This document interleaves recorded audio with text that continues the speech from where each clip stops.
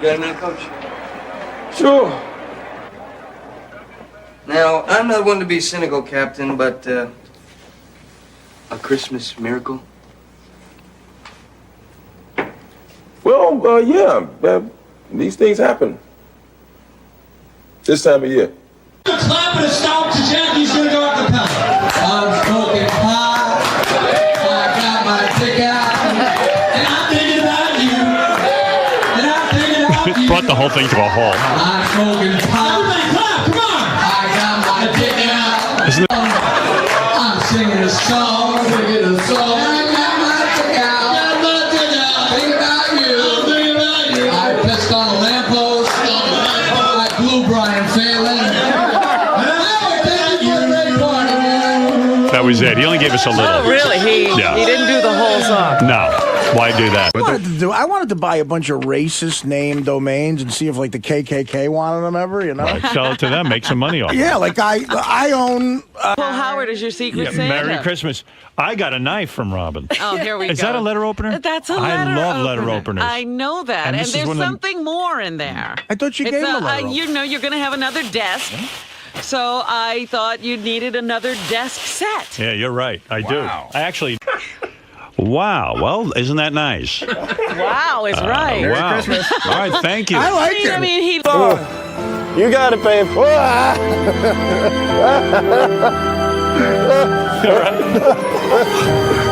What are you doing? What are you doing?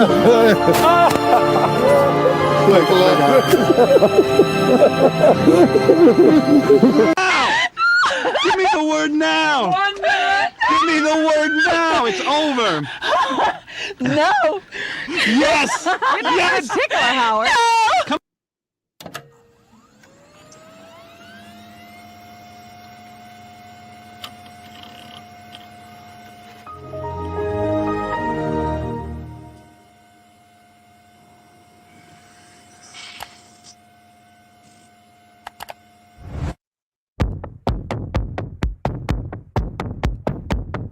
I could sit here and read live commercials and just make tons of money for the company. I could tell you the same thing over and over again. I can't be tagged as the guy who's a dick. They must be so jealous of me. I'm so successful, and they're just kind of not. You know what I mean? I feel the jealousy. That's why I don't leave my house. Don't you also sort of harbor some resentment, even though it's not logical, but you resent your baby for being in the way of your career? Because we don't want the Japs anymore, man. Because I want respect.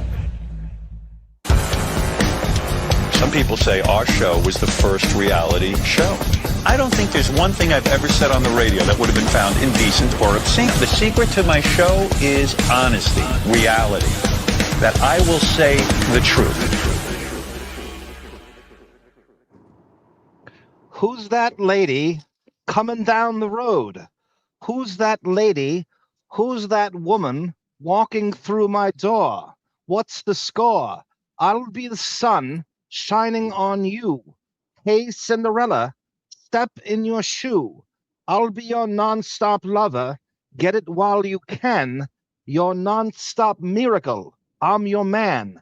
Get out of my dreams. Get into my car. Get out of my dreams. Get in the back seat, baby. Get into my car. Beep, beep. Yeah. Get out of my mind. Get into my life. Ooh. Oh, I said, hey, you get into my car.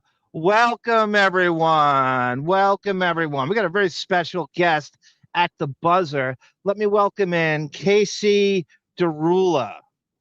What's going on? Now, of course, you working with Jay Thomas at the Top 40 station. You recognize Billy Ocean's Get Out of My Dreams, Into My Car, as recommended by A. Smith, who never asks for anything. He never asked for anything, A. Smith. So I had to deliver on that. Thank you for joining us, KC DaRula. Oh, my pleasure. It's my pleasure. It's great. We should have BonJovial along later. We were going back and forth. Do you watch Mayor of Kingstown? I hear you always talking about it, and I keep meaning to watch it. I haven't. I'm going to be honest. We're planning on doing a commentary As soon as season 4 ends, I think we're gonna go back to season 1 and do like just like we did with Jump Street, just like we do with 90210 on Patreon and Armfeld and Banner Arm Rules, and Sarah's gonna make an announcement on Golden Girls again soon. But we're gonna do, and we text about it all week, and he writes me all these great observations, all these, and he's coming from Australia, right? So it's hard. You can't, like, you watch an American show, you don't have the greatest baseline for like, you know, what's Michigan like? What is, you know, he doesn't. So he's kind of like he's like, it's like playing a home game. And we're going back and forth, all these observations about the show. He has some really, really good takes and where it's going to go all. He writes this out of nowhere. He writes, I've never seen, hey, you have a lot more black people than we do in Australia. Do they throw up? I didn't know black people throw up, can vomit. I'm like, what the fuck does that mean? Of all the things. Some observation. I know. And I just like sat there and laughed back, and I'm like, holy mother of, do black people throw up? One of the characters made himself vomit. So he was he was an undercover prison guard for the Crips, and he made himself throw up so he can go home. It was good. It's a very good idea. I'm sure Howard and Beth know the bulimic movement. Oh yeah. Very well. Keeps you thin. Speaking of Australia, so you said your brother is moving? Yeah. What precipitated that? He's going. He's been talking about it. He's out in LA. I'm on the East Coast. He's out in Santa Monica, and he works remotely. You know, like 90% of the world at this point, and except for these schleps that have to drive back and forth like I do. But he's been fighting for it, asking his boss, and they finally gave him the okay, which is crazy. Because he works in finance and stuff, and it's a totally different time. I mean, he's gonna be working at 3 in the morning, like 2 in the morning, 1 in the morning. I don't know. Listen, my family's not. Are you sure he doesn't rob banks with Patrick Swayze? He's going from L.A. to Australia. He sounds like he's gonna be in the gang with Bodie, the dead president. Yeah. and my niece is like, you know, she's about to turn 5, and I don't know. I mean, I hear it's nice there. I can't. At least I got a place to visit, which is nice. Absolutely, you know, when I decide. Absolutely. Look at it like that, right? All you got to get is a plane ticket, and it's for everything else is free. Yeah, definitely just got to fly 20 like that. Yeah, 22 hours or something. Yeah, fine, no problem. Does he surf? Does he like a big surf? Does he like surf? Yeah, he's a West Coast guy. You know, I mean, we were born and raised on the East Coast. He moved out there, I want to say, 12 years ago, and he loves it. And you know, we call him LA Mike, and he's got the whole accent now. He's West Coast. So, you know, he likes to surf in the sand. I'm sure he's going to love it. They've been there to Australia. They've been, you know, they're going to be living in Thailand for a little bit, and then they're going to move to Australia because his wife, his family owns like an island in Thailand or something. He tells me. Oh my God. Yeah. He got lucky. You say, well, why not him, right? Why not him? Yeah, exactly. Oh, he's been on game shows. He's won big money on games. He's one of those. He's one of those. Okay. Yeah. He's really lucky. Okay. One of those. Oh yeah. Yeah. He's got that 4-leaf clover right up his ass. He's good. Yes. Stepping shit, man. Yep. Yeah, well, you said East Coast, and of course, East Coast to me, it's Mastic Shirley, and there's no only place better than Australia is Mastic Shirley in terms of everything and all the different sites. If you get a chance. It's got it all. God. Let's say hi to some of the chat. Dr. Sarah, I didn't. Sarah, you still have your announcement. I didn't really say anything specific. Dr. John Roberts, welcome. If I missed anything, Sarah, I didn't miss anything, did I? On the outside. Welcome, John Roberts. Sarah will be on later, in fact. I think she'll pop in for maybe an announcement. An announce, as they used to say on Sirius. George, you want to do an announce? James St. James. Yeah, Arm is a Honda Civic liberal. James St. James. Arm is an Uber liberal, a limo. I haven't been in a limo since Kenny Knapp driving to the airport to go to Vegas. That's 20 odd years ago. James St. James, call me. How dare you? Guy Spector, A. Smith, Tata Toothy. Good defense, Tata Toothy. I do not have a limo. Of course not. Thank you, A. Smith. I fulfilled that. David says, if you're going to still be going by 6:15, I'll join you if you're lucky. Have a good show. What does that mean?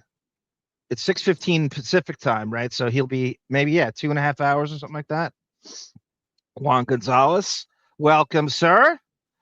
There's Dr. Sarah. Well, you just made my announcement. Tata Toothy, the Aborigines, Bulimic Bunch. Australia is Fly, and Aussie is oh yeah, KC. How about this? I got a mission for you. Tell your brother to smuggle in Amber Heard and Johnny Depp's dogs, Pistol and Boo. Okay. Yes, they got busted last time, so somebody's got to be successful at it. We'll give it a whirl. You know that story? They had unvaccinated dogs. This is crazy. Weird story that is. I didn't even know that was a thing. I had no idea. Well, he's got it. My brother has a dog, so we'll see if we can get him in. All right. So I want to ask KC DaRula. So I bring him up a lot on here. He's kind of in and out of the chat. He has ties with the old K-Rock, my late 90s, right? You were an intern. Yeah. Intern, yeah. So bio, I guess from college into the segue into K-Rock and how that all went down and who name drop Tom Gisamundo, if you would. Yeah, right. Let me tell you. So while I was in college, I was a DJ. So I've been doing that my whole life. What college? So I always wanted to get into radio. That was my thing. So I was DJing for a guy in Queens. His name was Johnny Moonlight. I kid you not. Black guy? No, white guy, white Italian guy. Okay. And so Johnny Moonlight said to me, he goes, "You want to get in radio?" I said, "Yeah." He said, "Listen," he goes, "Where you want to go?" I go, "What do you mean where I want to go?" He goes, where you want to work?" I said, "It's that easy?" So he goes, "You want to go work for Stern?" I'm like, "Hell yeah!" I idolized him. He meant Ellen Stern. Yeah. What's wrong, Stern? So, and then I was like, yeah. And then he's like, well, I can get you into KTU also. And that, you got to remember, this is late 90s. KTU just rebranded, reformatted. Where's KTU on the dial? Is it 106.7? 103.5. Okay. And what was their music playlist at the time? They were dance, top 40. They were huge. They were owned by Evergreen Media at the time. That was when Britney Spears was hitting the scene. Yeah, I met her. Yeah. I met her when she was like 16, 17 years old. When she was, In Sync, all those guys. These were the guys I got to meet when I was, just starting there. So I wanted to go work for Stern. I did. I really did, because, like I said, he was my guy. I wanted to be him. I wanted to be on air. I wanted to do what he did. And but I knew from listening to the show that there wasn't much opportunity there to go beyond an intern. You could be an intern for life, it sounded like there, or you're gone. You basically, you're not getting paid. You're out of there, or you basically work for free. So I saw a road down ahead more with KTU than I saw with Stern. So I made the decision. I went to Stern route. I went to KTU route. And from there, I became like the assistant promotion director. I worked a lot in promotions, and then I got on air. So I was on the weekends. Can I tell you that's great foresight by you? Because most people don't think rationally at that age. I had a friend named Mike Ravatzis, who was a huge Stern fan. He was a roommate of mine for a while, really one of my best friends ever. And he's got a ton of, he had the same thought you did. He's like, he knew the show so well that he's like, I'm not gonna breach that thing. I'm not gonna go you don't advance there. And so he went to WBAB in Long Island, and then he got hired by CBS as a research person in New York, WCBS TV. He went he segued, but he had the same mindset you did, that you just can't advance there. Yeah, as a fan of the show, you listen to it and you hear certain voices, and he's still calling them an intern. I think with Ganji and Ganji, yeah, they were like lifetime interns. And I said, Brandano, Casey had been complaining about it all the way into Sirius. Remember, he was doing the intern show, and he goes, he's like, I'm not an intern. I'm not an intern. He's like 4 years in. You got a lot of compliments here. Tata Toothy goes, you sound like mafioso. Then Bobby says you sound like Bob Levy. That's a compliment. I'll take it. Can you sing Yell Like P? Can you sing Yell Like P? Yo, what's that? Can you sing Yell Like P? Yell Like P? Yeah. Like pee. Bob Levy's the stupid parody song. Oh. Yeah. Yell like pee, yell like pee. I don't know. That was good. I'm sorry. Go ahead, Casey. No. So I was able to make my way through KTU, and then Clear Channel took over. They took over all the stations, and I got kind of edged out at KTU. I had an opportunity to go other states and stuff like Florida and stuff to work, but I never wanted to leave New York, like the New York area. It's the number one market. Why would you? Yeah, why they would you always leave? come back. Yep. So I actually got a job working on the morning show with Jay Thomas. So there's another connection to Stern and Sirius. Let me ask you about Jay Thomas. So is he working? He was doing remote stuff when he was at Sirius. Was he doing remote when you knew him, or no? This is we're before 9/11. Like we're 2000 right now. Okay. And he had his own morning show on Jam 105. Jam 105 was like at the time was like oldies, R&B, that kind of stuff. So he had this morning show. His ratings were not that good. But I got to be honest with you. He was probably one of the nicest guys I ever worked with. Funny guy. Yep. And would give the shirt. He would take us out to lunch after the show. Wow. He would get me a car. Like if I was going away on vacation, he would get me a car. He would do. I went to golf outings with him.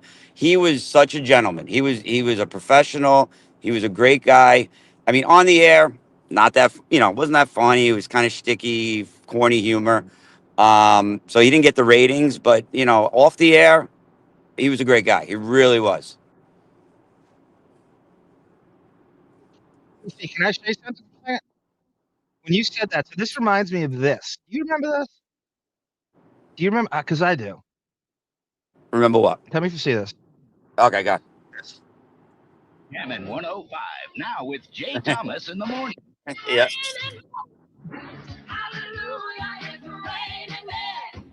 For Jammin' Oldies, flip over to Jammin' 105. That's not the station you worked at, though. That was it. That was it. Okay, good. I knew it. Those are corny commercials that would play all. I remember going, "What are you doing, Jay?" I remember seeing those commercials all the time. And he actually had a really good acting career and stuff, and he's a funny guy. But was his format like they made him do like a specific type of show that he couldn't, because he was the K-Rock guy before Howard. Yes. So he was on old KTU. He had a radio background even before he was an actor. And, they saw kind of the best of both worlds with him, bringing in an actor, bringing in a funny guy. So he was, kind of doing that Zoo morning type thing. Yep. He had a casting crew. He had Nancy Giles was a woman. She was an actress, but she did radio. She was good. Candy Roth was like the traffic lady and stuff. So they had a good thing going on. But the problem, I don't think it fit the fan base, so to speak, right. The listeners. And it doesn't cross over to the music fans that would listen. After that. Yeah. Which Howard did, for the most part. It's funny because you remember when he was, I didn't listen. I was too young and you probably were too, for Howard on WNBC. It was just like, he sounded like a Wicked Witch. Like I didn't really, and it was on AM. But the music that followed Howard when he was on was like, Robbie Dupree, and that was like, something's telling me it might be you, and which wasn't really his fan base. I don't think he might have listened to it, but it's true the way it's funny how they try to match the morning guy up with the music that follows it, and it's funny that Jay had nothing to do with, he had no connection at all to that genre of music they were playing, like the fucking, Britney Spears and Mariah Carey. There's nothing to do with it. In sync. Yeah, even that format, it didn't have. And then eventually they switched formats. They went to more hip hop and R&B, and they got rid of all the white people. Basically, we were all gone. Of course, they cleared house. That's and then that. Go ahead. I'm sorry. And that was it for me. I had a family at that point, started a family at that point, and I said, I got to get a real job. And I went back to school, and I've been a high school teacher now for 25 years. Wow. So are you on Long Island or are you in? I teach in New York City. I teach on Staten Island. That's where I'm born and raised, but now I live in Jersey. But I've been on I started in Crown Heights, Brooklyn for 5 years, and then I went to Staten Island for the past 20. And I love how in New York, like you could go to high school in a fucking 3 boroughs away where you live. I don't understand how that works. Has that changed? Like if you live in Queens, no, hey, I go to PS146 and in the South Bronx. Why? Why don't you go close to home? I never understood that.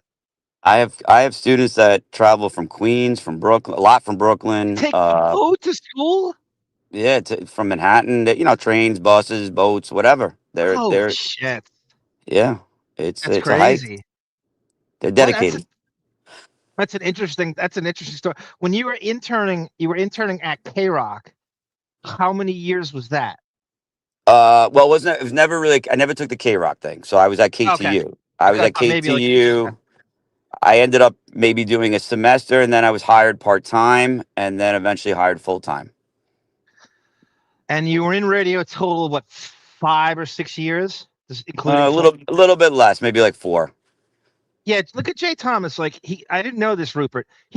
When he did Mork and Mindy, which I totally remember, he quit 99X to work on Mork and Mindy.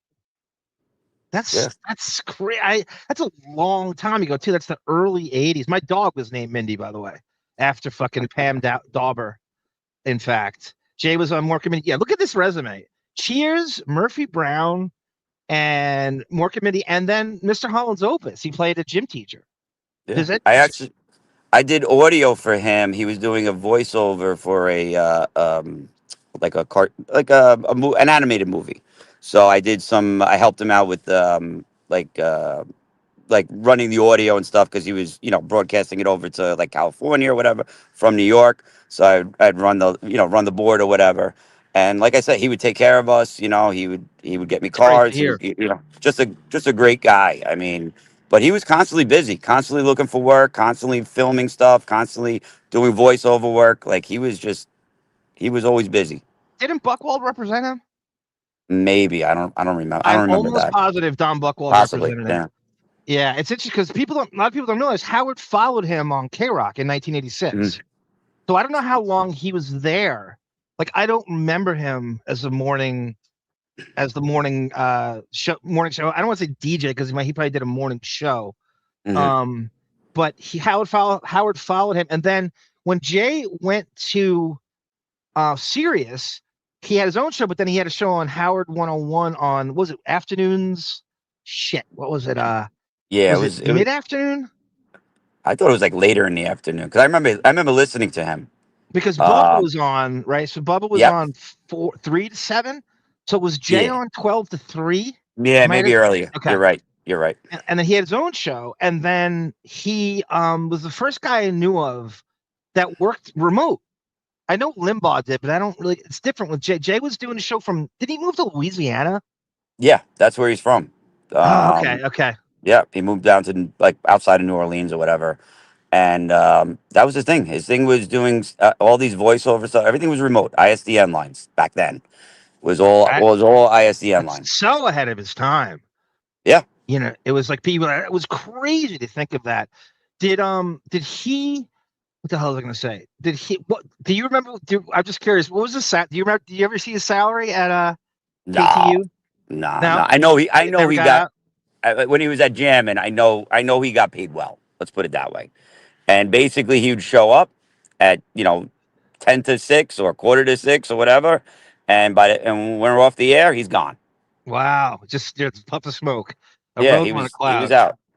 It was like Julie worked for Jay. Yes, he did work for Jay. No, he didn't quit her. He would crowbar himself onto. It would be like he crashed his show. It's like I guess the dick that crashes the party that you don't want there all the time, and he would just do it so much that Jay just let him stay because I think he didn't want to piss Howard off. Not that he really cared, which is great about Jay Thomas.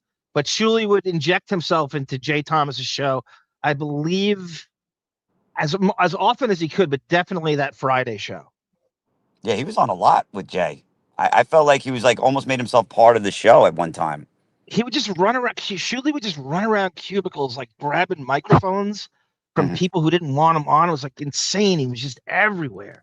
Like you want someone who would you really need him to have imposter complex. You want him to get sick of himself, but he never seemed to do it. And I think Jay Thomas's fans hated him.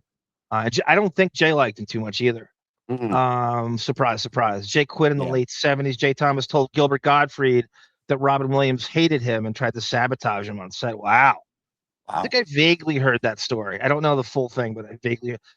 Did you ever hear Jay on Howard's show at Sirius? Because he had him on Howard did not have a ton of guests on in terms of big, it was whatever he could get. And Jay Thomas is and he was so fucking great as a guest on Howard's show in terms of just the raw honesty and not giving shit. That's one thing I could definitely tell about Jay. He was honest. He was forthright. He told you story. He did, because he kept going on the Tonight Show. Like his thing was the throwing of the football around Christmas time or something, right? Perfect spiral. Or Archie Manning spiral. I was jealous of his spiral. I think I'm pretty decent for some reason because I'm lefty and double jointed. I can't throw a good spiral. It drives me crazy. No matter where I put my hands on the seams, and I'm like, "Are you motherfucker?" I was so jealous of his spiral. God, it's so stupid. It's so stupid to be jealous of. I'm jealous of your spiral, Jay. I just remember him being the best guest he had on Sirius. And if you put together a compilation of his times on there, he just didn't give a shit. He named names. He went at Howard. He called Howard out on his bullshit. Howard has discussed the saga of replacing Jay Thomas when he was hired at K-Rock. I'm trying to remember what. Oh, yeah, Rupert. Yes, I heard that. Definitely heard that. Go ahead. I'm sorry, Casey. Oh, no. I mean, that was really it. Like I said, just, Jay was just, he was great, man. I really enjoyed working with him. Unfortunately, it just didn't work out with him at Jam 105. But he went on to do more. Obviously he went to Sirius. So, he's been that honest guy, funny guy, and just giving of himself. He would take care of us, take us out to expensive. I remember getting sushi with him, and the bill was probably for the four of us. It was like over $1,000, and it was like, no, guys, I got it. I got it. And, is that Nobu? No, I don't think it was that. I don't remember. I don't remember where we were. But I don't think I don't think so though. I love what you said to him during that meal too. Like, God damn it, that's the most overrated food on the face of the earth. $1,000. I mean, it's blander than Jay is. What the hell was I gonna say? He lasted until 2014. I want to say at Sirius in general. Mm-hmm. Was that is that accurate? About 2014? Sounds about right. I mean, he was there for a while. He was there for a while. And and this is a guy who was, back on in the 80s, going from that to that you don't make it that long in this industry. This industry it's horrible. It's worse now, but I mean, you just don't last. I mean, I knew the writing. I saw the writing on the wall. I knew to get out when I got out. I wasn't making big money either. I was in AFTRA, and all that, and still, I mean, it wasn't great pay. You had to earn a certain amount just to get benefits and stuff. And at the time, I had a young family, so I said, this is not gonna last. It was fun. Listen, don't get me wrong. I had the best time when I worked in radio. I think I told you I used to hang out with Jennifer Lopez's sister. Yeah. So that's God damn it. So I have that right in the back of my. So you dated Lynda Lopez. I don't know if we want to call it dated per se, but we hung out a lot. And okay, whatever you want to call it. You followed Booker. You held hands in the South Bronx on the 6th train. On the 6th train. I mean, listen, I got to meet Jennifer. I got to meet when she was dating. This is about the time she was dating P. Diddy. So I remember meeting them at a Key Club in Manhattan.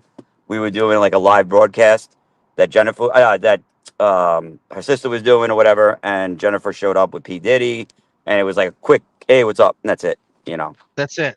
Did you guys? How privy were you to the famous chase, the shootout at the club? When they got chased. That was in Tribeca, right? I think so. Yeah, I wasn't around there in that time. Because it was God, that year, I want to say it was 2000-ish, 99, 2000-ish. Yeah, it when might that have been right happened. before, right after, but I do remember that. But I don't think that was around the time I met him. Did Lynda work at your station? Yeah, she was on KTU. She was doing, I want to say she was doing early afternoons at one time. She did a lot of weekend work, and then maybe Huh. she got on the afternoons. She, Wow. she was there for maybe like a year or two, maybe not even. And she just Um, played music basically the whole yeah, time. She yeah, didn't yeah. do She like was, she was, okay. she was a radio DJ. Yeah. That's so interesting. That's so interesting. Connection. She seems super cool.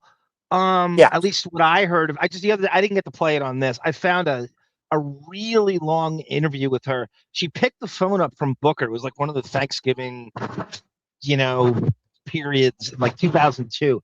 She picked the phone up from Booker and was on the air for about 45 minutes. Divulging. I don't know if she referenced you at all in that. I only I clipped it and I haven't listened to it in full, but he did a 45-minute interview with her, which I excavated a couple weeks ago. Yeah, she was really cool. She was really down to earth, cool, cool to hang out with. Never really, didn't not idolize her sister, whatever, but not talking like, oh, she's doing, this is, you gotta remember, this is when Jennifer was just breaking out in music and stuff. You know what going that's from exactly like, Casey? Mark Coppola, Nicolas Cage's brother, was a DJ at K-Rock. Yep. And you didn't know he used Coppola. He changed his name to after Luke Power Man and Iron Fist and called himself Luke Cage. And you didn't know that. Like, oh shit, wait, Nicolas Cage is Francis Ford Coppola's nephew. There's not a lot of Coppolas in the world, and it came out that they were brothers. Yep. Yeah, no, she used Lynda Lopez. That was her radio name. But we knew that obviously it was her sister. Did that come out right away, or she casually worked into it? She doesn't Yeah, I don't think she doesn't come out and say that. Yeah, it's kind of aforementioned, I guess. She's a But massive star at the time. It's a weird thing. It's impossible at a certain point to look at her and not think of that, no matter how good she is at it, no matter how much her own person she is. J-Lo was such a big star. She is still. Yeah. I mean, the longevity of staying that famous that long is insane. And it's impossible not to look at someone that level of fame and not go, oh, it's like Jamie Lynn Spears. You're not going to think of Britney the whole time, really. Yeah, it was funny. I just read Jamie Lee Spears' book, believe it or not, and it's crazy. We did something on the Nickelodeon stuff with Dan Schneider. Yes, yes. Crazy saga. And I can't believe you read a book. That's great. Yeah, that's great. I was in an Airbnb in Florida, and the book, it was just sitting there, and I'm like, you know what? Maybe I'll read it. And I swear to God, I read the whole thing. I got into it. I heard it's required reading in Staten Island. Is that true? Oh yeah, it's mandatory. Yep, it's on the summer reading list. Death of a Salesman and the Jamie Lynn Spears biography. What's the name of the what's the name of the biography again? Did she have a clever title for it? Oh, I think it was just Jamie Lynn or something like that. Maybe. Okay. I don't remember the title. Ghost written by Ratso Sloman and Judith Reed. There's a video of Ralph and Lynda there's a video of Ralph and Lynda Lopez at a P. Diddy party. Is there really? Did you see that? I never got to go to a P. Diddy party. No, and I'm kind of glad I didn't. You easily could have. I'm sure easily Lynda did. Easily. There's a video of Ralph and Lynda. There's one with J-Lo's on camera yelling Puffy. Chubby Pickle, welcome. Sky Spectre, I think I saw you before. Welcome. As Anthony, welcome Anthony. All right, everybody just saying hello. If you think of anything as we go, Casey, don't name dropping and all the like. Feel free to. I don't care what it is. We like to put people on blast and name names. There's no protecting anonymity. We don't do that here. We don't care about any of that. I don't know how long I'm going to be able to stay on with you because I got. You leave whenever you feel like. You don't have to prove anything to these people. Anything. You're in Staten Island. You're in an island all to yourself. You don't care about any of this. Hey, I don't give a. Anyway, no, I really appreciate the opportunity to do this. I mean, this is great. I've been listening to you since back in the gunky days. And I mean, your shit. That's damn sure. And I I just love how you go back to the old stuff and bring it up, and it's like, and you remember those times, and you remember how much fun it was to listen to the show and the backstories, and it's like it was a whole world back then, and obviously it doesn't exist much now. No. And you don't know anything. You're still waiting for the tell-all book. Like, it's got to come out eventually, right? Somebody's got to write about it. We could write a book at this point. I think from like a lot of the ferreting I'm doing. Yeah. I mean, I'm just discovering. I feel like I could. I feel like I'm such a scatterbrain that I would need like a fellow co-writer or ghostwriter, and I just to stay like in some kind of continuity. But I've really accrued a lot of weird shit just excavating all the time without even knowing. Just every week I find 5 things that I didn't know, and you could add on to, holy shit, I didn't know they knew each other or they were connected or he did that. And what's in my brain, I know I could write like the unauthorized biography is the best kind. A lot of people don't realize you taught Pete Davidson in high school. That's crazy. I always think of Staten Island with him and Colin Jost is from Staten Island too. Actually, you want to hear a funny story? I worked with his dad. So his dad, Dan Jost was a teacher in my building, and oh my God, I knew it. There was a connection. I knew it. And Colin used to come to the school. He actually was a graduate of the school, and he came like right when he was getting just into Saturday Night Live. Right. So it was cool to get to meet him. I met his brother Casey. Who looks just like him, right? Aren't they like like comedy partners or something? Yeah. That's some head of hair on that guy. He'd make David look like a male pattern baldness. That wall of hair he has. Yeah.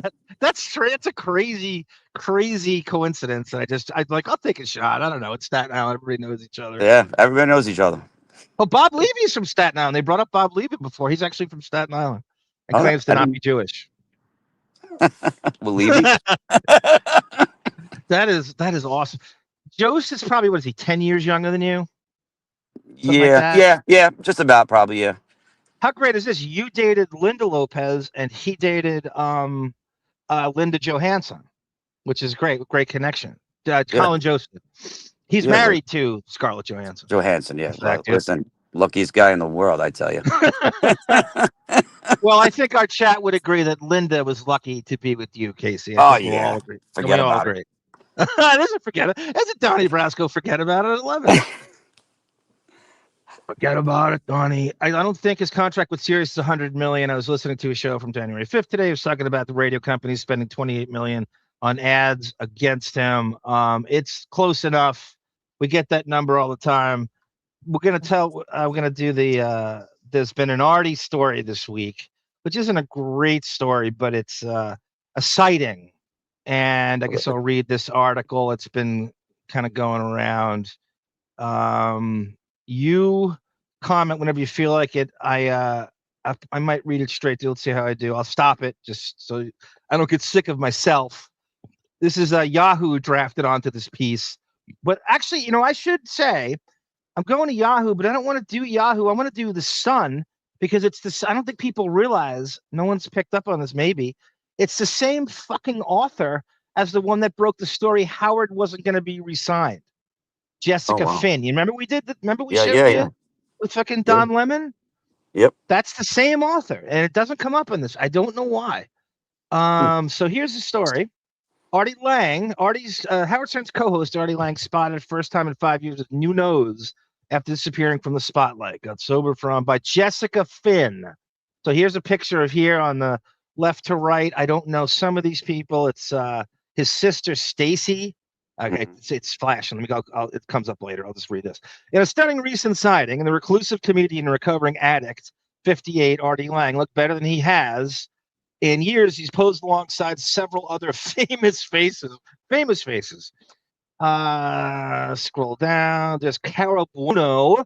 Looks like fucking Eliza Dushku from Beer League, which I saw in the theater, me and one other person. And Howard's one-time take smod alongside fellow comedians Jeff Ross, Dave Juskow, who I remember from his old DirecTV show, Artie show, Rachel Feinstein, she's like, Amy Schumer light, Amanda Gale, as well as Artie's sister, Stacy. Artie, who had admittedly struggled with drug abuse for years, shared that he was sober for an entire year in January of 2020. I'm 1 year clean today. No deep thoughts to share, just gratitude, he proudly stated. I guess he tweeted it initially is how it, I don't know why you would even, though he once hosted a podcast, he stopped posting new episodes in January of 2022, completely dropped off social media. He also stopped appearing at public events. It appears during his time away from the spotlight, he fixed his broken nose and collapses during an interview on the podcast, Not Suitable for Broads. Artie opened up about his deformed nose and blamed his drug addiction. The reason I have this nose is, of course, the abuse. I have no septum, he said during the interview in 2019. I owed a bookie $62,000. And a kid who worked for the book. He loves saying kid. You could be 48 years old, Casey, and Artie will call you a kid. Kid. Artie, he's fucking 48 years old. Stop calling him a kid. He was collecting, and he thought I was a billionaire because he saw me on TV, and he kidnapped me. You know, you should be a billionaire, Artie, if really the world was fair and you got the bonuses Howard got after all. You're the reason he made his bonuses and went to Sirius. I'm sure KC DaRula subscribed to Sirius for Artie. I'm just guessing. Oh, 100%. I paid. Yes, see? I paid through the nose for that one. Very nice. I was going to my truck. Nope. No pun intended. Oh, you didn't mean that as a cocaine joke. Okay. Nah. I actually saw, you know what? I saw Artie perform at a place in Jersey. I want to say it's about shortly after he was off Stern. He had the nose was all busted up, and he came out and he did his set. It was funny, but you could just tell he wasn't there. Like people don't like his stand-up, Casey. I don't know what it is. Every time we bring Artie up here, I love him, but his stand-up sucks. I hear that all the time. Yeah, but I saw him previously in Borgata, like when he was on Stern, and he was great. And then you saw him after the whole nose and the everything, and it just wasn't. He was just out of it. That? Oh God, when did he get kicked off Stern? 2009?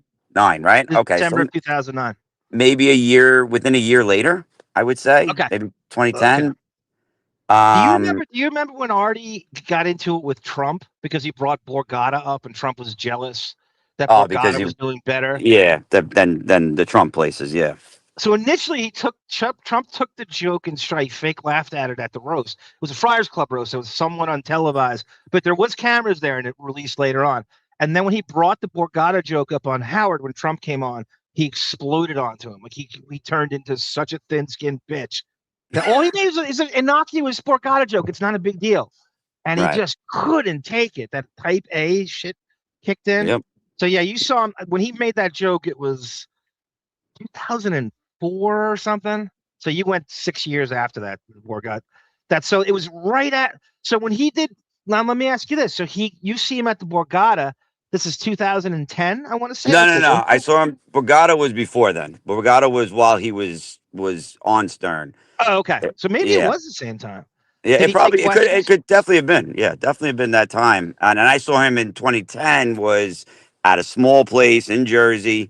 And like I said, he wasn't the same guy that was at the Borgata. Did he take questions from the? Did he do like talk to the crowd?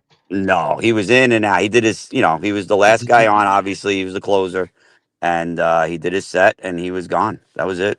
He did his rote set that you're sick of, with like you're drunk when blah blah blah, and you're in the back seat, and you're driving, and the cops are in the back seat. Yeah, it was just slow delivery, just very slow melodic delivery. You could just tell something was not right. Yep. We always I say it on here all the time, like Artie's best, his charisma and je ne sais quoi goes such a long way. He shouldn't even do material. He should just get up and riff with the audience and take questions. I think it would be way more fan. I honestly think, I don't know why you even need a rote canned set. Just go up there and riff with the audience. Who gives a shit? Yeah, and he was making a fortune back then. Yes. Between getting paid on the Stern Show, and then he would be doing those gigs every weekend. He'd be flying out somewhere on Thursday or whatever, and sometimes he'd miss a day. Remember?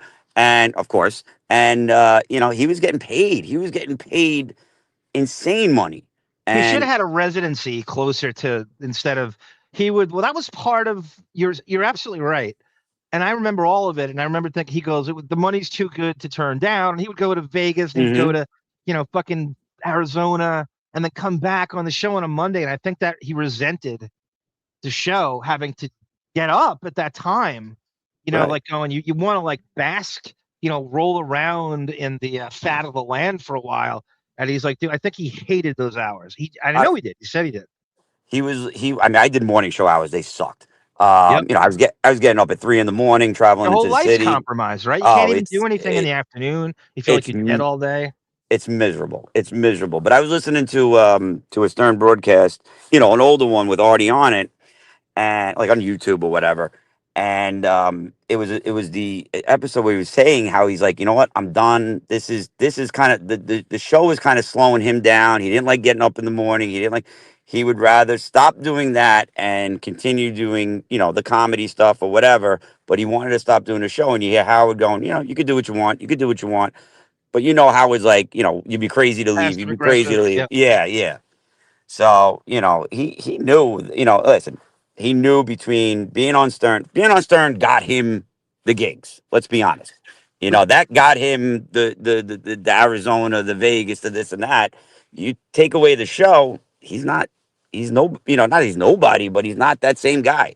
Definitely. I mean, it's a two-way street though, because Howard's saying to him, I mean, this is how Howard thinks. He's like, yeah, you do what you want. Howard already got his 2 bonuses because Artie was there, right? He's like, I don't care what happens to you now. I got my bonuses. I mean, that's how he thinks. It's not that. And then when Artie won the popularity contest with him, I think he could care less whether he probably wants him off the show. Yeah. Right. Because he knows he's being upstage. The fans like him better. But Howard made his 2 bonuses in 2006 with totaled $300 million because Artie brought people like you along with him to Sirius to make those numbers. Oh, 100%. 100%. Absolutely. Artie's not a great how football says Artie wasn't a great stand-up. He's very better off the cuff. I agree 100%. And I don't know why he just doesn't do riffing with the crowd. Just take questions and play off of it. Stop. Everybody knows that material's coming. Like, it. It's so, I don't know why. And then the fans that go see it know it's coming. It's not like music where you want to hear a song again. Like, I don't want to hear that same stand-up bit. I don't really have, it's not that I don't have an attention span. It burns a hole into your head. You're like, I can't. It's something about stand-up. It doesn't, it's not, it doesn't age well a lot of times. And especially with him, you just rather him in a natural setting. And when he's on the radio, you're hearing him in a natural setting. I don't want to hear canned material anymore. I say pretty serious because it wasn't all jokes and cursing. Artie's stand-up's horrible. Another one, PC23. His movie's horrible. He's just a hero of the working class, and Stern is going Hollywood. It depends. I think he probably when you saw him on Crashing, with Pete Holmes, he's sort of playing like a version of himself. He was good on that. He could be a good actor in the right circumstances. I don't know. It depends who's writing it for him, but I somewhat agree with that. His movie probably needed someone to tweak it and punch it up instead of Frank Sebastiano.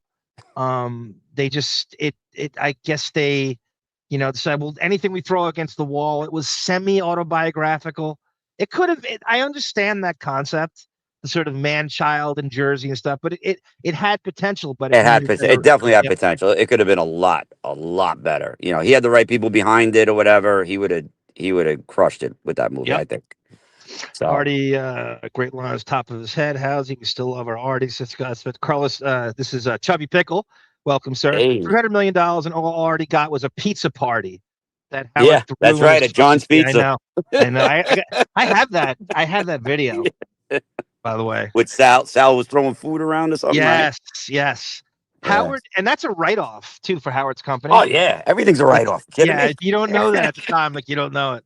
Yeah. Arm is correct. Rupert Pumpkin says Howard's marble collection increased after those stock off. Yeah, to the tune of $300 million, Rupert. And that's Artie getting him those bonuses. And then Artie's so obsessed with money. He knows that too. It must have been eating him alive. Had to be eating him alive. Absolutely. My favorite was when Pittsburgh Pete will shove your head in this. Oh, that's Feud. I remember that. Mhm. in the South Bronx and let 4 Puerto Ricans F you in the ass after selling you ecstasy at double the price. Oh, he said that to Pittsburgh. Yeah. You see, that's what he needs to say at his stand-up special to so a 15-year-old. So you're saying effing a coconut isn't a great line, says A. Smith. I like Beer League. It was fine for what it was. Hey, let's face it, right? As low budget and as trashy and as underachieving as Beer League can be, we got this from it, right? At the end of the day, this was like the big quotable thing in the whole effing movie. Every time I go looking, Oh man, it's the black guy. Hook me up with some coke, yeah. the 2 people in the theater cackled when that came on in the Farmingville, Long Island theater I was in when I saw it. I know you saw it in the theater, right, KC DaRula? I think I waited till it came out on video, to be honest with you. It was playing in 4 theaters nationwide. I think it made $500,000 total at the box office. Oh God, it's disgusting. Hey, I'm gonna bounce. You have some nerve. I know. I got balls, buddy. I got some bare balls. I'm gonna bounce.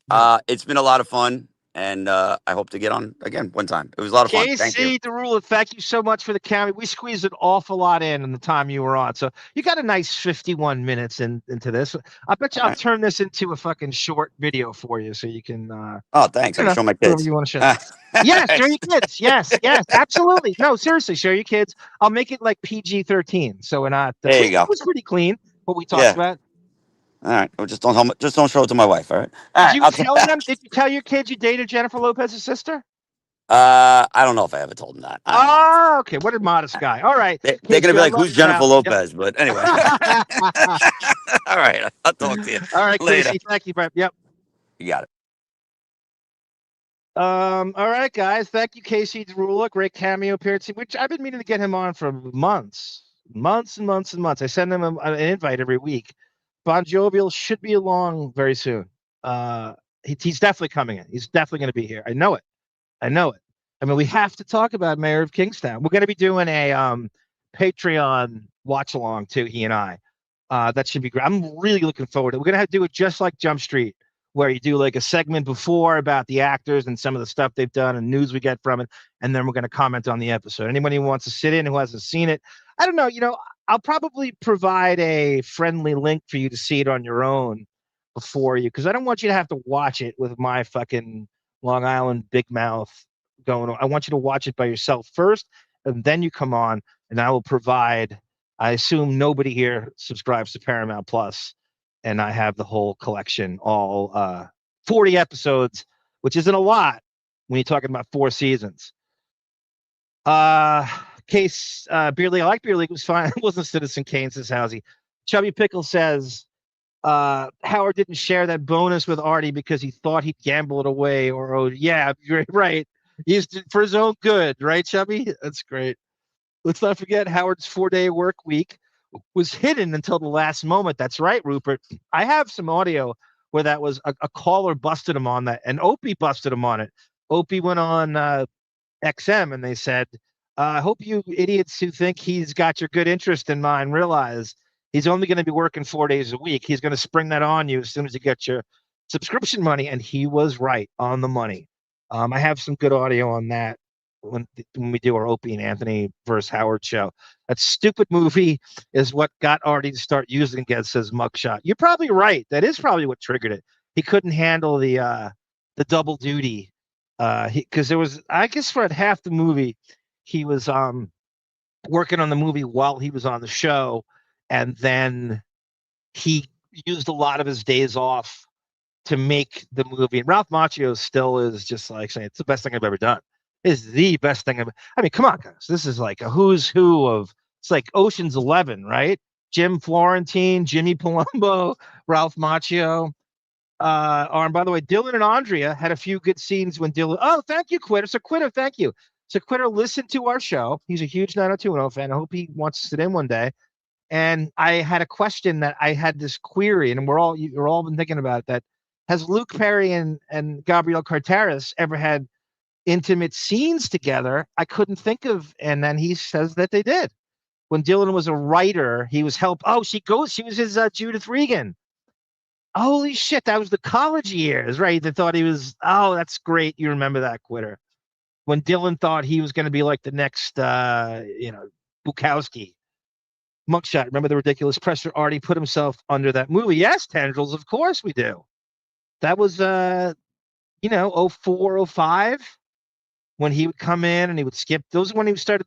I mean, he was only a few years into the show and he was already skipping major days. And skipping days, speaking of skipping days, this, a lot of people are aware of, I do that. Sarah had me read this. If able, I should have this memorized by now, but I don't. I crutch on the. I like reading it. I have my Keenan Wyatt earpiece and feeding me lines. We have lost monetization on our channel temporarily. If able, please donate via Cash App, upper left, Venmo, upper right, or the Buy Me a Coffee address in the middle. Thank you so much, everyone. You've all been benevolent as it is already. I found out, speaking of medication, there's a clip I have of the wrap-up show video from 2009. Jason Kaplan and Richard Christie are arguing about Richard's addictions to just alcohol and his life, his derelictions. He's just bad diet and alcohol. And so Richard and Jason together, I'm on the medication now that the both of them were on in this argument. So Richard fires back at Jason and says, well, you're on Lexapro. And Jason goes, well, I'm not on blood pressure medication. I'm on the both things those guys are on. It was really, mine's a different circumstance, but still, it is so weird to think that I'm on the same medication that Richard Christie and Jason Kaplan are on. It is crazy. Mugshot, you remember the ridiculous pressure? And read what Sarah said, Arm. She's like the wisdom figure in the Matrix. Where is she up? I don't see her up here. I've been through this whole damn thing. Did Sarah write me somewhere? Thank you for that update, Andrew Jenkins. No, she's not in my text here. I don't know. Super tips are available very soon, Miss Sarah. Feel free to use my voice. I can do an additional readings if necessary, says A. Smith. YouTube Mafia is no joke. Yes, Carl, it is. You thought Artie got screwed. When I give you the percentage, YouTube, it is 4 Don Buchwalds is what YouTube takes from you. I'm telling you, it is crazy. They don't deserve it. Cut them the fuck off. We have to take a stand. We got to do it. I have clients that take that too. I'm a mental health support worker, Quitter says. Oh, thank you, Quitter. I feel comforted knowing that you and Crazy Robin are in the chat. So I'm on Lexapro, which is the highest milligrams available. It's is it 20 milligrams? 22? Yeah, 20. Yeah, it's the highest available that over the counter that you could by your doctor anyway. And then I'm on something called Valsartan, which sounds like a fucking G.I. Joe villain. So was I still reading I'm still in the middle. Okay, I'm still in the article. I was going to my truck. He knocked me out with one punch. Talk about him, the bookie. He was collecting. He thought I was a billionaire, saw me on TV. I was going to my truck. He knocked me out with one punch. Knocked me out for like 10 minutes. It destroyed my nose. It's funny when you get to over your foot to think of a kid, an actual kid that might be like in his 20s as a hitman. It's almost like the first time you get pulled over by a cop and you realize the cop is significantly younger than you. Makes you feel old for the first time. It's like the same feeling you got when you watched professional sports and you realize that the athletes are your age or younger. That feels weird. So the first time you see a cop who's younger than you, if you get pulled over or something, that's very strange. That's got to be strange too when a hitman's younger than you. I bet you the kid was like in his 20s. It destroyed my nose, the septum from the abuse and the years of drugs, and this hit broke it. I've had 2 operations and it's just in bad shape now, he says. Adding the alleged kidnapping happened 11 months prior. Deeply troubled past. Artie was on the Howard Stern show from 2000. I'll tell you exactly when. October of 2001 to December of 2009. His issues with alcohol and drugs were cited as the reason he left his position. After he left, he suffered numerous further Yeah, they never put that Tim Sabean had him fired for Howard. I want that to be emphasized. Oh, he quit. No, he got fired. Tim Sabean fired him for Howard because Howard was too much of a pussy to do it himself. After he left, he suffered numerous setbacks. In March 2017, he was arrested for having heroin, cocaine. See, I don't understand how this. I thought that was like a 25-year sentence. John, if you watch the Depp trial, this isn't much different. Some of the drug admissions in that would get a civilian 20 years and just having possession of, like, I thought it's like if you're, it's the classic thing, like, oh, it doesn't matter. It's Depp. He's so tortured. We can't, it doesn't matter if he's in possession of, Pablo Escobar-esque, George Young, I should say, drugs. In July of that same year, Artie was rushed to the hospital for emergency chest surgery after collapsing during a stand-up performance in Chicago. See, a lot of these too, like, you're trying to delineate the rumors you heard versus what is reality, and Artie is a serial liar at times too. He last left rehab in 2019, at which point he had been sober. It's exhausting. Trying to, hearing, oh, he's sober for 5 months and a year, and he's not. It's exhausting trying to figure it out and what's a lie and what's not. After Artie reached 1 year of sobriety, his longtime manager, Tommy Nietzsche, praised his accomplishment in an interview with Radar. Maybe that's the dude that I talked to that got him on Radio Gunk. That might have been the guy who was in the forum that I was going back, that heard me on that Jersey radio station when he was on Bob Levy. Went on as a Turk in Rumson, New Jersey, which is supposedly Marcy's hometown. Artie deserves 100% of the credit. I'm proud of him, he says.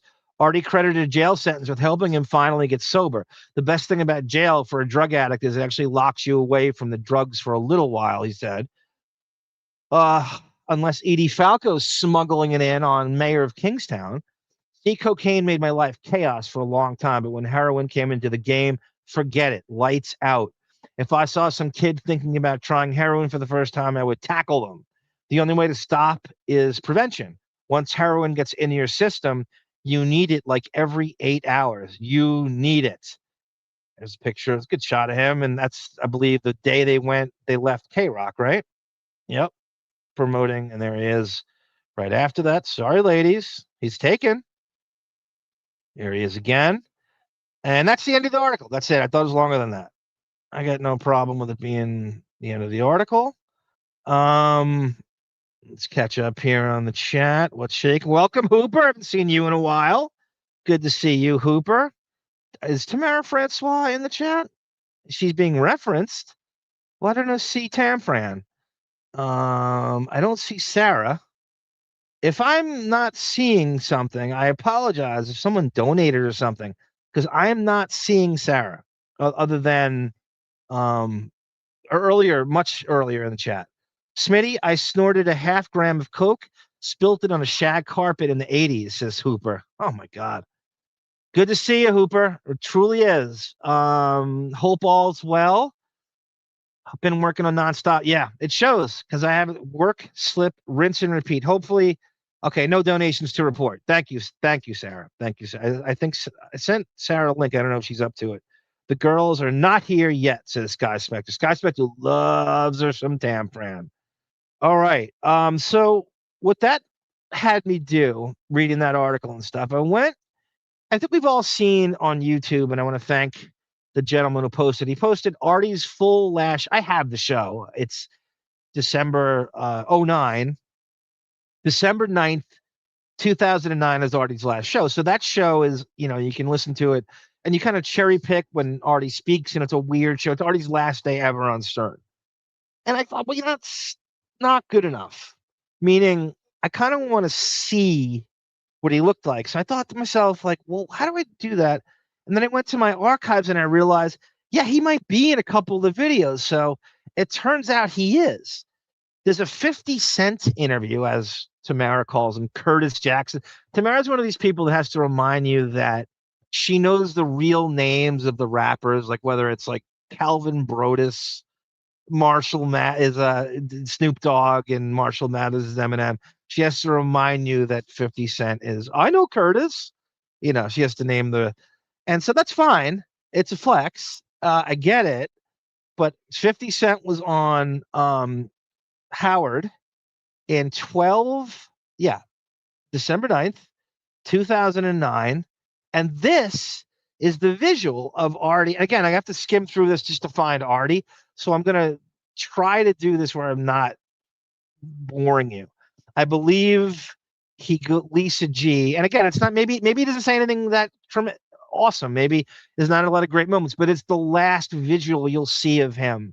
I think he's wearing one of those, like, you know, he loves those like newsies, newspaper boy caps he wears. And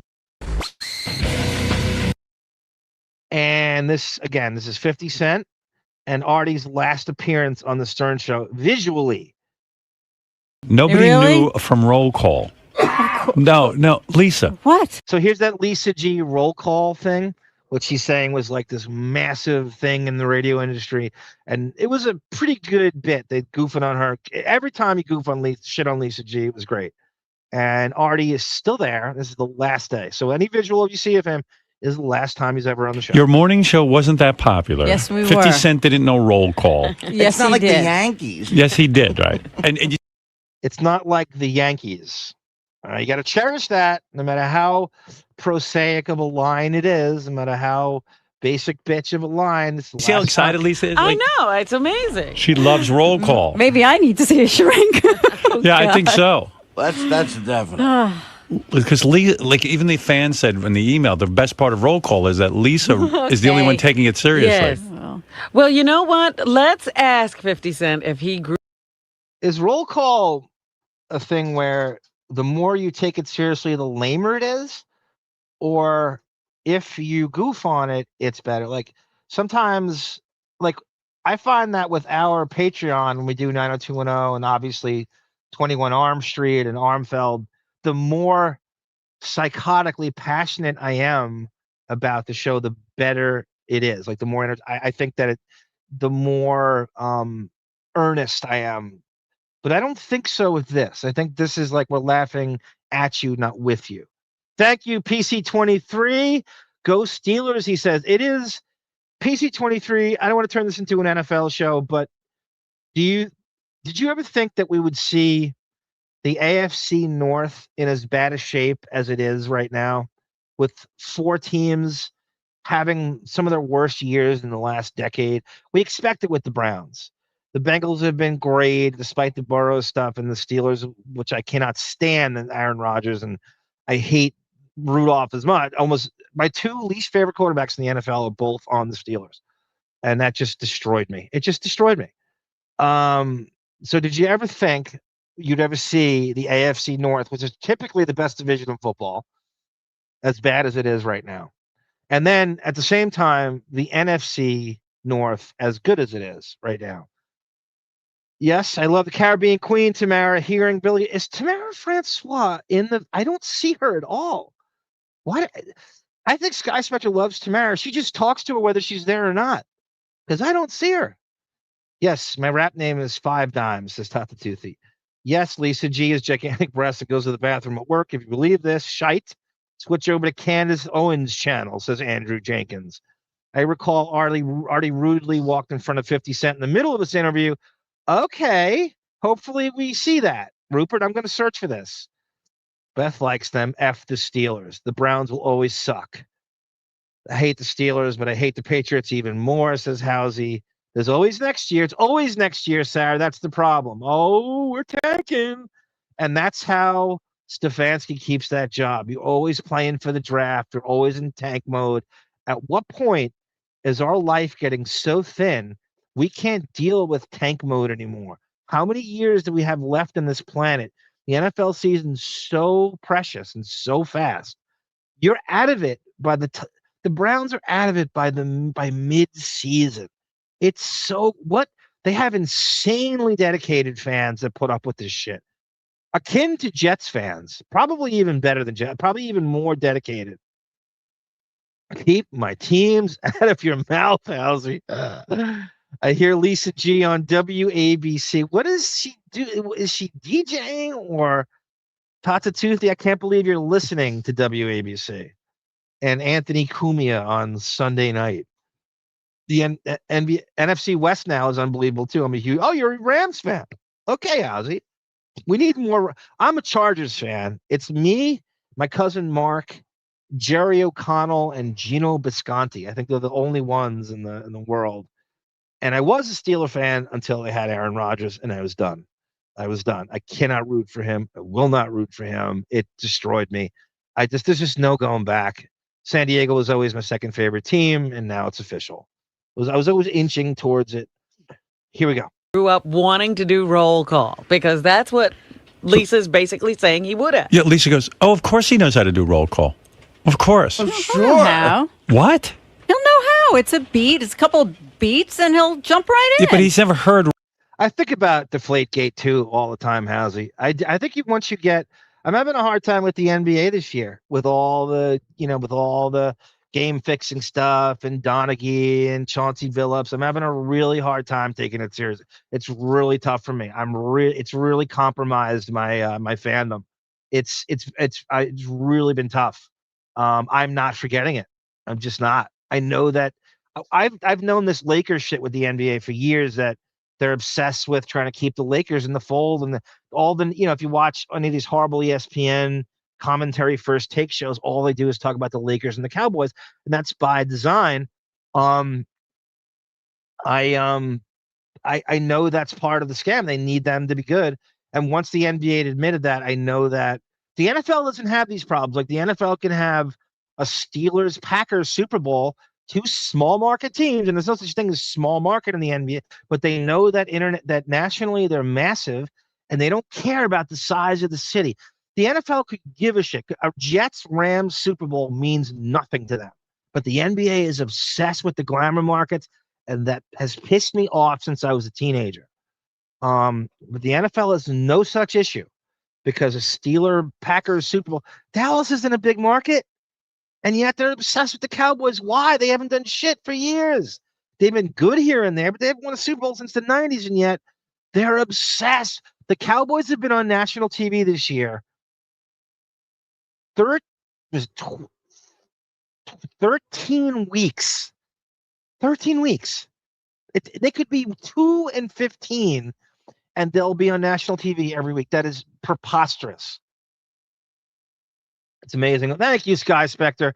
You can, could you imagine Howard on any level doing a show without 90 people behind him? And I'm not bragging. Thank you for the compliments, guys. But I'm saying it's the people because he has no life experience, this Sky Spectre. He has nothing to draw on anymore. He can't do anything. Like, you could just be able to take phone calls the whole time. But with you people in the chat throwing these little ideas, I can kind of riff off that, and that's very important. It'd be interesting to do without the chat, how that goes, which sometimes I do on Patreon. Bobby the Brain Heenan said, win if you can, lose if you must, but always cheat. I remember that quote.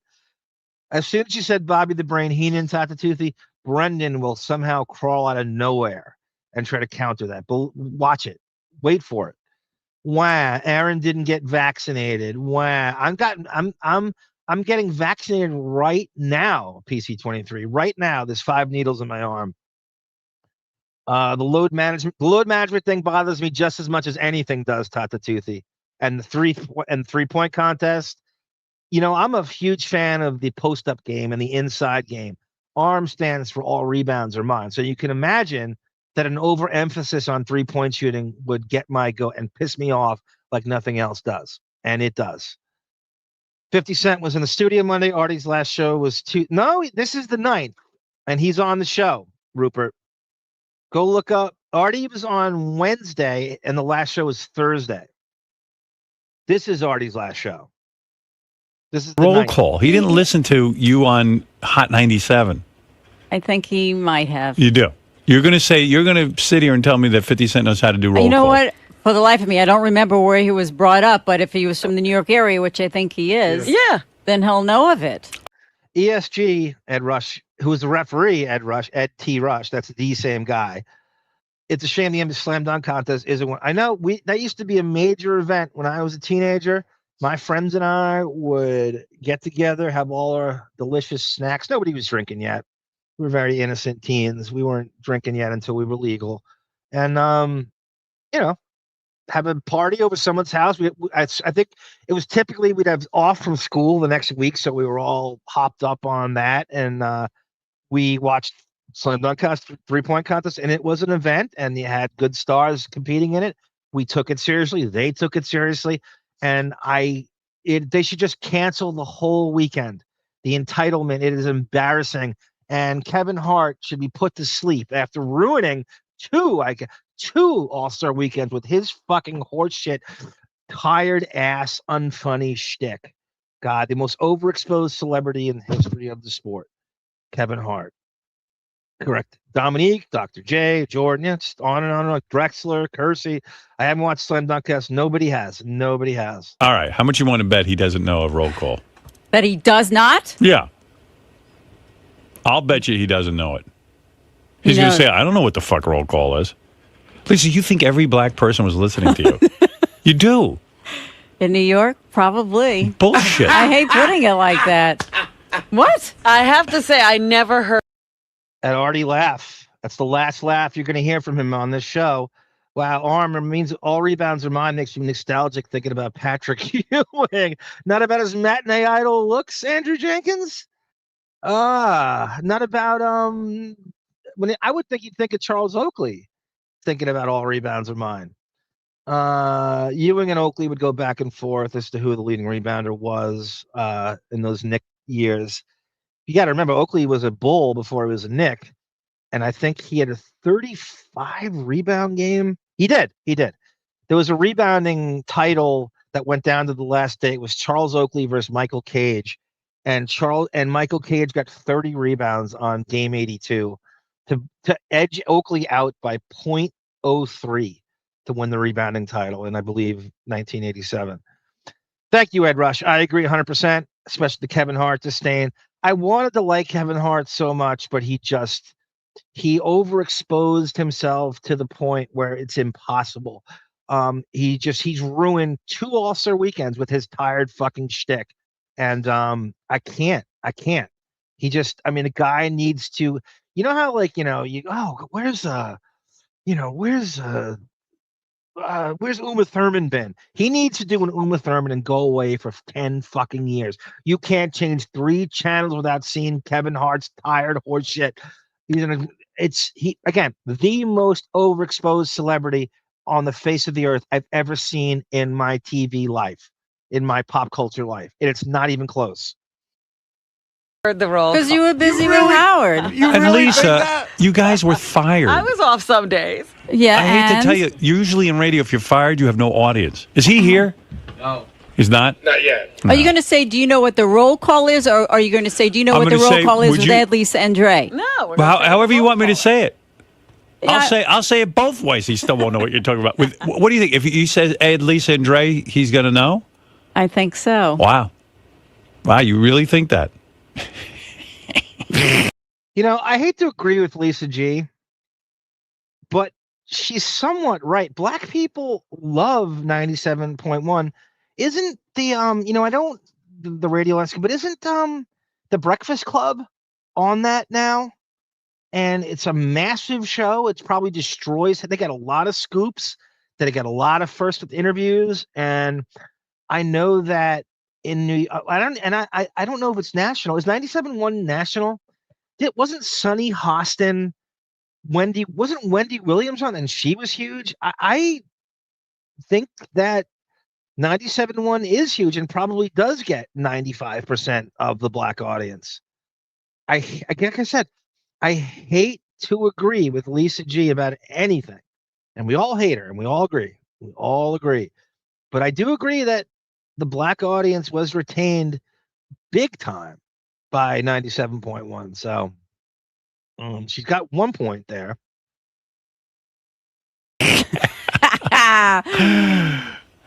I tell you what, You use the N-word a lot. If 50 Cent doesn't know what roll call is, you have to play violin for us. Stop. On the See, air. there you go. Everything Why? is like a game. No, make if a you bet. don't I'm making you bet. No, let's do it. I want everyone to give props and respect to Rupert Pumpkin. It takes a big effing man to admit he was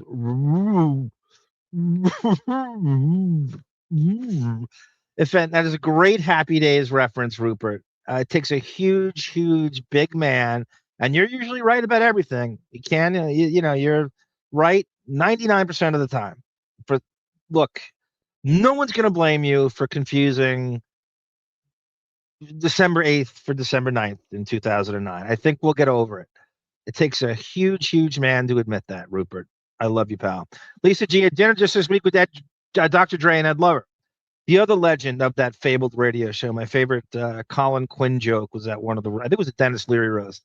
Dennis Leary was in a movie with Ed Lover and Dr. Dre that was directed by the great late Ted Demme, who directed Blow and the Eddie Murphy movie Life, which is a super underrated Eddie Murphy movie with Martin Lawrence. It's a drama. It's not a comedy. It's like an old school prison movie. It's really good. It's really good straight acting by Eddie Murphy. And Colin Quinn did the Dennis Leary roast. He said to Dennis, he goes, Dr. Dre and Ed Lover are here. They're the ones you thank when your daughter comes trundling down the stairs wearing a Rasheed Wallace jersey. Kevin Hart is the equivalent of Ryan Seacrest now. He's everywhere for no reason, and nobody wants him. I agree with that, Tendrils. Good comparison. Which is the one? Yeah, I think it's this one, ESG, 97.1, where Wendy Williams got her start, or when she became popularized. Reddit said Howard Stern still is an Artie walking for the 50 Cent. And okay, thank you, Rupert. I got it right. It's right here. Is Jason still skinny? I think it's right here. Sonny Hostin just didn't mention her distant family members being involved in the slave trade, says Ben 4810. She is a dud, Housie. That might be the best word to describe her. Can you be a eunuch and be a woman? An asexual, dead fish, eunuch, dud, a weenie, a dud, right? Entitled, all the things that's a great word, Housie. A monetary bet. And I'll give you $100. I'll bet you $100. No, money's not. I don't need the money. I want the fucking violin. Right. The violin. I want to hear what you play. I suck at the violin. Then why are you so afraid to make the bet? No, I'll do it. If you're so sure that 50 Cent knows Dr. Dre. I'll do money. Did they ever do like a sketch on Lisa G, like one of those old Howard TV bits they would do? Howard never participated in and got all the money. Of Lisa G playing violin, making cookies, and playing with her cats on a weekend. But wait a minute, you play in like a quartet, don't you? That doesn't mean anything. I want to be invited to that quartet. I want to go hear that. Yeah, right. It's all right. How long have you been playing since you were a kid? Well, I played till like 21, then I stopped for years, and I started again about 9 years ago. No. Then you should be decent enough to play. Maybe here. decent, but not good. Am I off about this, or I'm using my educated knowledge of stupid? I mean, again, Sarah told me to get a life on the last 90210 special because I knew that Scott Wolf from Party of Five went to high school with Brian Geltzeiler, who is the weekend morning host on NBA radio. She said, "Get it," and she was probably right. it was, people overuse "Get a Life," but that one might have been valid. I only said it because she knew who Brian Geltzeiler was, and she's like, "This is Get a Life." Play a scale. Yeah, you got to be able to do some sort of full classical song. There he is. Then you should be decent enough to play. Maybe here. decent, but this would be Get a Life stuff. If I took this video and I just chopped out the Artie parts, it would probably come to like 90 seconds, and I'll just post that. But on YouTube. not good enough for scale? here. Yeah, You got to be able to do some sort of full classical song at this point. Frere Jacques. Can you play Frere Jacques for us? You know, Twinkle. Is the Newsies cap a Jersey thing? Is it a wannabe mafiosa thing? Is Twinkle Little Star? I had Devil to Went Down to audition to Georgia? get into the program, and I think Right. that's what I played. I didn't know if it would come back, but it did. What did you play? Twinkle Twinkle Little Star? Something very, very basic. Very, very basic to be accepted. I mean, if you've been playing since you're 20 for 21 years, yeah, but since I'm you're a not as kid. good as I used to be. Uh-huh. Yeah, because when I was younger, I practiced all the time, and now At I'm least it's afraid on of it. back then, 50 Cent was actually a really good get for this show. They did not get big names on the show, and someone like 50 Cent was actually a really good get. He was a massive hip hop star at the time, But Lisa's under this delusion that somehow she describes that she used to be chased down the street like the Beatles. Right, that she couldn't go out of It's the just a studio or few something. girls. It wasn't. And the fans would be chasing Lisa because they want, and Lisa got overwhelmed. So why were you running from them? Because there were so many of them, is what you implied. Oh, Peaky Blinders, Ben. Yeah, that is the look, right? Now you're saying it's just a few girls? Why Yeah, would you it run wasn't. from them? I mean, it was. You make it seem like it was the entire. You made city it seem field. that way. You said Holden 190 is here, everyone. You asked for it. You got him. There he is. Greetings, Holden. There's Johnny Rando, who is the Depp contrarian running 5 years in a row. Hey, Johnny, did you know that Depp is in the Epstein files? Do you know that dude that he did that, the Arizona State professor, Lawrence Krauss? He does like an hour and a half interview with him. He's best friends with Epstein, and there's an email exchange where they're planning on Epstein either coming to Deppstein Island or Depp going to Epstein Island, which probably never happened, but that is not good. That is, when Depp's defending like Roman Polanski and hanging out with Marilyn Manson, that is not good to be brought up in that. It is just something you don't want people. I mean, regardless of whether you met him or not, when you're defending Roman Polanski and you're brought up in that is not a good look. to me, Howard, it was so intense. It was a group of girls, yeah. But why would you run Screaming from a my group name. of girls? So why did you run from them? I don't know if I really ran from them, but they saw me there. It's like Monique running from her psychologist, right, on the Upper East Side. I mean, the psychologist running from Monique, I should say. Monique was chasing her with nebulous ne'er-do-well vacation stories and vapid fashion anecdotes from the 90s. And they ran towards me. Mm-hmm. Oh, it only happened once. Yeah. All right. So it wasn't this overwhelming sort of Beatle-like reaction to Howard, we were big. And Yeah, no okay. disrespect to you. You were huge and king of all media and fantastic. And we were something very special. you. I never heard one person talking about. You talked about us because We word didn't would get know- back to We're me. on that the you- radio. Huh? We were on the radio. We goof on you. But Well, we didn't so know you it. Johnny Rando goes, suddenly the story about the time my sister met Depp doesn't seem so cool anymore. No, it doesn't. I don't know if I know that story, Johnny. You never told me that. How dare you not share every bit of that with me? Mentioned us, you knew we existed. Because I'd read the David Hinckley's column. And I'd say, well, who are these idiots? Yeah, why is he making No- a big no deal about offense. them? Yeah, right. Yeah. But we didn't know about roll call. If that was really that big, wouldn't we have known? Nobody knew roll call, and I guarantee you 50 Cent doesn't know roll call. I'm going to say to him, okay, 50, we're going to do roll call now. We'd like you to do it with us. And he's going to go, who? And I'll go, Ed, Dre, and Lover, and Lisa. The other video that's available from this day was fucking Will the Farter, which I went through that. I didn't see any Artie stuff. I'll probably just skip that. I'll go through it on my own, maybe, and I'll add anything with Artie, even if it's 30 seconds, but it was nothing you would care about. The Will the Farter segments, I consider myself a highbrow Howard fan, and that stuff, skim right through it. Never listen to it. Don't care about it. Don't care about the strippers. Don't care about the porn actresses.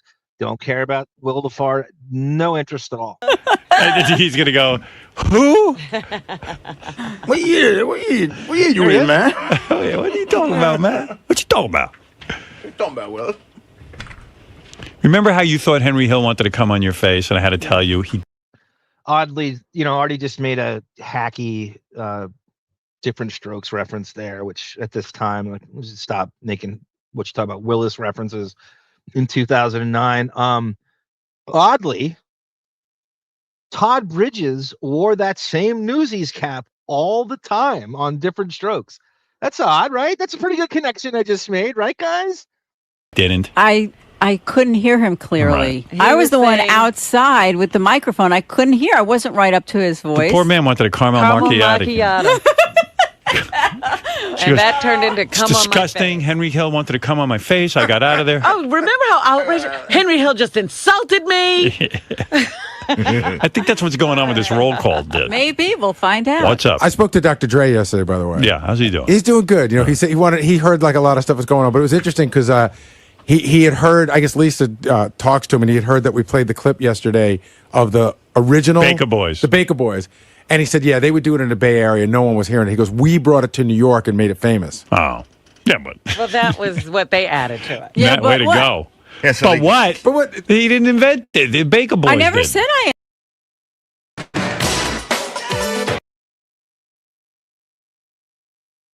Dre and Lover invented. I never said the word invented. Created. I thought it was a creative bit that you guys You did. said that you developed it sort of like, from your own mind. Were you No, aware? I never said that. Were you aware that someone else had it first? I wasn't really sure of who did it.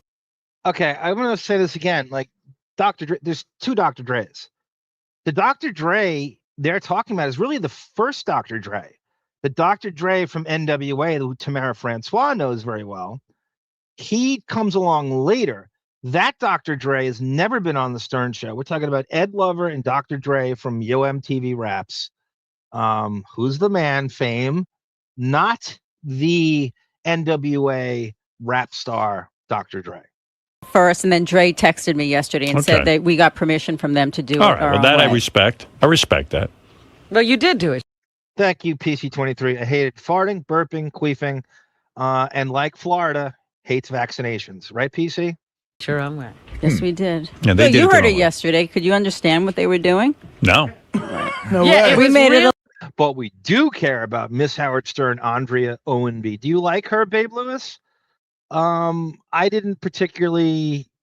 I think she's. You know who she reminds me of a little bit, Babe Lewis? I think she's got that Jennifer Tilly thing where you think she's much stupider than she is, but she'll surprise you with some kind of like because of the high-pitched fucking what's the term I'm looking for? The word I'm looking for shrill voice that seems shticky. But did she become like a paralegal or something? A little intricate and very. You brought it to the very masses. good. Yeah, I guess. You made it more McDonald's than high-end sort of. A little more, not as Yeah. hardcore. I guess. Okay. It's safe to say we had no idea what they were talking about. Yeah. Here's 50 Cent. Artie does seem out of it. You know, the voice trails off. He does not have an AM fucking circadian rhythm. He just doesn't. And it always seemed like a bad fit for him in the morning on any level. I always felt like this isn't going to, from the day he started, I'm like, he loves being a nightcrawler way too much for this shit. I knew it then. I should have predicted it more and bragged that he's not going to. But I mean, everybody knew. It's not a very prophetic thing to say, but I just thought he hated those hours like I did. Sending out big love to Monique's East Side Shrink. There's only so many 80s and 90s New York City fashion industry swimwear stories a sane person with an expensive listening ear can take. And he has 5 emojis. Perfect. I got a bag of. Nice to see you. Hi. That's 50 Cent with not a lot of black guys love vests, right? Now, was he frisked by security when he came in there? Let's see that. Let's see that footage. According to Chubby Pickle, only black guys get frisked on this show. I think that vest is pretty cool though. And I would quote rock that. Hey, Wait, 50 did kiss Lisa, so maybe there's something maybe up. he knows her. Everybody's so quiet. All right, you're right, because this is important It's to a us. suspenseful moment. We've been waiting for you. Listen, let me ask you a question. You want to do celebrity roll call with us? Celebrity roll call? I mean, let's try it. Do you know what roll Do you know call what is? it is? No, I don't know it. You mean you don't know roll call with Dre and Lisa? And Lisa and Dre. I'll be hearing it, but I don't know if I want to do it. Where'd you hear it? The segment. Where'd you hear it? Where? What radio? I don't know exactly what station it was on. See, he doesn't know it. I told you that, Lisa. Wow, it was. Tell me what the roll call. All right, is, let me tell you what's going on. Okay. Lisa worked on a. Thank you, Quitter. I think it's the same video. I'm pretty sure this is the same video that you sent me. It's. I'm just gonna skim through. I'm gonna find it. I'm gonna have fun with this. See what happens here. I did not listen to this in full. I'm just gonna play it by. She worked at. Johnny Rando says, my sister worked in radio traffic and always stayed late. And it was alerted that some guests were arriving. She opens the door, and there's Terry Gilliam and Johnny Depp. Now, obviously, they're promoting Fear and Loathing in Las Vegas. I, for the life of me, can't remember a radio interview promoting that. Do you think she can your sister get that interview? Can your sister, because I assume it was over a half hour. I have no knowledge of him doing a radio interview in that time for Fear and Loathing. That's clearly what they were, unless it was Dr. Parnassus, which I doubt. What was the story with Parnassus was Heath Ledger dies. Depp, Colin Farrell, and Jude Law stepped in to finish the movie for Gilliam. So I don't know. Maybe it was Don Quixote, but I think it had to be Fear and Loathing. It had to be. Lisa G's Dr. Dre is not Andre Young. Thank you, Loco Bird. Thank you for the Tamara Francois colloquial Andre Young of NWA. A lot of people should know Dr. Dre's real name is Andre Young. Thank you, Loco Bird. In her revolution, says Babe Lewis, car accident, some real moments of discussion, daughter named Beyonce, I love me some Andrea Owenby. There's so many videos on. Depp was smoking and asked her to stand outside with him while he finished. She said her knees went weak. He asked what she did at the station and was really nice. Yeah, I've heard nothing but nice things about situation. And he was promoting Fear and Loathing in Las Vegas. That's a great story, Johnny. I actually like that. Depp did a lost interview with a guy named Neil Rogers, who's out of Miami. He was a legend down there. Apparently, he's like the Steve Dahl of Miami. And apparently, Depp sat in the whole show, and it's like he's on for 4 hours. And this is the Jump Street years. I would kill to get my hands on that interview. I hear you're fascinated with the newsboy cap, Arm, says Mr. D. The Scully cap began in Ireland and was brought to Boston by the Mix. Italians in New York City appropriated it. Yes, for all mob types. Thank you, Mr. D. That is a great genesis and mini biography of the fucking Scally cap. Thank you, Mr. D. Urban station. Urban means black. Hot 97? Yeah. Right. Hot 97. Yeah. So she's on in the morning, and she goes, she does roll call, that routine they did. So I said to her, nobody ever heard a roll call. She goes, 50 Cent, 50 Cent will know roll call. It was very big. It was very, very big. I go, if he it grew wasn't up big. in this area, I he said, knows it. I said, if it was so big, then how come you guys were fired? Right? That's hip-hop for you. So she was complete. That's hip-hop. She radio, keeps saying that. Radio doesn't fire people who have... I'm telling you, it was crazy. We shouldn't have been let go. That's all I can say. Well, listen.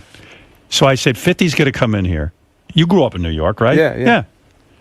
I said, I guarantee you 50 won't know what the hell a fucking roll call is. Johnny Rando. After Depp moment, she got to corner him and Terry Gilliam and asked, oh, God, that's interesting. She knows that time bandits. Yes. She has a Gilliam autograph, not Armin Gilliam, unfortunately. I want to hear Armin Gilliam with Depp.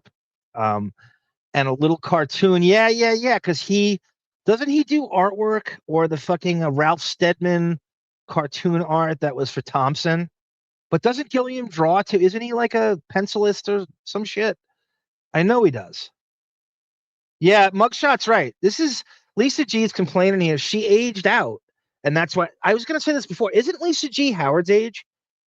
Isn't she 72 now? Born in like 54 or 55? That's exactly right, Mugshot. It's a brutal, even for radio, it's a brutal business.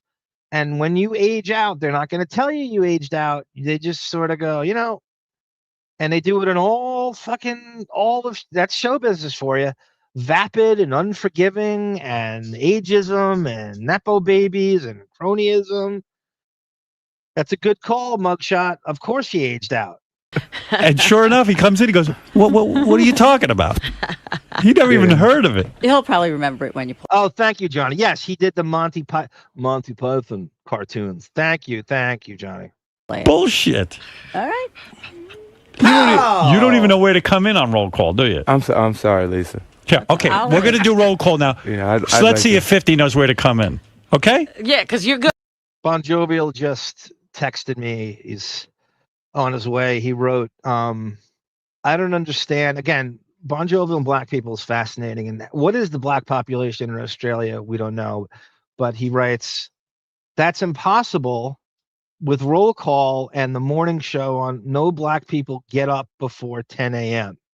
There's no way that they maintain. That's what BonJovial just wrote me. So, I mean, that's an interesting take by someone in Australia. We'll see if he's right. Lisa Glassberg. I knew that. Do you get Mr. D? Do you remember her on WFAN? She would do traffic in the earliest days of WFAN. And she'd pop in and out on Imus's show. Lisa, and I think it might have gone on through the day, but definitely Imus's show. Lisa Glassberg, born in 1956. I believe she was born in, can I guess? Hewlett. I knew you were from Detroit, Mr. D. Hewlett, New York, which is part of the 5 towns at the most Jewish area of Long Island, almost Queens. Lisa G is 69 years old. She's 69. Stephanie Miller, who is 5 years younger, is also let go from Hot 97. Thank you. Mugshot is a Hot 97 historian. I'm going to surely remember this 50, when you're here. I'm not coaching you. I'll point to you when you're supposed to come in. Let me see if you know what to do. If you don't, just... Okay, so here's 50 Cent. Massive star at this point. They're going to have him do this roll call bit that Lisa G supposedly was a big deal with Ed Lover and Dr. Dre. And apparently she thinks it's so massive that even 50 Cent should know it. Don't do anything. Just sit there like a log. Okay, every day we do our thing here, you know. You see, we're going to do a little celebrity thing right now. This is it, baby. It's called Roll Call. So we're going to let you check it out. Roll call. That's right. To answer your question, BonJovial, Australia's black population, and I hope KC DaRula is listening to this, and tell your brother, this is what he needs to know more than anything. Australia's black population is 1.7%, kind of like my town of Sayville. I don't even think Sayville's that high, actually. Brendan, you'd know better than I. I think Sayville's 0.7%, the town I'm from. Can we charter a private jet? Just kidding. Roll call. 55 points a game. And where he's from in Detroit is probably 70%. Game, baby. Phil, this is the Jordan of roll call. Talk about 50 Cent now, all right? All right. Radio Gaga just wrote and just texted. It's actually 72% is the black pop. Where she's from, the town she's from, outside of in the Detroit area. Here we go. Now I'm gonna try it. Can't miss. We just can't miss. We just can't miss with a beat like this. Pow! It's the joint. Ha! It's the roll call. It's the roll call. It's the roll call. It's the roll call. What's up, y'all? What you gotta say? Who's on the phone with Lisa and Dre? It's 50 Cent. So we have Artie kind of somewhat participating in the roll call right here. See this pause? I'm going to definitely make a clip of that, even though it's like 2 seconds, but it works. It'd be a great fucking GIF. It's the roll call. It's the roll call. What's up, y'all? What you gotta say? Who's on the phone with Lisa and Dre? It's 50 Cent early in the morning. That's right. He doesn't know it. He doesn't. It's great. He doesn't know it. Yawn it. That sounds cool. And that baby. Who's on the phone? What city? What's the Anyone ever see 50 Cent throw the first pitch out? I don't know if it was Yankee Stadium or Shea or Citi Field. It made Gary look like Eric Hansen. Made Gary look like Roger Clemens. It was really bad. What city? Where are you from? Where you calling from? What Queens. city? What city? What? Queens, New York. All right. So what city? Queens in the house. Queens in the house. Buddy. Queens in the house. No, you didn't. You didn't even know what to do. In the house. I mean, the real 50 Cent's coming off this going, this shit's corny. Man, this shit's corny. Of course, right? As soon as he leaves, I won't do that shit. That shit's corny. Hopefully he says that here. That's the proper reaction by a black guy to this. Howard's current show on Sirius makes this look like Stern 1993. Howard's show is actually I would actually way rather listen to Lisa G, Ed Lover, and Dr. Dre do this than Howard's current show. How's the roll call? Oh my, Jerry Kuzman over here. You remember those Mets pitch when I was very, very young? Do you remember those shitty Mets pitching staffs before Gooden, before Ron Darling, before Sid Fernandez, before Frank Viola, before David Cohn? It was like Craig Swan. Oh God, who was some of the other pitchers they had? Neil Allen was a reliever. He was actually a decent reliever. It was like Craig Swan. That was the ace. I'm blanking on all his names. But they had this like just awful pitching staff in the fucking early 80s, late 70s. All right, you owe me $100. People study this at home. How it the callers do this. Yeah, not the actual artist. No, but there was celebrity roll call. The Baker Boys did celebrity roll call. And Lisa said they did celebrity roll call. Yeah, he said he did it with Jay-Z. By the way, this guy's one of the greatest rappers in the world. He knew what the fuck he was doing. Yeah, I had no idea. He looked like a deer in the headlights. But he's Lisa. supposed to know because he grew up listening to this. According Do you to remember Lisa. it? I do remember. Oh my, Pete Falcone over here. I remember Pete Falcone. Oh, these names are rushing into my head again. Pat Zachary. Remember fucking Pat Zach? Mike Scott is interesting because Mike Scott was a Met, and then he went to the Astros and developed this weird cut, split-fingered fastball and turned into like the best pitcher in the National League. He had like, I don't know, 3 seasons of like more than 250 strikeouts and like a microscopic ERA, and then they finally caught on to him. Mike Scott, he was the number. He and Nolan Ryan were the 1 and 2 starters for the Astros that played the Mets in the '86. He figured out some weird cheat code. Mike Scott, and had 3 glorious years at the Astros. This is after J.R. Richard. There's Tamara. Tamara, I hope you heard all those rapping references. Tamara, if you want to jump on, I don't know if you can, because this is right up your fucking alley, and not because he's a rapper, because he's black, both. This is Curtis Jackson, as you call him, and I know that you refer to Snoop Dogg as Calvin Brodus, and yeah, sure. Yeah. He remembered it so well. He goes, What city? He got one for it was a big thing in his life. And then when you came in, you didn't even rap. You didn't even know how to rap. I was rapping better than you. I was like, yeah. Are you a rap artist? I said early in the morning. She said yawning. You're was all over the place. Lisa's trying to move it along. Tamara immediately goes, it's Andre Young. Andre Young. It's Andre Young. All right. Anyway, Lisa, I think that proves to you guys weren't that big. Thank you. You're welcome. All right. All right, have fun.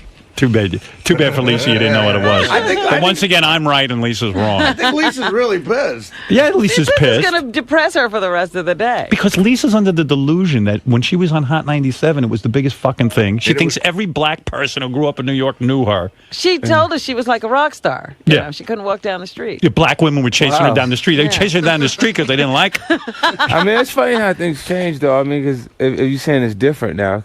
Tamara is very beloved in these circles, as she should be. As she should. She does everything right to earn the right. And Tom Seaver went to the Reds, exactly. Gary says Chris Rock had the worst pitch. 50 Cent's bad, too. Chris Rock is bad. I think I saw the Chris Rock one mugshot, and that was bad. His is really... Barack Obama's was really bad. I don't understand how... You know, I'm a basketball player first, you know, but I played all the big 3, even a little hockey. I played street hockey in a league once. We were 3 years younger than everybody else on the team, and they threw us in like scrub time and line changes. I don't even know, what does a hockey coach do? The other night, it was a Kraken Kings game on, and I stopped and I watched like 90 seconds, and I'm looking at the coach, and I've always wanted... The hockey coach's job is to do the George Costanza and look irritated and look busy. He has to wear a suit, and he paces around. And what do you just do? Line changes? Like, I don't understand.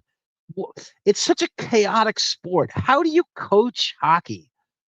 It's in basketball, the coach sits down. In baseball, the coach always sits down, wears the same uniform. In football, they all stand up, but he's wearing shorts sometimes. But in hockey, the three-piece suit and the dress slacks and the fucking the three-piece suit, and he looks annoyed and he spins around. Why can't the hockey coach sit down? Why does he have to stand up? I don't understand. He's not doing it's just to look annoyed and look busy and never smile. Does anybody understand what hockey coaches do? I'm begging you. I'm not saying like I'm a novice. I don't know anything about hockey. I know the basics, but at least I'm asking this very, very hard-hitting question. And when Tamara Francois shows up, it is indeed a party. She is beloved in these circles and deservedly so. Even Loco Bird says Lotus, Tamara Francois. I don't even want to say that. New York Post is the top 10 worst celebrity first pitches. Tony Fauci, Dr. Fauci is first, who claims to be like, did he claim to have played second base like in high school? If you play high school baseball, how do you not throw?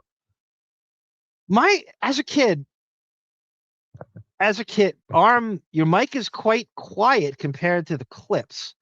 Is that a bad thing? JJ Thrash, should I raise my? You're the only one that says this. I have echo cancellation on. If I do this, does my mic sound different if I do this, JJ Thrash? So back to I'm gonna try this for a couple seconds. Tell me if it's different. I just changed the settings. Dr. Fauci, who claims he played high school baseball, like when I played, I played baseball, and up until, I didn't even make my middle school team. But the whole goal was to look good. Like, I can look like an actor. I could play like a Major League Baseball player in a movie. You're supposed to imitate your heroes, right? So I'm imitating all my favorite pitchers, whether it's Saberhagen or Chuck Finley. I'm a lefty, so Chuck Finley or Eric Hansen. And I'm lefty, so your father would kill you if you didn't look good throwing at least. And look, no matter how much I struck out, no matter how much bad bat speed I have, no matter how afraid of the ball I was, I can look good doing it. And that's all that matters.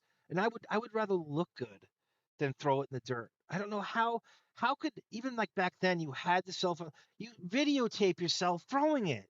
You know the optics, how could you let yourself look like that in a Major League Stadium? So here is Dr. Fauci's number one, according to the Post. I wonder why they chose Fauci, the Fox News own Post. 50 Cent's number two. There's number three's taken out. Michael Jordan's number four. Everyone's black. Baba Booey, fifth. Now, Michael Jordan played for the White Sox. He played minor league baseball, throws outlet passes. How do you not at least look good? Mariah Carey, 8th. Snoop Dogg, 9. Of course, it's the Post, and everyone's black, except Gary, whose lips hit the. Love your work ethic, Tamara. I know she does. God, Sky Spectre has a fucking lady crush on Tam Fran. She really does. Mariah Carey is the hot chick privilege when throwing. Yes, she does, Tata Tuthi. George W. Bush, of course, threw that perfect pitch. It was a Yankees Diamondbacks World Series game, and he threw a perfect strike. Should a hockey coach wear a jersey? Yes, they should, Johnny. Yes. Yes. Wear the jersey. Yes, definitely. I don't know. The coach of the Rangers, what's his name? I don't know him either. Yes, put a jersey on. Coming from Canada. So now the NBA coaches wear the fucking the fleece. It was so stupid they're wearing suits, trying to run around. It's so hot in there. I cannot tell you how hot these arenas can get. Coming from Canada, says Quitter, my nieces and nephews all play rep hockey. Sister had a scholarship for hockey. I played hockey growing up. The coach makes the call. So you must have heard my rant about Jason Priestley and Hollywood hockey. Quitter. That every celebrity in Hollywood who likes hockey crowbars it into whether it's Dennis Leary or Jason Priestley or Alan Thicke or Mike Myers or Michael J. Fox. They fucking love crowbarring. Doesn't matter what the script is. Doesn't matter what they're playing. There will be hockey scenes in every fucking Dennis Leary project.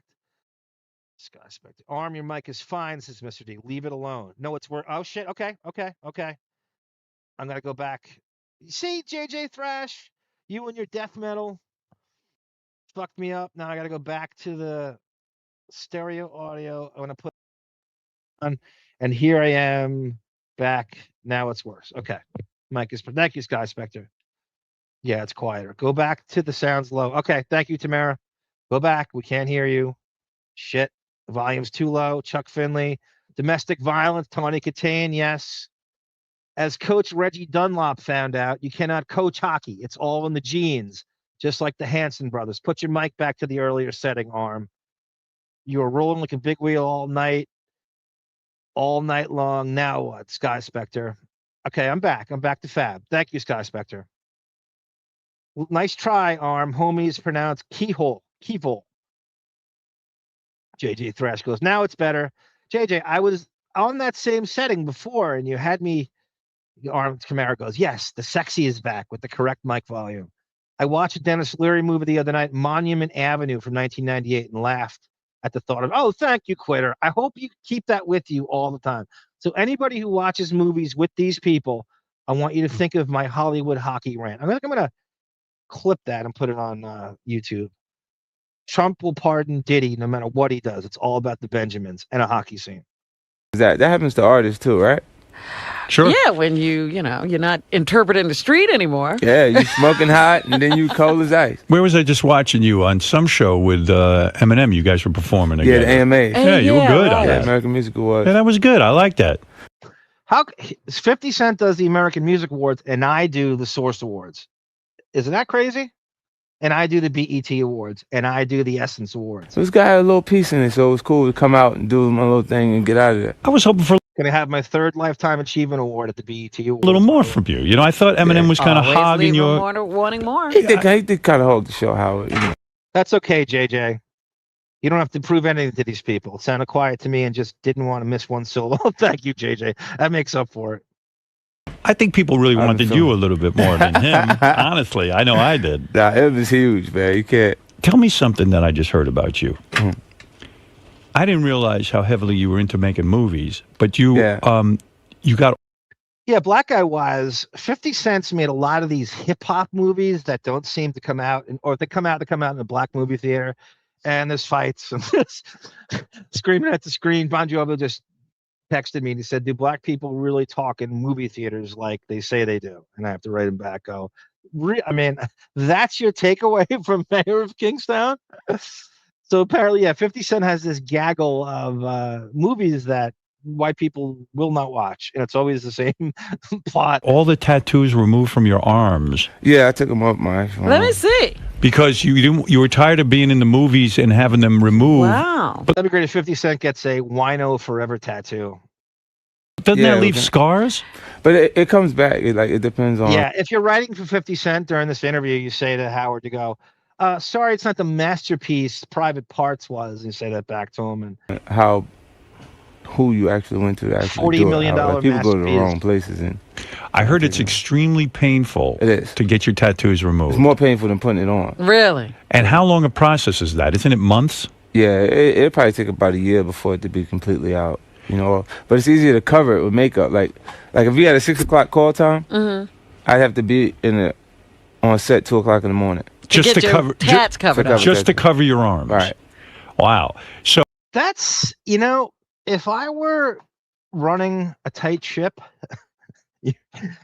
that's the funniest fucking phrase. It's always cracking me up. It's so corny. And I had someone that was way too tattooed. I might say to them, no, we got a tight schedule. I don't want to deal with covering up your fucking tattoos. It really is a thing. You're playing someone. You can't have a wino. That had a fucking Wino Forever tattoo showing in From Hell, which is set in the 1800s, like late 1700s or 1800s, and I could see his fucking tattoos. I've done it a few times with him, and it's like, are you that's how much clout he has, where you're allowed to have, get away with wearing contemporary tattoos and a period piece. Why are you doing period pieces if you have fucking tattoos? Oh, you said, I'm going to go to a doctor. I'm going to have them removed. Now, you were pretty heavily tattooed on your arms, weren't you? Yeah, on my arms. I took them off. Yeah. And what does it look like? Let me see. See, I see. You see, it's almost like somebody. Like little pigments is knocked out of it. They got to come back in. Right. BonJovial just texted me. He writes, "What's the point sometimes with black guys and tattoos? It's not like even when I watch Mayor of Kingstown, some of the scenes at night, all I see are eyeballs and teeth. I don't even know. That's crazy." That's what he says. That's his takeaway from the plot. Yeah. Wow. Drew on his arm and it's fading. Not that bad. Not that bad, but man, that sounds very, very painful. And there's a whole full movie schedule coming up with you. Yeah. I shoot December 27th. I start the Gun Project. It's actually a screenplay I wrote myself, starring myself and Val. See, that's just as bad as Steven Seagal saying to what was it, Rob Schneider, when he goes, "I have just read the best movie script in my entire life." Oh, really? Who wrote it? Who's the? I know a lot of the writers. Who wrote it? Me. Why is this any more noble? 50 I'll kill him. I'm producing it through Cheetah Vision Films. No kidding. Yeah. You recently said that you like Robert De Niro because when you were working on a movie with him, he walked up to you and treated you like a human being and said to you, "I need some business advice, and I know you're a good businessman. You've made a lot of money. Can you help me out?" And I know what you mean. Yeah. Like, don't you think? Mr. D says, "Look behind the door. She's got a gun. That devil movie theaters in black neighborhoods here in Detroit." Oh, Grosse Pointe. That's the John Cusack. Remember, both Grosse Pointe blank? It was Minnie Driver and John Cusack, right? Oh, there's a private theater? Oh, they have. Okay. I love a good black movie theater story in Detroit, Mr. D. Love it. Arsenio Hall said it best. Black people getting tattoos is like skywriting at night. That's so Arsenio. Steven Seagal took a lot of punches and kicks to the craniums. Like a lot of, especially white guys, they don't look at a black guy and go, "Hey, I need some business advice." Like Robert De Niro didn't see color there; he just saw a businessman. Yeah, and he's not that kind of person anyway. That would be, dealing with color in any kind of way. Because people don't. Has anyone? Sarah keeps telling me. Has anyone seen the Diddy documentary that 50 Cent did? Does he have access to footage that nobody else? I heard it's pretty good. Does 50 Cent have access to footage that no one else has? Remember he dated not Chelsea Handler and he dated Vivica Fox. I love me some Vivica Fox. People, even in the acting sense, they don't think rappers are actors. Larry David's girlfriend on fucking Curb Your Enthusiasm. One of the great scenes. I mean, this is like my ultimate Christmas card right here.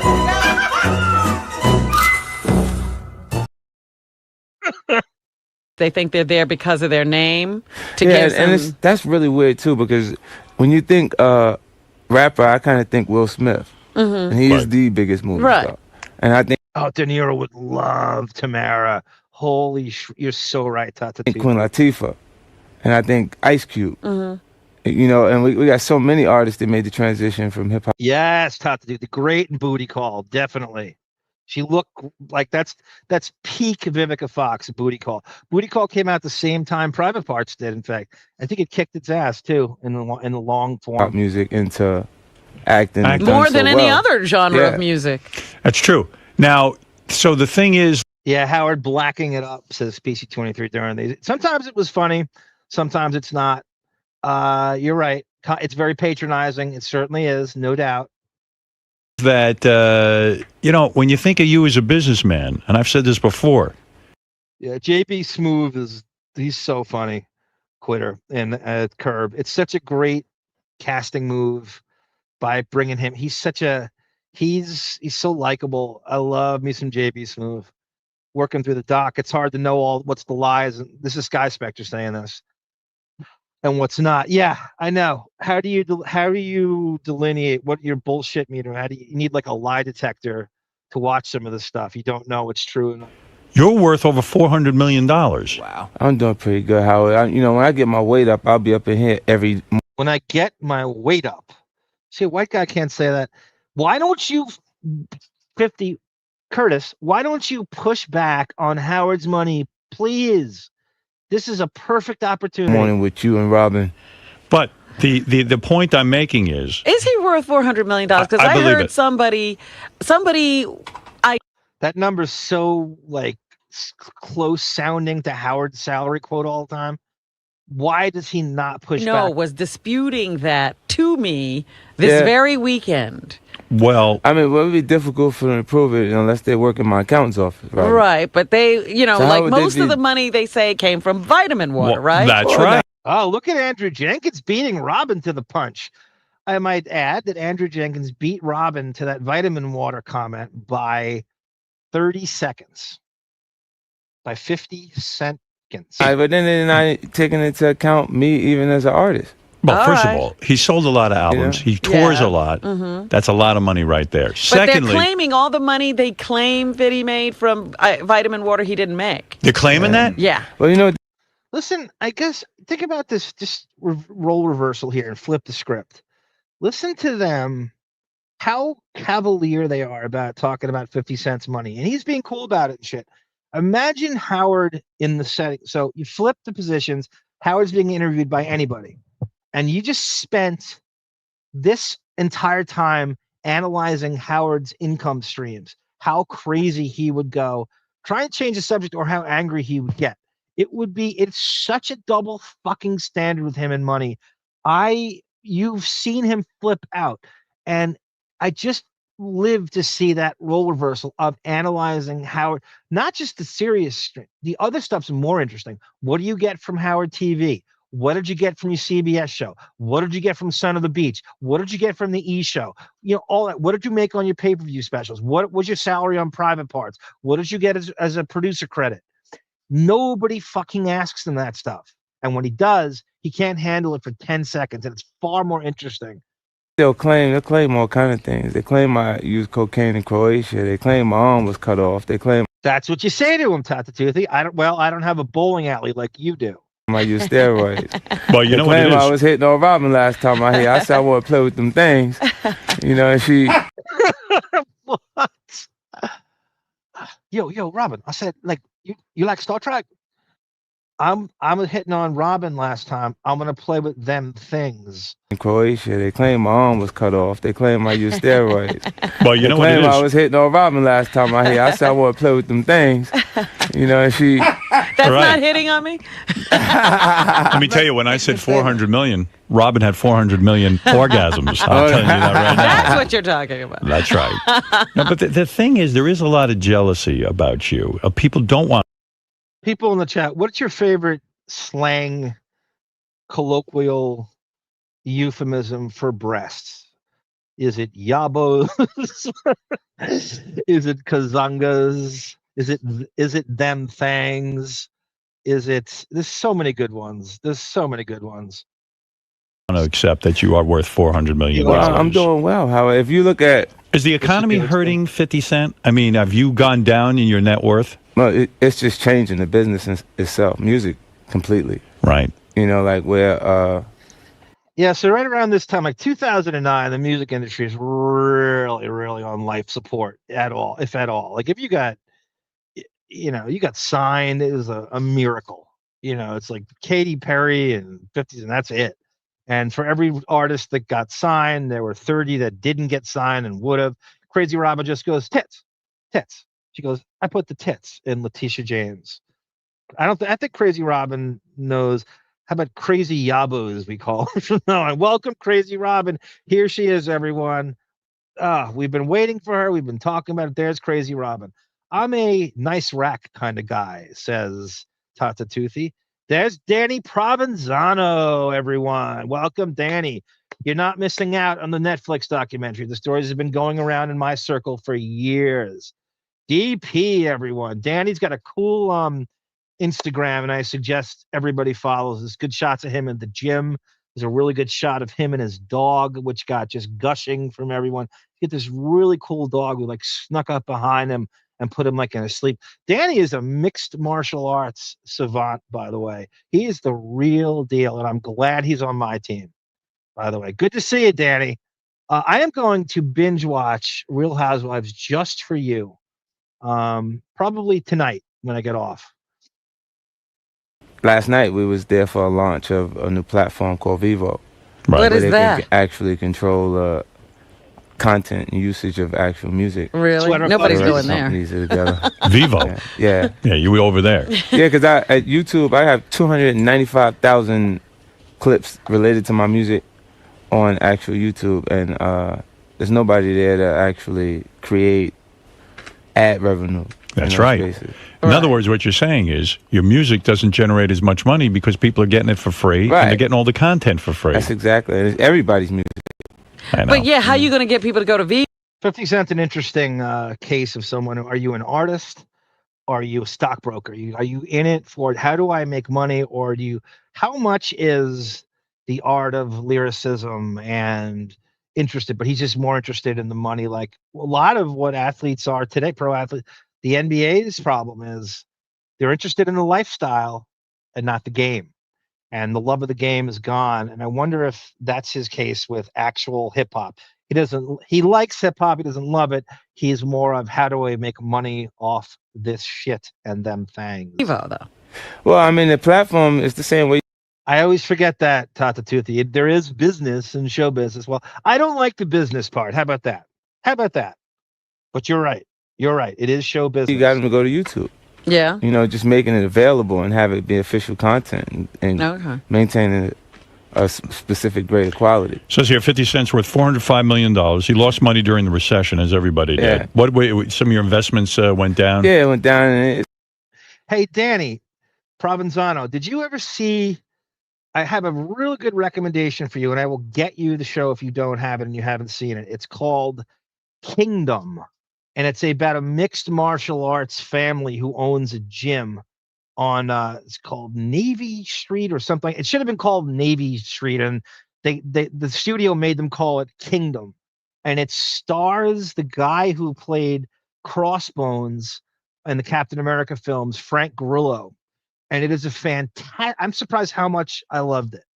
And it is a fantastic, underrated mixed martial arts family drama, which I absolutely love to death. And I thought many of the actors should have been nominated for one of the Jonas Brothers stars in. I think it's Nick Jonas. I highly recommend that show, Danny. And if you haven't seen it, I will get it for you. Kingdom, it's called. It should have been called Navy Street, but it was called Kingdom. Some of them came back up. You know what I'm saying? It's just, if you had enough money, you lost some. You say, I buy diamonds on a very regular basis. Am I questioning the commitment of Kawhi Leonard? That's a perfect name. Kawhi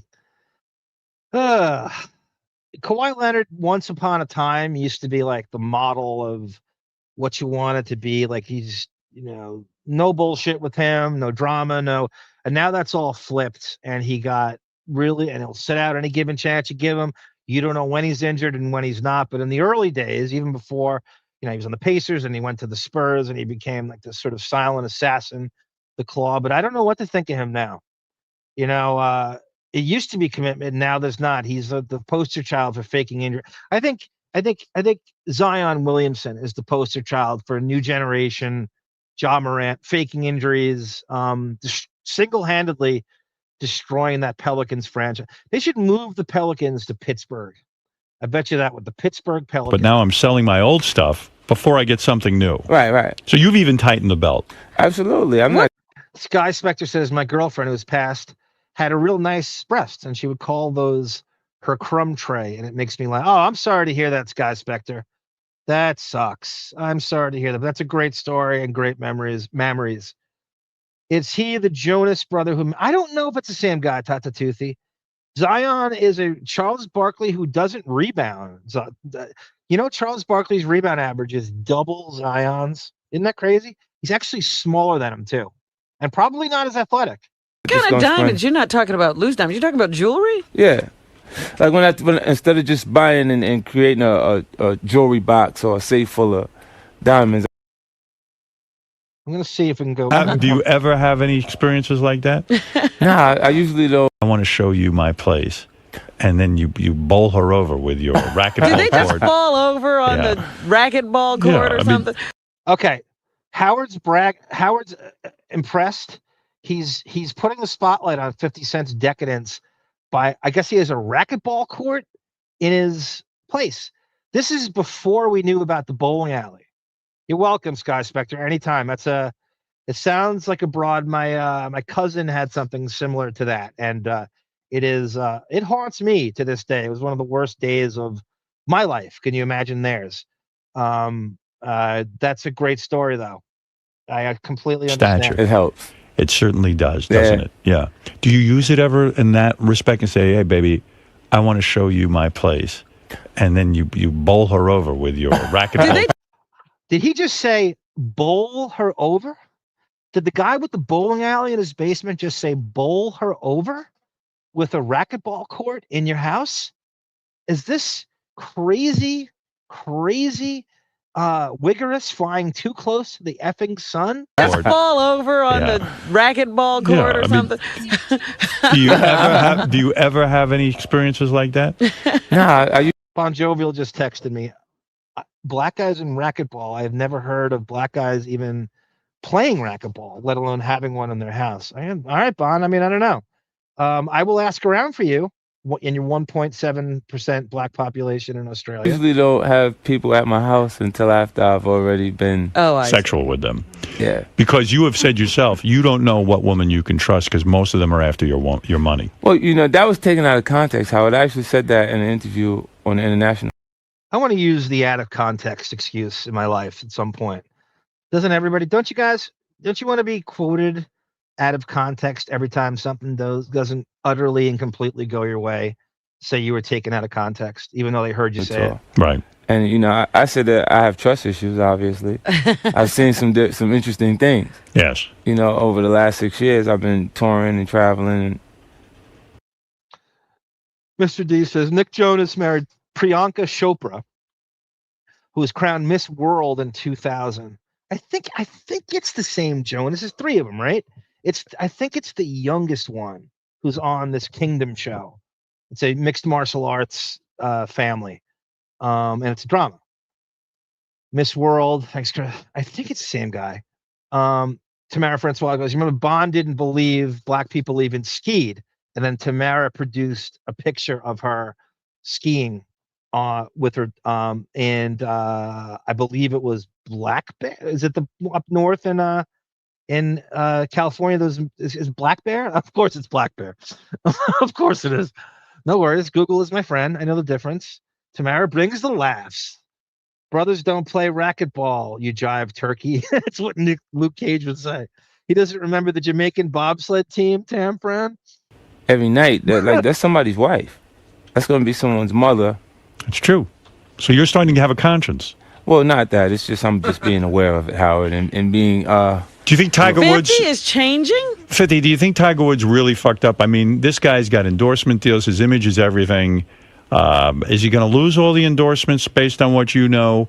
And shouldn't he have thought that this is somebody's wife, this is going to be somebody's mother? Shouldn't he have thought about the consequences?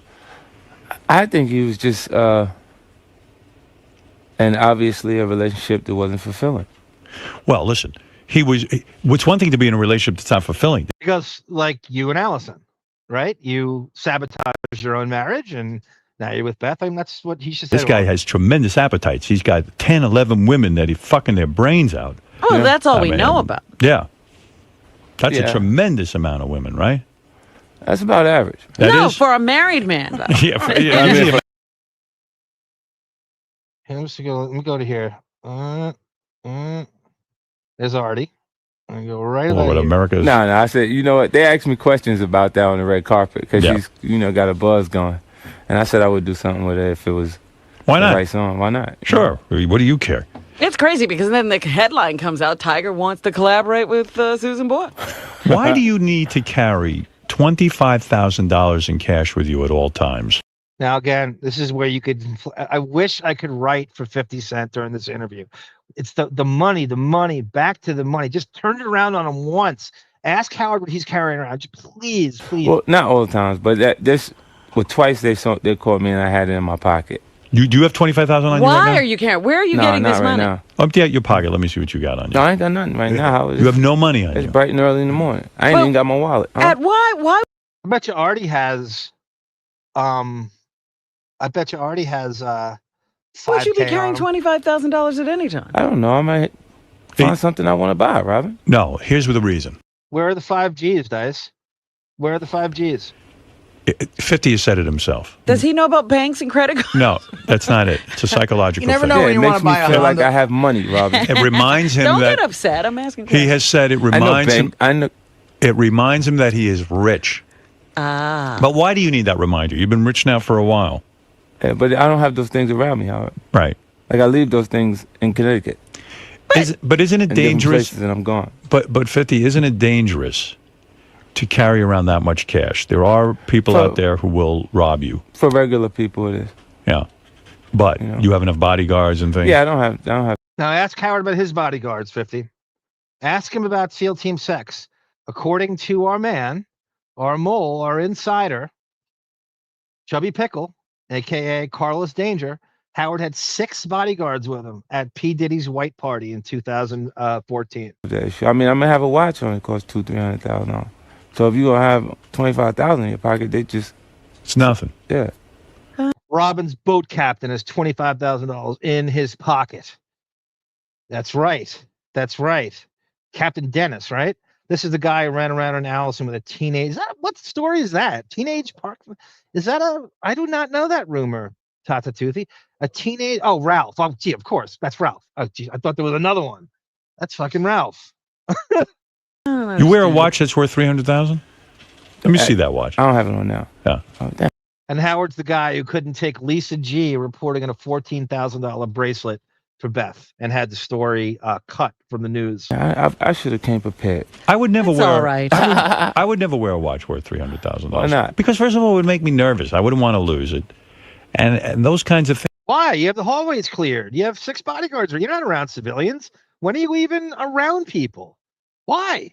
You're never around pedestrians where you're even vulnerable. Why? If anybody can wear it, you can wear it. Things just seem frivolous sometimes, you know. I mean, but Howard, you just gotta live sometime, man. You're a rich guy too, Howard. Don't think people don't. All right, 50. Finally. Okay, what 50 just said is there prophetic, right? It was a quote from somebody in our midst. It could have been David, could have been BonJovial. It wasn't me. I'd love to take credit for it. And the quote went something like, Howard is so afraid to die that he's too afraid to live. And that really says it all. Howard was a Casio watch. I wish I was Casio level VC23. Sometimes, you know. I mean, but Howard, you just gotta live sometime, man. You're a rich guy too, Howard. Don't think people don't know. Not like you. I don't know what it was the transition when you came from right over here, and the studio got built and. All right, 50. He goes. Don't think people don't know how rich 50 really. Howard really thinks he's fooling people here, and that's a key line. Don't think people don't know. You act like people don't know. Sometimes, you know. I mean, but Howard, you just gotta live sometime, man. You're a rich guy too, Howard. Don't think people don't know. Not like you. I don't know what it was the transition when you came from right over here, and the studio got built and cameras are set in different spaces, and everybody's. I don't have $400 million. A few seconds in your life. But so what I got breakfast. Anybody offer me nothing? That's a great counter there. Like this little rant there. I wish he just went on. He's like, yeah, cameras everywhere, and Howard cannot wait to segue out of there. Look at the size of those boys. They ain't sharing any food with you. You say that you can cry on command. Does that come in handy in the movies? Yeah, at different points. That's a great last shot of Artie there too. Let me see if he's trying to make him cry. Keep going. All different, like little things. Well, not little, but small portions of my experience. Well, like, give me something that makes you cry. Oh man, that's an actual quote. PC23. I was rich, then I got divorced. I mean, well, just Howard. I don't. He said that in the Allison smear campaign years. You know, probably 03, 02, something like that. The transition I had. Your grandmother dying? No, going into my grandmother's home after my mom passed. Yes, that is a great sense memory thing to make yourself cry. If anyone's an actor on here, you want to make yourself cry, go go visit the site of someone who was close to you and your family. Maybe it's the house, maybe it's the place you went to. Maybe I had a moment with my father where I was going to I was doing an AAU basketball by Jackie's in like kind of the Hicksville area. It was Oyster Bay. It was right before Bayville where Jackie lives. And I got these weird directions. I want to take a shortcut. There was some accident and I roped around and I went through Jericho. And the GPS had me go through Jericho, this back road to get to Route 106. And I stopped and I had to turn around and I stopped at my father's old IBM building off the Long Island Expressway. And I realized I was in the same building where he worked, and he had passed away about a year before that. And I had this real moment of just like choked up. And I'd been to his office about 3 times as a little kid. And he would like look out at the expressway and wait for traffic to pass before he went home. And I just looked up, and I'm in the parking lot, and I look up and I see the window for where my dad's office was at IBM. And I thought of Jeff Schick, and I had a real moment there. And that is a great way to make yourself cry, is to go to the site of something that, triggers a trauma of someone whether it's their home, your childhood home, maybe a place you worked, a memory you have, a restaurant. That's a great way to do it. Especially in the house and seeing pictures and stuff like that kills you. He's so right. That is the ultimate way to make yourself cry. Howard pretending he has less money than 50 Cent. This is ridiculous. He's worth $650 million even at this point. 50 Cent's worth $60 million. Internet is not accurate. I get it, but I would cry if I was Howard, thinking about how his mother said that his grandfather may have killed his grandmother. I can cry if I watch Honor Walk on YouTube. That's an interesting choice. PC23. Yeah, that was a real uncomfortable feeling for me. Because you didn't want to live with your grandmother. You want to live with your mom. Yeah, and that was just, like, my mom was one of 9. She was the only one of my grandmother's 9 children who passed away. Were you angry about that? Oh, no, but... How old were you? I was like 8 years old. You lost your mother when you were 8? Yeah. That's tough. That's tough. I wouldn't have thought it was so bad. Look at fucking Howard TV. He's getting the waterworks here deservedly. So oh, well, your mother. If you had Robin's mother, you would have been happy to see her go. You'd have been glad to see her go. But that's a hard. Joke. I mean, that is not easy, man. My mother lost her mother when she was 9. I don't think she's ever gotten There over it is. You're crying. There it is. 50's got it going. You got the tears going. Wow, yes. He pulled it off. You are a good actor. Or is it This real? is some real shit. Whoa. I never saw this. I heard bits and pieces. I didn't realize it was Artie's last filmed moment on the show at the time. That's why we're watching this, because this is Artie's last appearance ever on Howard in December of 2009 and 2009. Good for you. Wow. You just did it. I mean, you had him going. Yeah. You couldn't do that, Howard. Hell no. He's a better actor than you. You might be. No, Howard's dead inside. Sociopaths don't cry, and they're dead inside. That's the true reason. I was a great actor. Have you ever come close to crying on the air, Howard? You know what? Now Howard cried right when I have a clip of him when Bianca died. He certainly did there. And he cried when Les Moonves threatened to sue him. So it's got to be about money, right? That's what he'll cry about. I mean, you had him going. Yeah. You couldn't do that, Howard. Hell no. It wasn't on the air, but apparently he burst into tears when they realized CBS was suing him. That's as the story goes. Howard's true talent is fucking with you. Yes, it is, Andrew. If he has a talent, that might be the one. Albie Wong says the problem is that Howard tries to do this to everybody that comes in, so it becomes cheesy. Yes, it does. Yes, it does. He's a better actor than you. You might be. I thought I was a great actor. Have you ever come close to crying on the air, Howard? All right, Artie. Again, Artie's last time on the show. You know, on my show, in my movie, when I did my movie, there was a scene where I had to cry. They put onions on. I cried. You know, sometimes I think about my mom raping me with a thermometer. And that can get me almost there. She used to take my temperature anally. Boy, was that humiliating. I was already 17, I think. Mr. D goes, yeah, that question got him fired.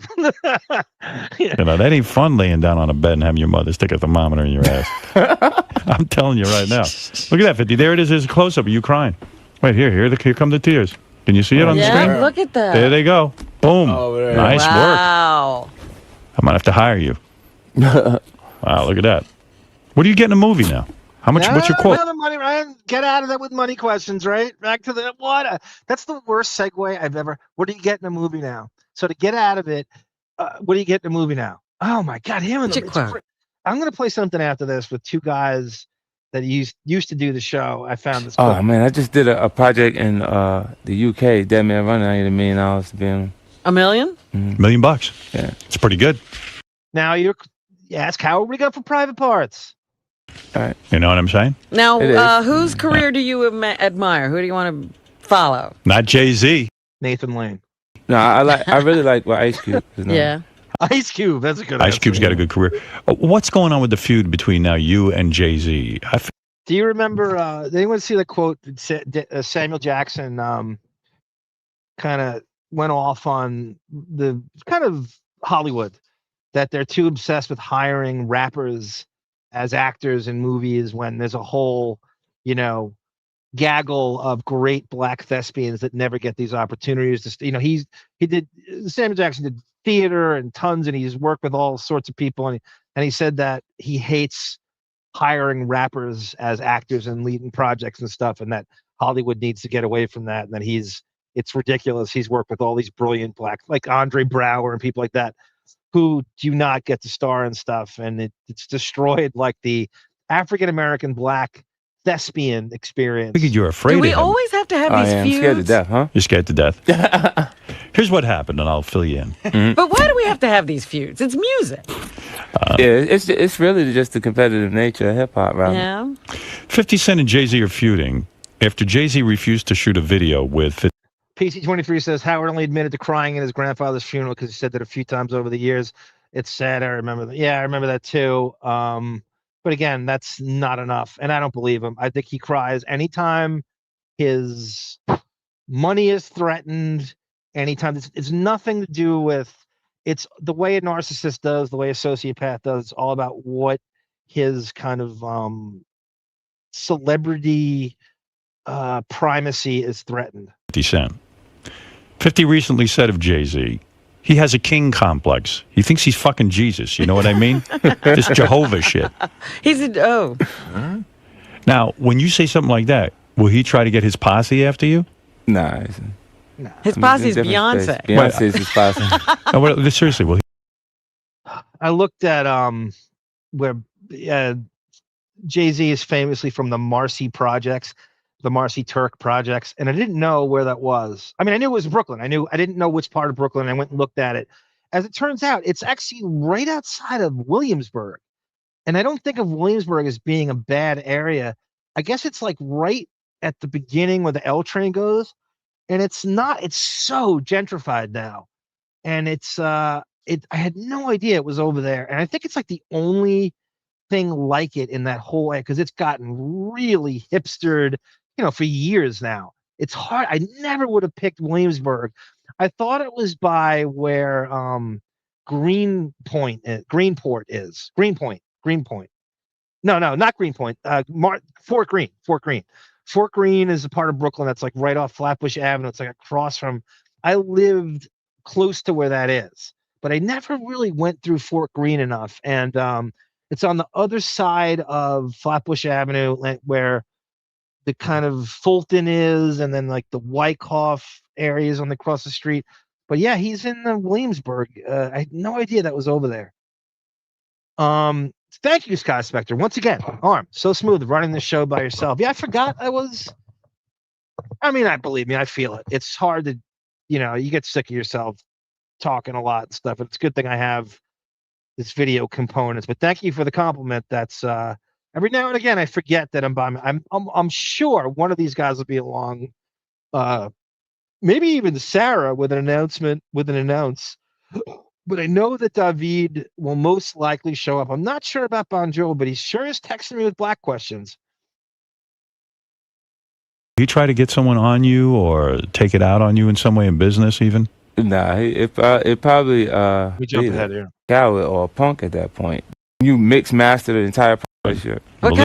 I'd be swimming in it. They got it for. Let me see if I can find something with Artie. Flip off. We only have one guy on our staff who uses magnums. That's Jason. Jason? I thought it was Benji. Oh, what a surprise. He's asking 50 about his penis. Wow. What a unique line of questioning. Marcy Houses by Rupert Pumpkin is right next to a Pfizer manufacturing plant. That's the drug dealer, right, Rupert? The Pfizer plant, not the Marcy Houses. And it's mostly closed by now. What's closed, the Marcy Houses or the Pfizer plant? If you ever go through, like, I mean, any place, but especially like I only know the New York City, and I used to do this all the time. I actually I actually worked for the census once as part-time in I think it was the 2000 census. And I had to go to the Wyckoff projects, which is featured in Clockers. It's a pretty bad, I had no idea. I had a friend who's a social worker who warned me. He's like, you really shouldn't do that. He's like, look, I'm not even, he's like, I just don't know how. And I did it and it was fine. And it was great. And I got to see how massive, it was a great learning experience. Someone in search of blackness or trying to get a hoodie pass. That's getting and earning a hoodie pass. And these Wyckoff projects, you can look them up. I'm sure there's videos about it. The movie Clockers is based on this. And Clockers is a drug dealer, a movie. And it was Spike Lee chose this. The whole thing is shot there. And I didn't realize it at the time. But how massive these projects are. If you ever walk through a housing project in New York City, how they take up the whole block. It's always funny when there's one remaining and they can't fuck with them in like a really wealthy area of Manhattan, one that's just a juxtaposition of like Chelsea, Manhattan, which is like the ground zero for the gay community in Manhattan, that and the West Village. There's a housing project. I think it's between, I want to say 26th and 8th, and it takes up the whole block. And it's just so funny to me, the dichotomy of a housing project in that area when it's just like all by itself. And everything else around it is just like gay designers. And I think it's 8th Avenue and 26th Street. Right. Yeah. But I'm saying to use a Magnum condom is a wonderful thing. I've never had to use one. I mean, I fit so. Now I feel like we should have been selling Magnums, right? Yeah. Are you saying to him he could go ahead and use? Oh, thank you, Rupert. Yes. So what Rupert's talking about, there's a housing project near Howard's penthouse, and it's called the Amsterdam Houses, and it's massive. And so if you go to Manhattan, I want you people to do this. I want you to go to Howard's. He's on 101 West 67th Street, in between Columbus and Broadway, kind of Lincoln Square, right? Talk to his doorman, ask him all sorts of personal questions. Then I want you to walk west on 67th, cross Broadway, and keep walking, and you'll get to the Amsterdam Housing Project. I mean, it's so fun. You could see his building it's probably an eighth of a mile, a quarter of a mile west of where Howard's penthouse is. And it's this massive housing project called the Amsterdam Houses.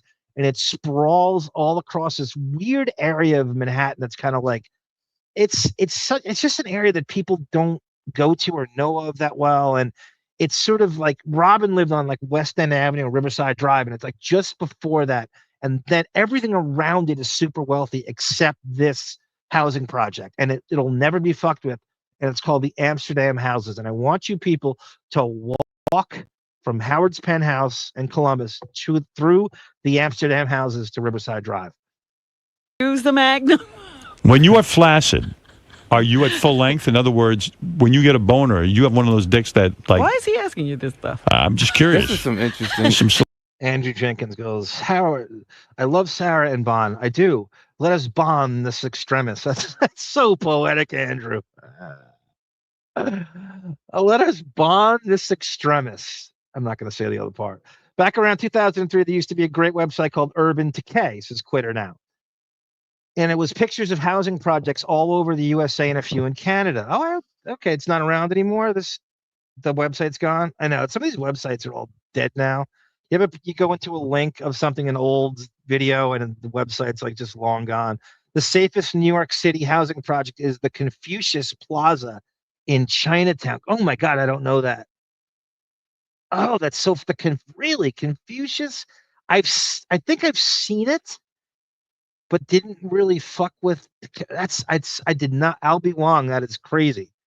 The Confucius Plaza in Chinatown. Celebrity shit. Robin, listen. Yeah. I won't answer. I refuse to answer you when you talk to me like that. Wow. But Magnums, man, I'm impressed. I use regular condoms and I have to like fill it out. I have to put some stuff at the end to make sure it doesn't slip off. We only have one guy on our staff who uses Magnums. That's Jason. Jason, I thought. You ever work for a guy who's encyclopedic knowledge of his employees' condom sizes? Name me any other thing in life that's not ridiculous sexual harassment that you couldn't sue your boss. How creepy is that? Just in general, just how laissez-faire we are about No, it's Jason. Okay. How you know, Rob? And we're supposed to think he's heterosexual. No, you know these guys talk. I thought it was Benji. We talk these shit. Guys talk. You'll be working with Nicholas. Okay, thank you, Rupert. Again, thank you for the intel. The Chelsea housing project is being torn down. That's where. That's right. That's where Whoopi Goldberg grew up. Now you can tear a building down, but you can't erase a memory. These houses made of falling down, but they have a value you can see. This is my neighborhood. This is where I come from. You call this place a slum. Brendan calls his place a home. You run on the people out. This is what Brendan's all about. Now you can tear a building down, but you can't erase a memory. That, Brendan, that's how I snuff you out, by singing Living Color. And of course you got it. Of course you did. Nicholas Cage in a movie called The Dance. Yeah. What's going on with his finances? Did you talk to him about it? Rupert, I knew every time I see these housing projects, all I can think of is the New York elite. Hopefully Mandami saves it. Hopefully that's his first order of business, is that all Manhattan wants, the Manhattan elite, their dream is to tear down every housing project and put down ridiculous overpriced. They always plot to do that. Brendan calls his home 7-Eleven. That is true. Brendan, in the town of Sable, Long Island, his house is right behind a 7-Eleven in South Sable. It's right. He's not joking. We love that 7-Eleven, right, Brendan? Right? From the Funyuns to the Munchos to the Super Big Gulp, we love that 7-Eleven. And it's right behind our high school too, so you can walk through the woods in our high school leads to that 7-Eleven. This is one of the reasons 50 Cent did that documentary on P. Diddy. Diddy supposedly invited him to go shopping and hang out. 50 doesn't like questions like this. Oh, thank you, Tamara. That's why you're so paramount to all things hip hop. And then, right, Brendan says, once I got rid of the main event arcade game, it was all downhill from there at 7-Eleven. He's so right. That was one of my favorite stand-up arcade game of all time is Captain America and the Avengers, which came out in 1990. Rupert says, I grew up in the white middle-class housing development in Bayside. Nah, I have no idea. Yeah, he ought to sit down with you. Make sure you don't get ripped off by this guy. He might be Nicolas desperate. Cage is still a huge talent. Yeah, of course, but he lost Can't a take lot of money. anything away from. I mean, he's a $20 million actor. Well, but he lost a lot of money. Little Nicolas Cage, Howard stuff. So again, Mark Coppola is his brother, and he was a DJ at K-Rock. One time, Stuttering John got a hold of Nicolas Cage at something. He didn't realize Mark was there, and he goes, Nick, how come you don't talk to your brother Mark? And then Mark pops his head up, and he goes, and Nicolas Cage goes, oh, where's my brother at? Where's my brother at? There's Mark. And then Mark goes, I didn't see you there, Mark. I got to find that somewhere. Nicolas Cage did the Stern Show once. And that's my series of lost interviews that people don't realize. Chris Rock was being interviewed, and Nicolas Cage ran into the studio at the same time, and he interviewed Nicolas Cage while Chris Rock was on. One time.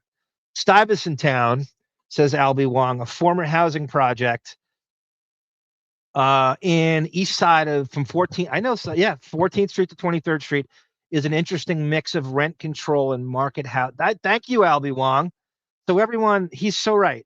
You want the true Manhattan experience, do that. Go, it's just east of where MSG is. So just go walk to this and watch the dichotomy of this housing project and the around rich people. It's like where Uma Thurman lives and stuff, and how the two have to coincide. Speaking of this, Michael Cohen side, I believe Jeffrey Epstein called into Howard when they discussed a poker tournament. Your buddy Michael Cohen was right there with Dominic Barbara. Run the tape. So how would I find this, Andrew? I have to look for Dominic, and Dominic talked to Howard about poker all the time. If I can find this, this will be just unprecedented. You all have to donate 100 greenbacks to the cause. I bet if it exists, I will find it, unless it's in 1998 in the fall, which is just impossible. Andrew, is there any way that you could at least give me ballpark a date for this? Didn't Michael Cohen intern or was the apprentice to Dominic Barbara when he started in law? Did I hear that correctly somewhere? 50 Cent asked to go shopping with him at Victoria's Secret. Wow, God, Rupert Pumpkin's got so much knowledge here and so much intel. That's crazy, Andrew. We've got to pin this down. I've got to find it. I can't run the tape if I don't know the date. I can't do it now. It's going to take some fucking ferreting. That'll be incredible if I could, and I could totally see that. So Andrew's saying that he thinks Jeffrey Epstein got on the phone with Howard. By the way, Epstein and Howard were at Trump's wedding to Marla Maples in 90. They have so many connections. Fucking Leon Black connection. Poker tournament. Your buddy Michael Cohen was right there with Dominic Barbara. Run the tape. So get the tape. I'll pay, says PC20. Believe me, PC, if it exists, I will find it. I will find it. Dominic said he grew up in Queens right near Trump, so they've known each other forever. Epstein's from like the Coney Island area. Dominic lived in Garden City, Long Island, most of the time I knew him on Howard. I don't know if he might be originally from Queens. Michael Cohen, I thought was from like the Lawrence, Long Island, Nassau County, one of the 5 towns. By the way, how much does Michael Cohen look like fucking, he looks like Paul Westphal and David Schwimmer had a kid. I could never pin down what he looked like, and those are the 2 names that come to me. Spent it all. He bought a lot of That yachts. just means he'll have to downsize and do it again. He has to buy a lot of yachts. He buys a lot of homes. Did you ask him about it when you? Thank you, Quitter, for the 4 coffees, and I owe you and PC23 these drops. I got to rest my stupid Long Island accent for all. Talking to me? Wow. He ain't talking to me anymore. Now he's holding his lip. Welcome to the greatest podcast with your host, the king of critique, and my best friend, Arm.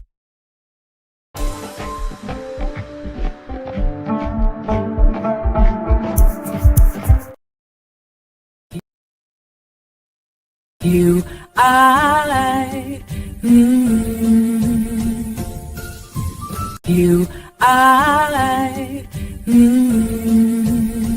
Blacks, Jews, Hispanics, whatever. And people. You are the dream I never knew I had. So according to Mr. D, Reddit says Howard did a story on Epstein in 2007. That must have been his first indictment, right? In Florida. October 23rd. I have no idea if it's true. I think that was probably a crime story, but I think what Jenkins is talking about is probably before that he actually called in before any of that. It could be. I'm going to go try to find that and see what the fuck happened. But I think if what he says is true, it's before that. Again, it could be Dominic referred to Eric the Midget to Michael Cohen explicitly as someone who is a universal lawyer. Okay. I'm going to have to, again, I don't know if that date, I don't know what the date is. Paul Westhead was pissed off. Magic. He could have been Pat Riley. It's usually Pat Riley. I said, didn't I say Paul Westhead? I thought I said, shit. What did I say? Quivers in concert. Yep. Rupert Pumpkin says, so from Robin's News, March 9th, 2011, Robin read a story about a guy named Jeffrey Epstein who did some time for ripping people off. Now the guy is in the press again for possibly being around the president. But Obama was president, right? In 11. Clinton's time with the mistresses. Oh, okay. So this is Clinton. Talking about Clinton. William Jefferson Clinton's time with mistresses. There was a bunch of other high-profile people that he was involved with, and they're getting into trouble with him being his friend. Now, again, this could be something else. Again, it would be interesting if Howard, and I'm sure he knew, goes, oh, I was at Trump's wedding with that guy. He has to know him through Leon Black. Leon Black is Howard, one of the serious executives in the beginning and the launch of Howard. So he knows him. He knows him. Thank you, Mark Friggin. What would we do without you? It is insane how often I use that. Thank you, Mark Mercer. I owe you. We all owe you, really. You were working with him? Nah, I didn't. No, We you actually didn't shoot that film yet. yeah. Oh, okay. He was out here working on a project about, 2 months ago, and I stopped by set. Do you have to audition for these movies sometimes? That was Howie Brasco. You have to audition for these movies there. Guess who's here, everyone? Speaking of not having the audition, here's Tamara Francois. Hey. Tam Fran, everyone's going crazy. Your fans are going. You're funny. No, I'm sorry. I was at work and I know you don't like being by yourself. So I was like, let me try to hurry up and get home. So hi. Hi, did everyone. you say white people don't like to be by themselves? I didn't say that. Did you say you people don't like to be by yourselves? Say that. I don't mind. It's just kind of douchey, you know. You just like you over talk. You get tired of yourself.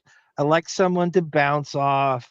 I know. That's why I was like, oh, I don't know how much longer, so I'm not trying to ruin the flow. But I was like, let me just see if how much longer he's going to be on. I'm going to jump on, and if you kick me off, it's totally okay.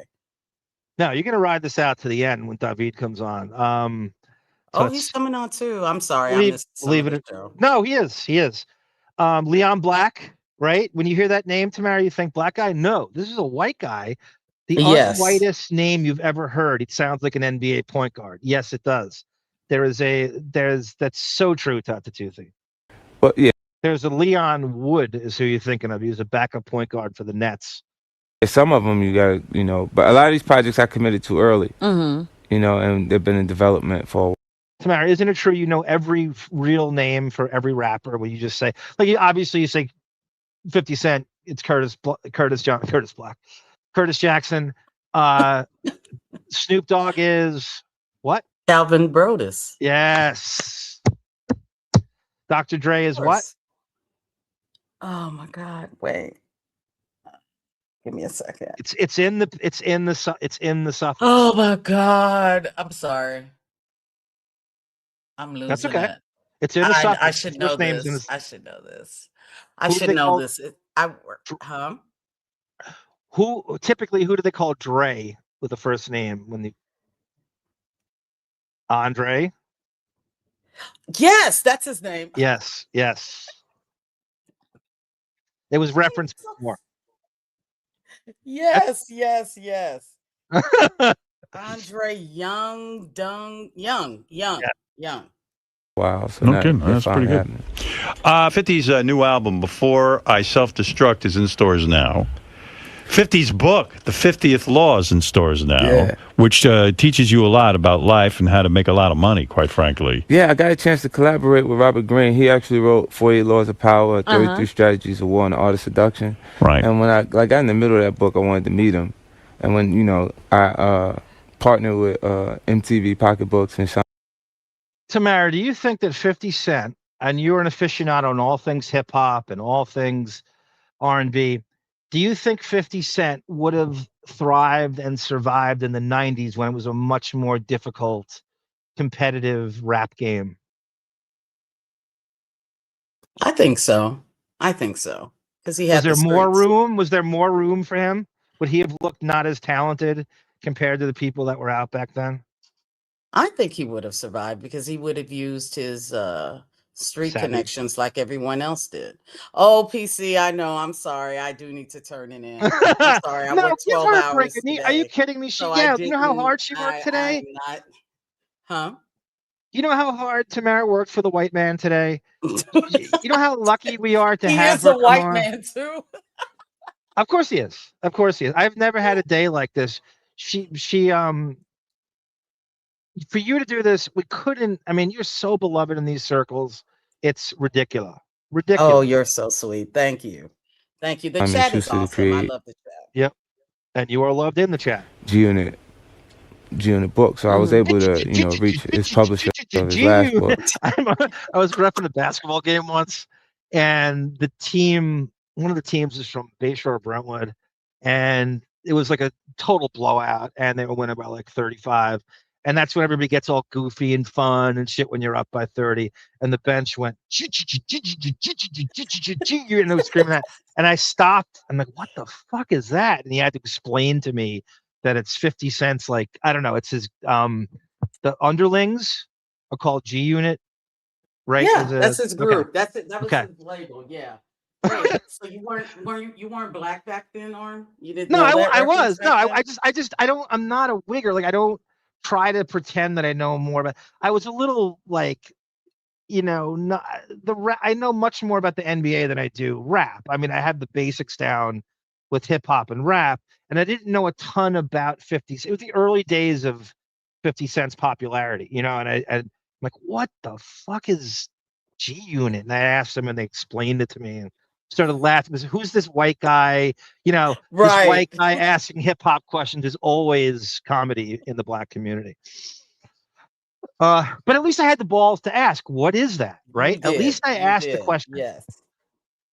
So Rupert Pumpkin says, I do not see an Epstein story on Mark's friggin' from 1020. It's possible, Rupert, that Mark didn't write it up properly, that you actually have to go through it. A lot of times I find things that he doesn't write correctly, or the spelling errors.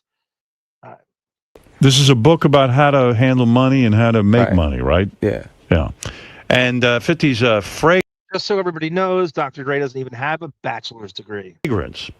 Power by 50 Cent. How's that doing? Is that doing well? It's doing great, actually. You can smell like 50. Yeah. It's available exclusively at Macy's. Macy's everywhere. Is this the Smell only of success, baby? Is this the only cologne you wear? Well, now it is. I used to wear Creed Imperial. And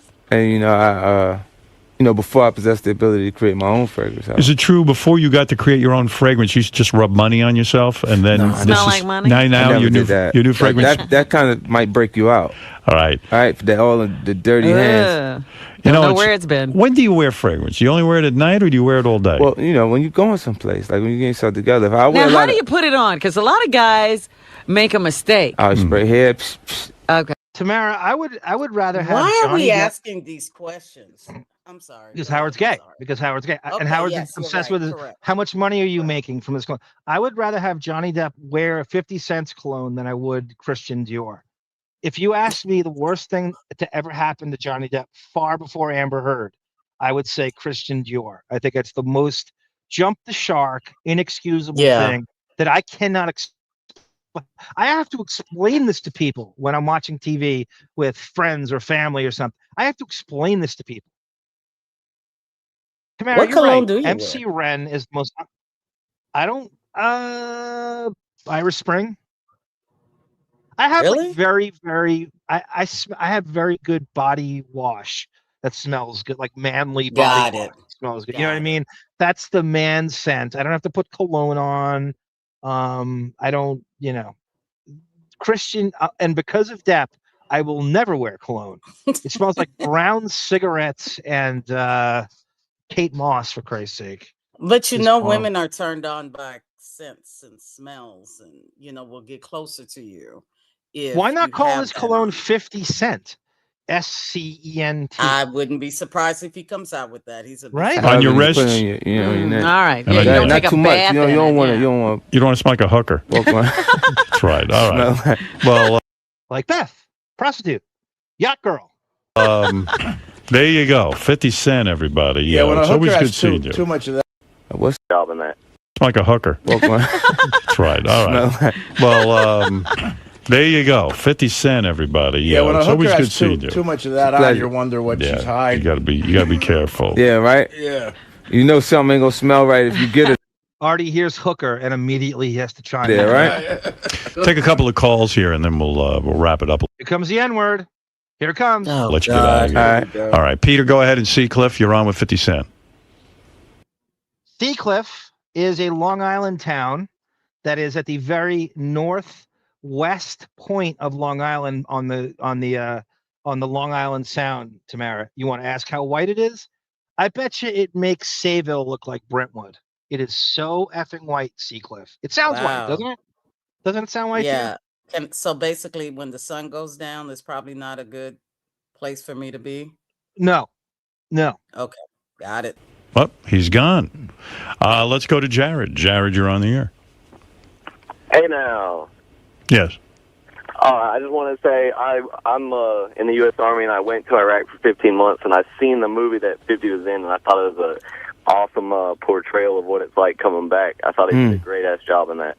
David was in Iraq for good 2 years. He was the he was the violinist. The musical director. Yeah, he was a musical director in Iraq. I was in the marching band with my cello, and I had to stand up and sit down and stand up and sit down.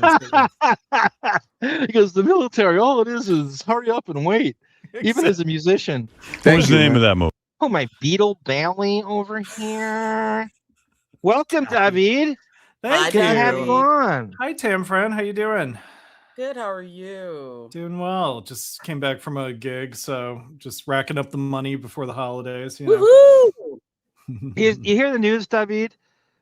Rupert Pumpkin and Andrew Jenkins, they think Epstein called into Howard once, but they didn't. It wasn't a guest. Like he was on with like Dominic Barbara at a poker game. Right. He, like grabbed the phone or something. So that's what that's my mission to try to find this shit. I don't know how I'm going to do it without any proper date to go on. Are you still in communication? Or do you still have a contact for Dominic, or is that probably gone by the wayside? More Monique. I don't know how I could try to get him. I don't know. Friend of friend of friend of friend. I could try to use like the likes of Chauncey or someone maybe. Yeah. Who probably would know better than I. Chauncey to Lonnie to Dominic, maybe. Yes. Nice, David, with the Kevin Bacon game. It's Home of the Brave. It was myself, Samuel Jackson, Jessica Biel, Brian. I love when he references white people. Jessica Biel. That's such a. We're big Jessica Biel fans now because we hate Justin Timberlake so much, right, David? Exactly. Yeah, right. I want to hear him reference Emily Blunt and Anne Hathaway next. Yeah, he goes, I only watch Emily Blunt movies. Presley, I had a great director, Irwin Winkler. Guys start to go, Irwin, could you ever think 50 Cent would make an Irwin Winkler reference? White people don't know that name. He's hiring a Eugene Levy-looking motherfucking producer. I love the smell of men, says Sky Spectre. The next one of I hate men, but I'm not a lesbian. That's correct. And you were the guy coming back from Iraq? Right. It's returning back into society. Do you know the backstory behind this? Why we're watching this interview? This is Artie's last appearance on the show. Oh, okay. Right. The last video appearance on the show. It's December what of 2009? December 9th. 2009. Society after experiencing. Will you get the Academy Award, do you think, one day? What's a straight to DVD film? I don't think that's. I don't mean that film, but will you one day earn yourself an Academy Award? In the future. I think of it. Ask Howard why Private Parts doesn't have any DVD extras. 50. Ask him why he bankrupted Reicher. Eventually, I'll be able to do something good. You know what I mean? If not, I'll be a part of projects that have the type of artistic. Have we done a? No, we haven't. Have we done a Private Parts watch along? We have not. Yeah. We've done things I have not seen that movie. Okay, you're gonna have to sit in on that, Tamara. I don't know if I want. You're gonna have to sit in on that shit. No, I want you to be as negative as possible. Integrity make me proud of it. Let's go to Rick. Rick in Pittsburgh. Go ahead, ask your question of 50 Cent. Hey, Kim, no better interviewer than you. 50, I want to ask you, how do you evaluate President Obama's first 11 months in office? Do you believe he's losing some credibility in the black community? Is Obama losing credibility in the black community? And as you know, 50 speaks for the entire black community. Go ahead. Yeah, you know, yes. I've been nominated spokesperson for the entire black What do you community. What do you hear on the street? Well, I don't feel any real negative energy for Obama. Right. There. You know, I think that's a racist caller trying to bait him into shitting on Obama. Right. There's nothing behind it. And he's from Pittsburgh, of course. It's Beth's brother. Howard is just like playing out the clock. He seems so not like Christmas break is right around the corner. He can't get any energy up to repeat the caller's question. He wasn't capable of filling these serious shows. He didn't know how to, like, without the long, he was trying to, like, with less commercials and stuff. And he really would, and he had so many things. Like, you would have, do you remember like a full serious show? They would do like a news preview. They would bring in John Hine, and they would bring in Lisa G and Langford, and they would preview that, and they would come in and they would have all these things. And he kind of didn't, he just was not equipped. Howard keep telling me, like, Robin, take off your shirt. Yet he had all these people working on the show, like, and they have 90 now, but even in studio, like, again, I'm not bragging, and I'm really not. I did most of the show. Did you hear KC DaRula in the beginning of this? The first 50 minutes? Yep. Yeah. So could you imagine Howard having to do a show by himself where he just does nothing? He just took calls. Oh, I mean, whenever he threatens to fire Benji, like he yells at Benji, like, you think I need you? I did this by myself before I hired you. I could totally do this. Yeah. He needs all of them. Yep. Oh yeah. He's a drowning man. Yeah. I'm not a stripper. Come on. 50 loves it. Show it to him. You would love to bang 50 Cent, wouldn't you? I'd like to Robin's see it. charmed by you. Everybody knows the old cliche of, like, every time there's a black guest to come in, they would try to set him up with Robin. And it was always so predictable. Whatever this Dennis Rodman or fucking, what was the OJ lawyer? Black guy, bald black guy with a beard. What is his name again? Oh, I forget. You're charmed by him, right? I like 50. You would go out with him, right? No. You would not go out with him? No. I'd be afraid to. That's bullshit. Nah, he'd give it to you good. The guy's got a big cock. That's what he's telling you. You could give it. You could. Get just gay Howard, just slipping out all the time. He can't help himself. This is not done for comedy. This is who he really is. It's Johnny Cochran, by the way. No. Darden. Christopher Darden. That just came to me. Yeah, Christopher Darden. Oh, that's it. Robin went on a date with him once. In the midnight, I want to say like 96 or something like that. Howard got out of his boredom stupor the minute they started talking about cock. There was actually like inflection to his voice. Yes, right. All of a sudden it got galvanized. Yes. Right. Howard's interviews with rappers and black people in general always douche chill. Yes. He tries so hard to put on the street affect and talks about bitches, etc. Yo. Worse. Private Parts could add a guest bonus feature. God, quitter. We should do our own Private Parts, like Blu-ray, do our own extras for it. I seriously think we could easily do it. Like between a commentary track and like assembling like documentary footage and like interview footage, we could totally do that easily. We got to do a full watch along commentary on it, right? How does 50 Cent eat with those tiny girly hands, those kangaroo hands? Jesus Christ, Rodney. There's Marta. Welcome, Marta. Good to see you here in our midst. You're already calling her the Puerto Rican Tamara Francois, so that's great. Marta goes by that. Johnny, no, it was it was definitely Garden. That's who I'm thinking of. Welcome, Marta. Give it to her hard, right? Yeah, sure. What would be so scary about What's dating? scary? There's Artie. This is Artie's last video appearance on the show. I wonder the fucking what Newsies cap. I guess we'll find out, but I'm curious what the last thing he says on the show is. You know, it could be this. Yeah, I'm assuming he talks during the news, right? And I'm going to call that together. I'm going to go through that whole show, the whole radio show, and I'm going to go through the news. I'm going to find. I know somebody's found it before, but I'm going to really put it together. And right after this is the last thing with Artie and stuff. I'm going to show you this dude. Really good poster on YouTube put together from Artie's book. Artie narrates the last day of what it was like, what he felt going into this day, and it was beforehand and stuff. Wow. Love you too, Marta. Merry Christmas to you as well. Yeah, Happy Merry Christmas. Kwanzaa from Tamara, as usual. Starting with the glove. It's great to see everyone. We're doing another Christmas show next week. I got a ton of shit you'll really love. So, Afraid of the real black man? He's right, yeah. Afraid of the real man. He's been around the block. Yeah, David, in preparation for the 50 Cent interview, I'm on CP time, so David showed up late. In honor of 50 has Cent. expectations. Yeah.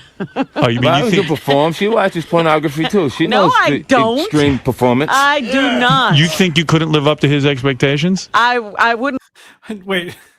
Sorry, can you go back a little bit? Fred was stretching his arms like he just put in a good day's work, which we know is not true.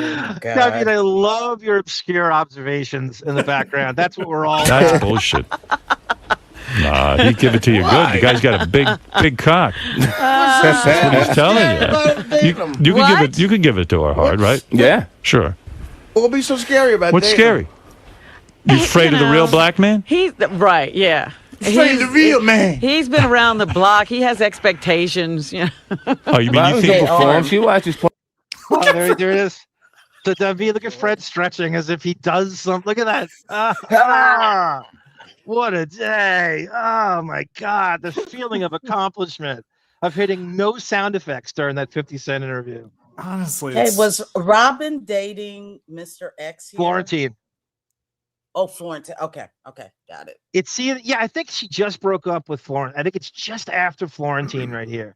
That would be great if 50 Cent. How do I follow Florentine? Oh my God. That would be so great. How many upper deckers do I need to do to follow Florentine? Right?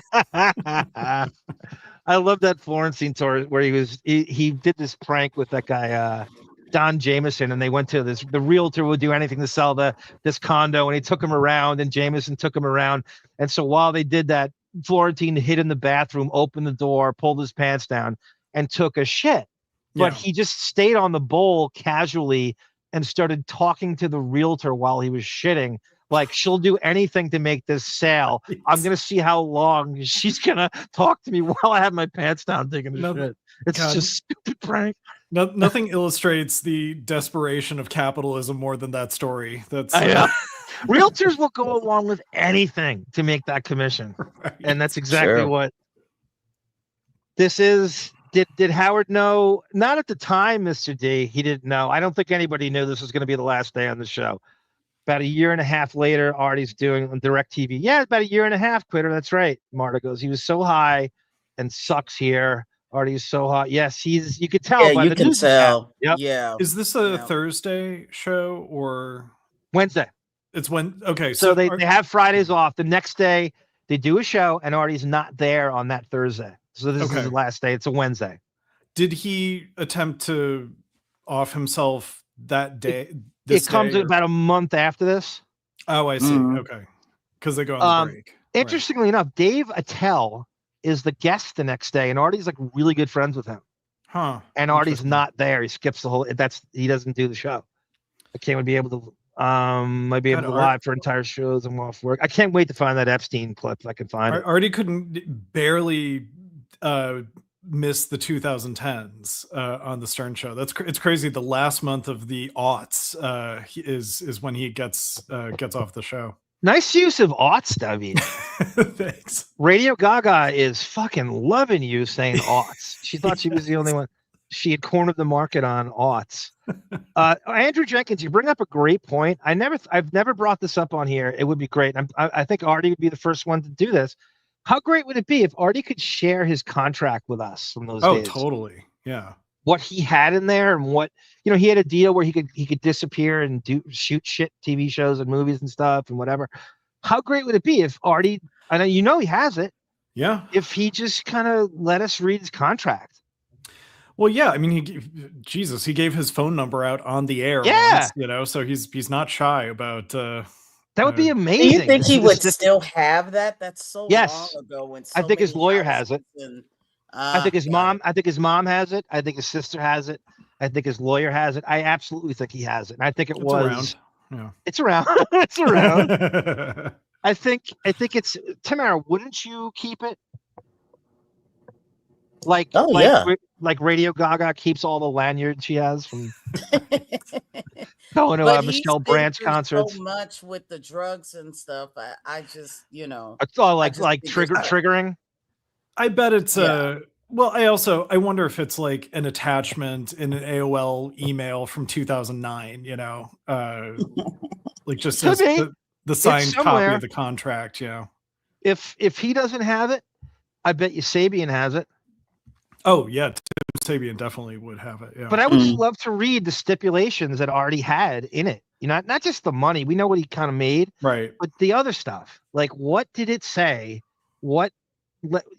Again, I said this 100 times, a million times. They knew the derelictions of Artie. He was hired to be a fuck up. He was hired to do that. He was hired to skip. He was hired to be high on it. He was hired for the overeating and the drugs and the alcohol. So that's what you got. You knew what you were signing up for. You certainly took the money, Howard, when he got you that fucking bonus. Right. $310 million from Artie getting you that fucking bonus. And what's so funny is the derelictions are not the thing that made him a favorite on the show. It's just that he's really, really funny with the side comments and the snarkiness and filling the dead air that Howard would be struggling in, as you said. It's so obvious now when you hear him take a 12-second pause and you go, oh, that's where Artie would have went. And it just deflated, just sucks anything good that was from that show when he left. On and December he just 9th. feels real to me. He feels real, like a real person that I could, my neighbor or the guy I can get drinks with. That's what he felt like to me. Totally. Do you have white neighbors, Tamara? They're all asking in the chat. Do you have white neighbors, Tamara? I do. I do. So, like King of All Blacks, you live in a white neighborhood.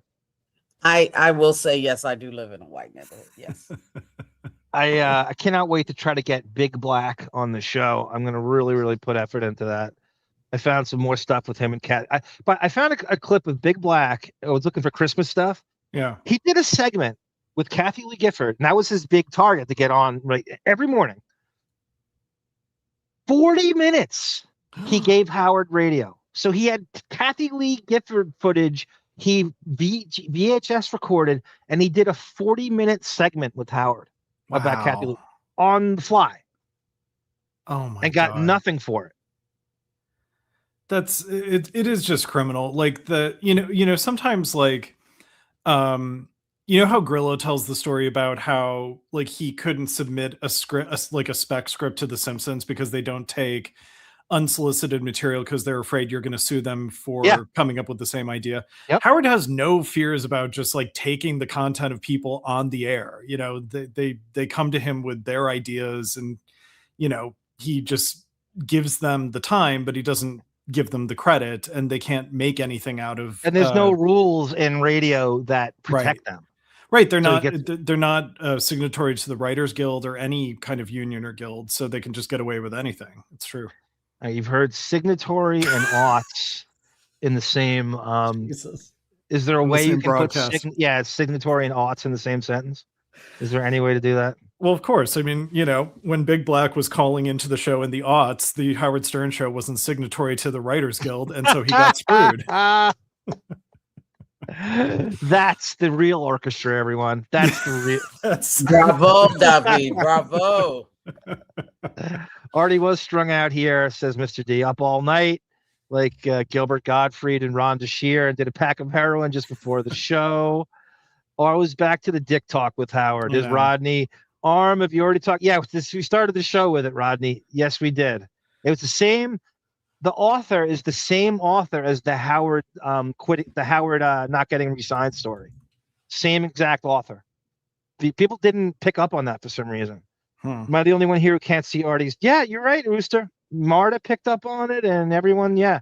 He's definitely different. That's why he's wearing the newsy cap. He told his salary was gunky and everything. Yeah, and that's not so much the salary, Ed Rush. I want to know the other stipulations in it. Yeah. Artie was not a Buchwald client, but he had an agency guy that was part of the Buchwald agency. At some point, I think Artie's had like 3 or 4 different agents. Had a couple hour-long conversation with Artie in the middle of the night because of semi-mean tweets that I made. Oh shit, Rodney, you're gonna have to tell us about that. He DMs me. That's his incredible. Number. That's incredible. It's like fucking Jamie Presley, for Christ's sake. I was gonna say if it wasn't it's harder to fake being Jamie Presley on Twitter if you don't have that blue check mark next to your name. You got slapped the yarmulke. I did. Pornography too. She No, knows I the don't. extreme performance. I do not. You think you couldn't live up to his expectations? I wouldn't even want to. She could do it. Go ahead, man. Give me a little rap on there. Yeah. I ain't got no rap. Come on, let me hear you rap. I was trying to give you a simulation. Rap to Robin. Rap to Robin. Rap to Robin. I got a great clip of. I think that's what we're gonna end with this huge. It's a pretty long thing. Speaking of HR. It's like Artie's like hiring a wide receiver. Says Ed Rush. That's really fun. If Tamara's a huge Steelers fan, by the way. Of so, I mean, I course. know you people don't follow this that well, but in the NFL, the wide receiver, for some fucking reason, is the problematic position of behavior and weird diva-dom and stuff. For some reason, that position draws the biggest problematic divas out in all of sports. Really? I don't understand it. It's so bizarre. Yeah, seriously. That's fascinating. I wonder what it is about Whether it's Antonio Brown or Antonio Terrell Brown. I Davis, knew yeah, that's it's just where like you were going. over and over again, every time. Is it just like them getting? Is it sort of Pete Davidson-esque trouble? Like they're getting in trouble with the paparazzi, or Yeah, it's just all of it. It's just it's sexual, it's paparazzi behavior, it's delinquency, it is getting DWIs or drugs, it is wide receiver. It is I'm surprised there's not a documentary about NFL wide. I mean, seriously, it is insane. If you look at the problems over there, it's something about that position that empowers them to become problematic behavioral divas. I don't know what it is. Look, I played scatback, and I'm not like that. You know what scatback is? It's a combination running back, wide receiver, and I have none of those things. None of those things. I hear Sarah in the chat. We could use some Daria Rumbling. right now, Yeah, right. There's some sarcasm. Right. I am familiar with sarcasm. You invited that karmic sarcasm coming your way. Artie's contract required a cot and vending machine, says Rupert Pumpkin. I remember being so perplexed by Artie not being there over a month and Howard not saying anything about it. In retrospect, we know that's his MO, but it was that was huge, Housie, huge. And I had a Howard 100 news report that misreported it deliberately to throw people off the scent. Fucking the Superfan Roundtable did the same thing, and they weren't allowed to talk about it, and then they lied about it. They said that he was fired, and they knew it when it happened, and they wouldn't. So when you segue into January of 2010. Everyone's like, "Where's Artie? Where's Artie? Where's BonJovial? Where's Artie? Where's BonJovial?" Yeah. And Artie had the right to. Artie is in Australia with BonJovial right this second in Melbourne. He had the right to do other projects and practice Jenkins, but when the rubber hits the road, Howard's going to F with you. But he got his bonus, Andrew. That's the most important thing, is that Howard got his $310 million off Artie's popularity. And imagine, can you imagine Howard and Beth laughing behind Artie's back? Yes, I can. All the way to the bank. The first mean tweet was a Robin blowfish Photoshop. A blobfish Photoshop. Okay. They didn't give any drugs, unfortunately. It's a minor tear of the rotator cuff. I've been working with it like that for months. It's been killing me to the point Housey football's injuries. I'm telling you, this guy tapped out. Yeah. Big Black. I agree with that. Big Black would be way better than JD. He's actually good on the air too.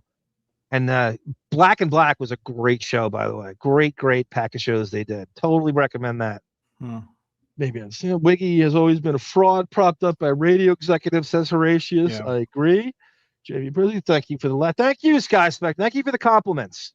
Thank you for the kind words. You're always great. What a light and what a Tamara super fan you are. I And love aren't we Sky, all? by the way. Right? There's certain people. I love Sky. Yes.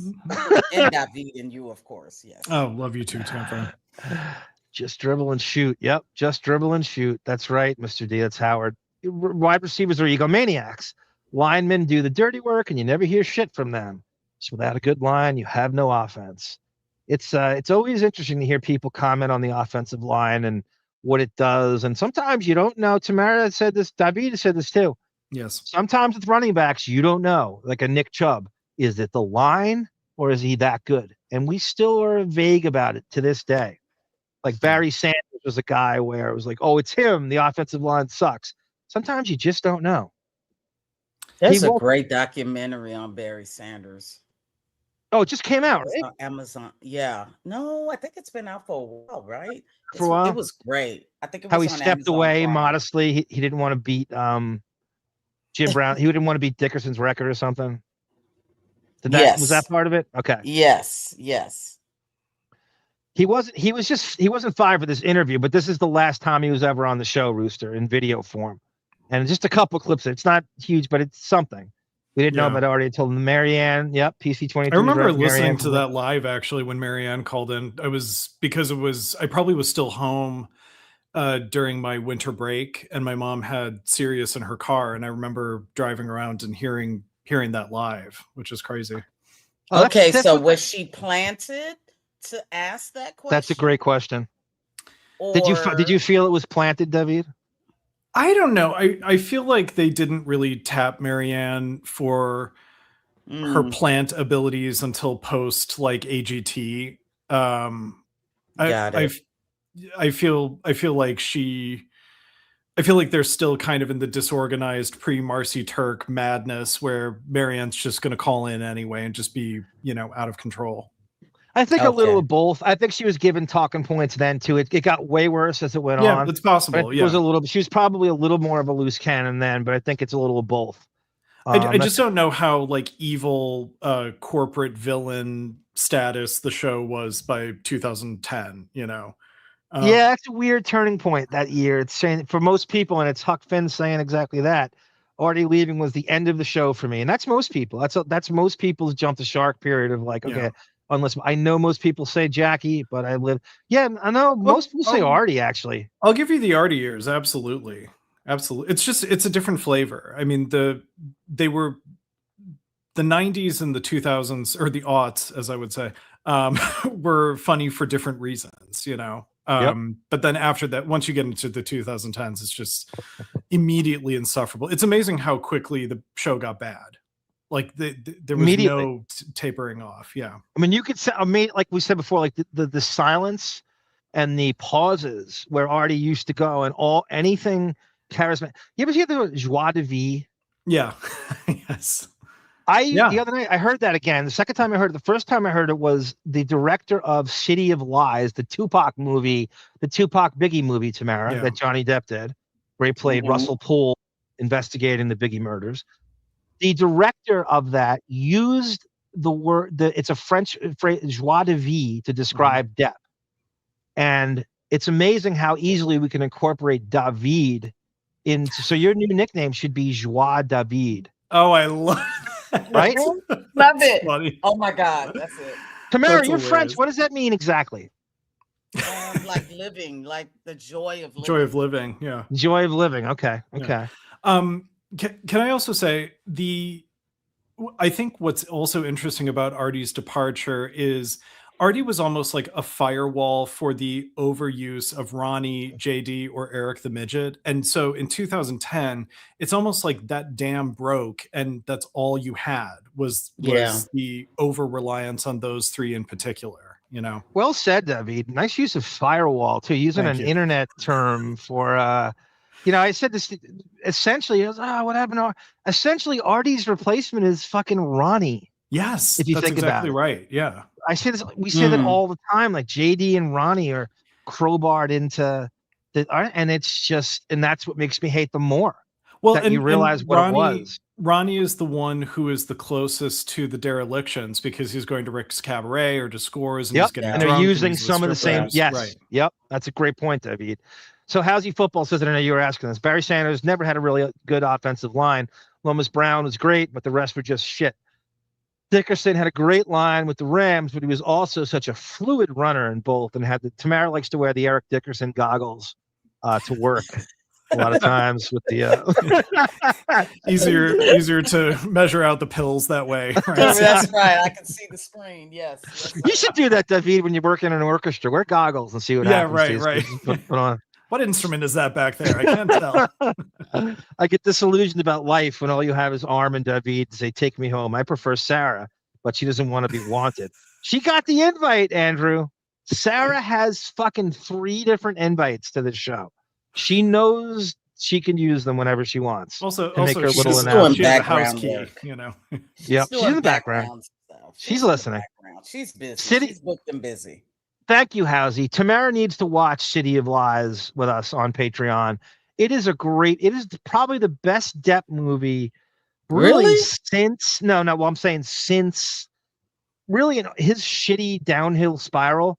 This is the best movie he's done in the last, I want to say, 15 years. Wow. I think. Yeah. I'm going to go with that. I think it's so underrated. I couldn't agree more, Housey.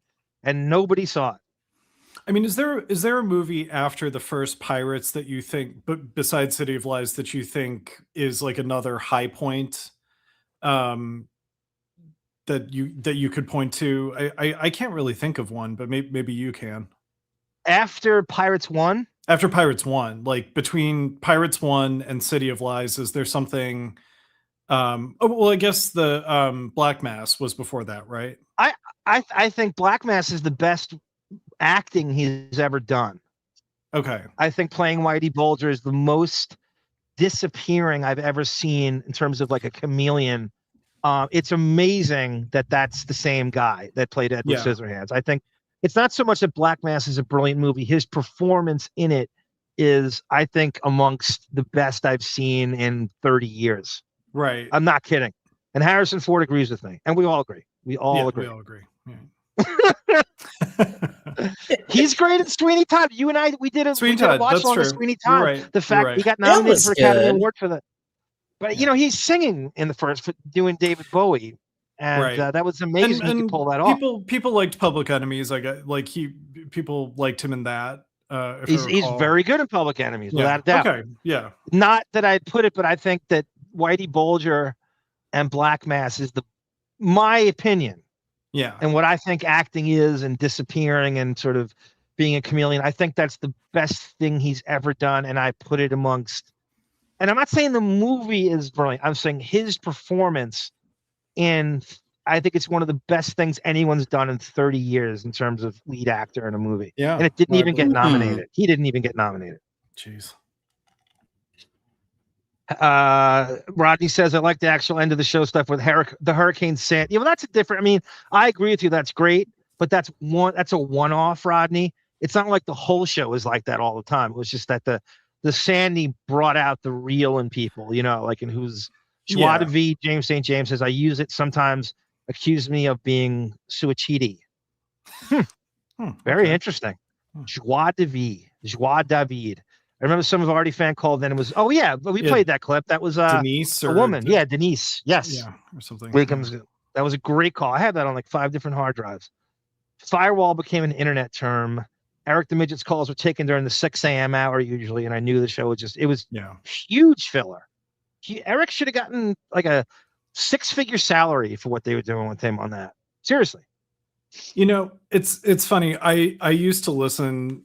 Eric was one of my favorite things about the show, but after I discovered the hater community of the show and sort of, got deprogrammed, I realized that I just sort of bought into Howard's POV of Eric. Like, that's what was entertaining about it was, you know, you kind of get caught up in the cult leader's perspective on this, and that's the only reason it was entertaining to me. You know, listening to it with my own autonomy, it's super horrible. You know, it's just boring and goes on way too long. And yeah, it's interesting how Howard kind of brainwashed the audience. Like, no, you'll like Eric the Midget, you know? Well, that's what he does with JD too. He throws shit against him every day. Ronnie, And you get, he's brainwashed the audience into thinking he's worthy of being on the air. Interesting. He's not. I say it all the time. I go, no, he's forcing you to listen to this, and this is just the only thing you're served up. It's just like going to a bad restaurant it's the only game in town, and you pretend your standards, right? Yeah, you lower your standards. That's exactly. Housey Football agrees with you too about that, Debbie. Great point. Thank you, Housey. Black Mass. You believe Depp is that scary? I know. He is possessed. It is crazy that Depp is the same guy, that not even just the real Johnny Depp, but that same guy who plays Whitey Bulger, played Edward Scissorhands, is insane range that I don't think anybody has in the industry. And that's where I'll always, like, as pissed off at Depp I am about some life decisions, I can go to that all the time and go, oh, this is what makes him great, is that range. The Donnie Brasco and Sweeney Todd are the same guy. You know, it's insane if you think about it. Agreed. Barry Sanders is a saint here. A mural was painted of him in the Cadillac building paid by Nike. Oh, that's great, Mr. D. Wow. Most people would say that he or LaDainian Tomlinson or Jim Brown are the most talented running backs of all time. Billy Sims before him, too. Billy Sims was number 20 on the Lions, and that was my idol as a kid in elementary school. I was jumping over the top in my bedroom. After I had sex with the pillows, I would jump over them and pretend I was Billy Sims. Oh my goodness. I'm just kidding. BonJovial says I have to have one pillow body pillow joke a show. Right. Got it. Donnie Brasco. Oh, and I hate celebrities on Stern, dude jerking off into a microphone. That's the best part. The Rum Diary is really a disappointing bore. Yeah. It was I would have done that brought you Amber Heard, the Rum Diary. I was gonna say the idolatry of Hunter S. Thompson, and Depp pulled that book out of his basement and said, hey, Hunter, you know what? Why don't I just turn this into a movie for you? It's not worthy of a movie. It's not a good enough. It doesn't have the narrative that fits. I would have done Hell's Angels. That's a much better Thompson. That is really ironic that, like, paying homage to his ultimate hero led to the worst moment of his life. I said that so many times watching the trial. I'm sure the irony of that. Yeah, it hit me like, oh God, this is to kiss Hunter S. Thompson's ass. Right. Brought you Amber Heard. God. Right. That's totally dead. There's some poetic fable that's in that somewhere. I got to think about that one. That's interesting. PC23 says the post Artie Ronnie, what's your problem era is the end of the show. I totally agree. They also brought back, he and I had the exact same baseline for the show. Like we started listening and stopped listening at the exact same years. Yeah. You know, Psychic Lady, Guess the Jew. I thought it was great. The Hurricane Sandy saga is repulsive. That was one of the big sagas that I made on my channel that did well. I'm sure it's circulating right now. I hate JD. So do I, Rooster. So do I. I always liked Eric the Midget, never found JD. No, I like Eric the Midget way better than JD too, but I do too. Yeah. We would just serve that up to think it was like the greatest thing, and he could have done a million things instead of that. Yeah. I don't know. There's a new lens on my appreciation of the Eric the Midget time, just because I know what a time waster it is, and I feel cheated as a consumer. So I think it taints my appreciation of it a little bit. No, you're right. You're right. It was just for Howard, it was such a lazy go, and it's punching down. I mean, literally punching down. Like, it's not done. They're not laughing with him, and they're not doing him a favor. It's just cheap fucking just filler. And a lot of times, everybody eventually took a liking to Eric, but it was very much punching down, and it was mocking the disabled. Make no mistake about it. There's nothing noble about it. Make no mistake about it. Yeah. Thank you, Rupert Pumpkin. I love all those guys. William Andrews, one of the most underrated backs in the history of the league. Atlanta Falcons, Wilbert Montgomery. It's such a great year. I could not agree with you more. Do you remember Joe Cribbs on Buffalo before fucking Thurman Thomas? He and Billy Sims were rookies of the year together. That was when I had that football card when I was in whatever it was, first grade. Get her on Blu-ray. I'll never become personal friends. Here we go. All right. So just before we're going to do the Christmas party in Howard, I want to show you this I found. Speaking of, did I just kick something out? You both with me? Or what? Yeah, I'm here. I'm here. Okay, good. I thought I dropped something here. I'm sorry. I am going to play this. So I found this. This came up on my YouTube feed. This is Steve O with I got to switch folders. I'm sorry. I got to get back to this folder. It's we're on. What is today? Oh, Christmas. Okay, Xmas. Okay, that's my folder. Xmas Howard Stern Show. Here is Steve O with Mark McGrath talking about how they have been marginalized by Howard and the show. Jillian Barbery's a little different, flame, and one of very similar to the Jillian Barbary stuff. Yeah. So this is Mark McGrath from Sugar Ray, who credits Howard for making him famous because of the fucking psychedelic bee and the electric comic book that he did the song, and then they say they got signed because they were on Howard. He credits him a lot with that still. Other girl, right? But if you listen to the show, it's still about Ronnie's balls and stuff. He makes a great point that I've made here. Howard trying to evolve. He's too lazy to evolve fully. Right. So he keeps going to saying kind of what we're saying here. It's crazy. It's just oddly coincidental. And I don't mean to interrupt you, Steve-O, but like the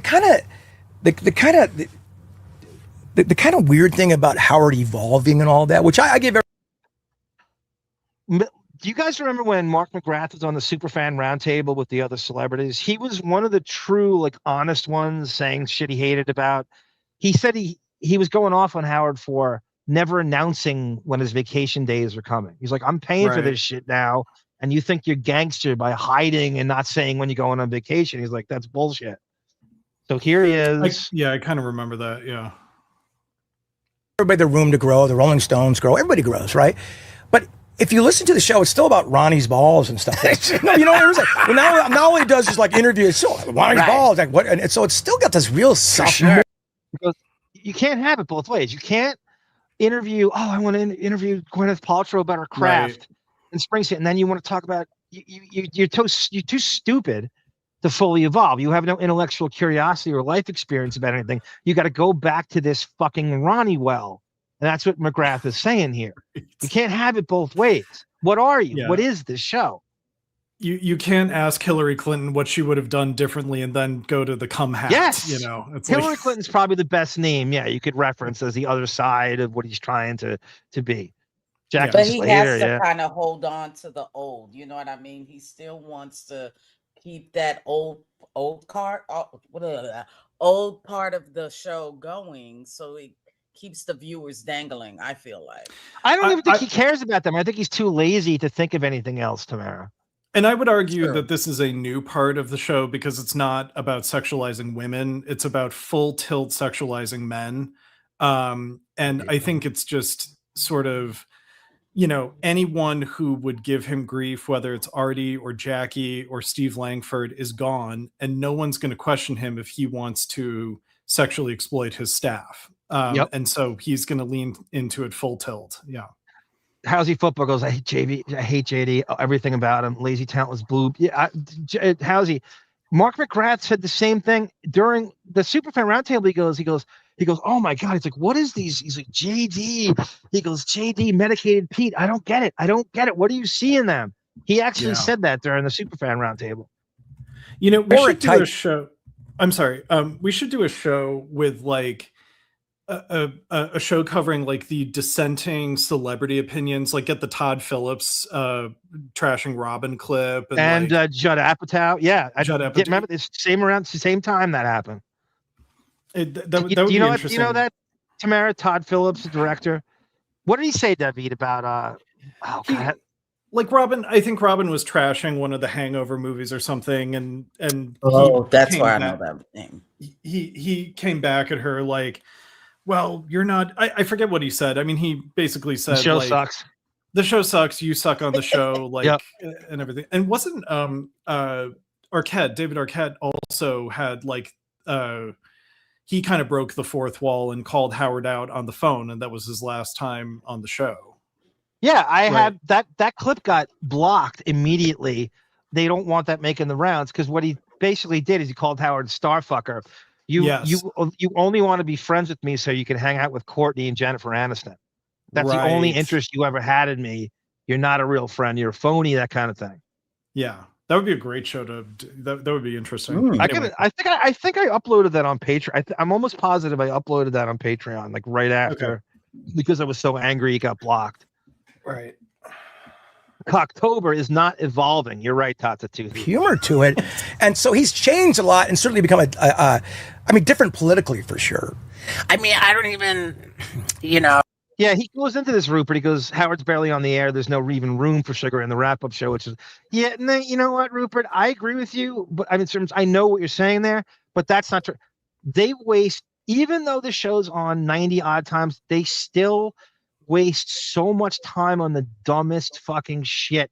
He just dilly-dallies. He has nothing to say. There's definitely room for Mark McGrath. If I were doing this show, I'd have him fucking sit in. He has no energy. They have nothing to say. Have someone like Mark McGrath just sit in the whole fucking show. Yeah. Well, what are they going to talk Why about? not? What is Howard going to talk about?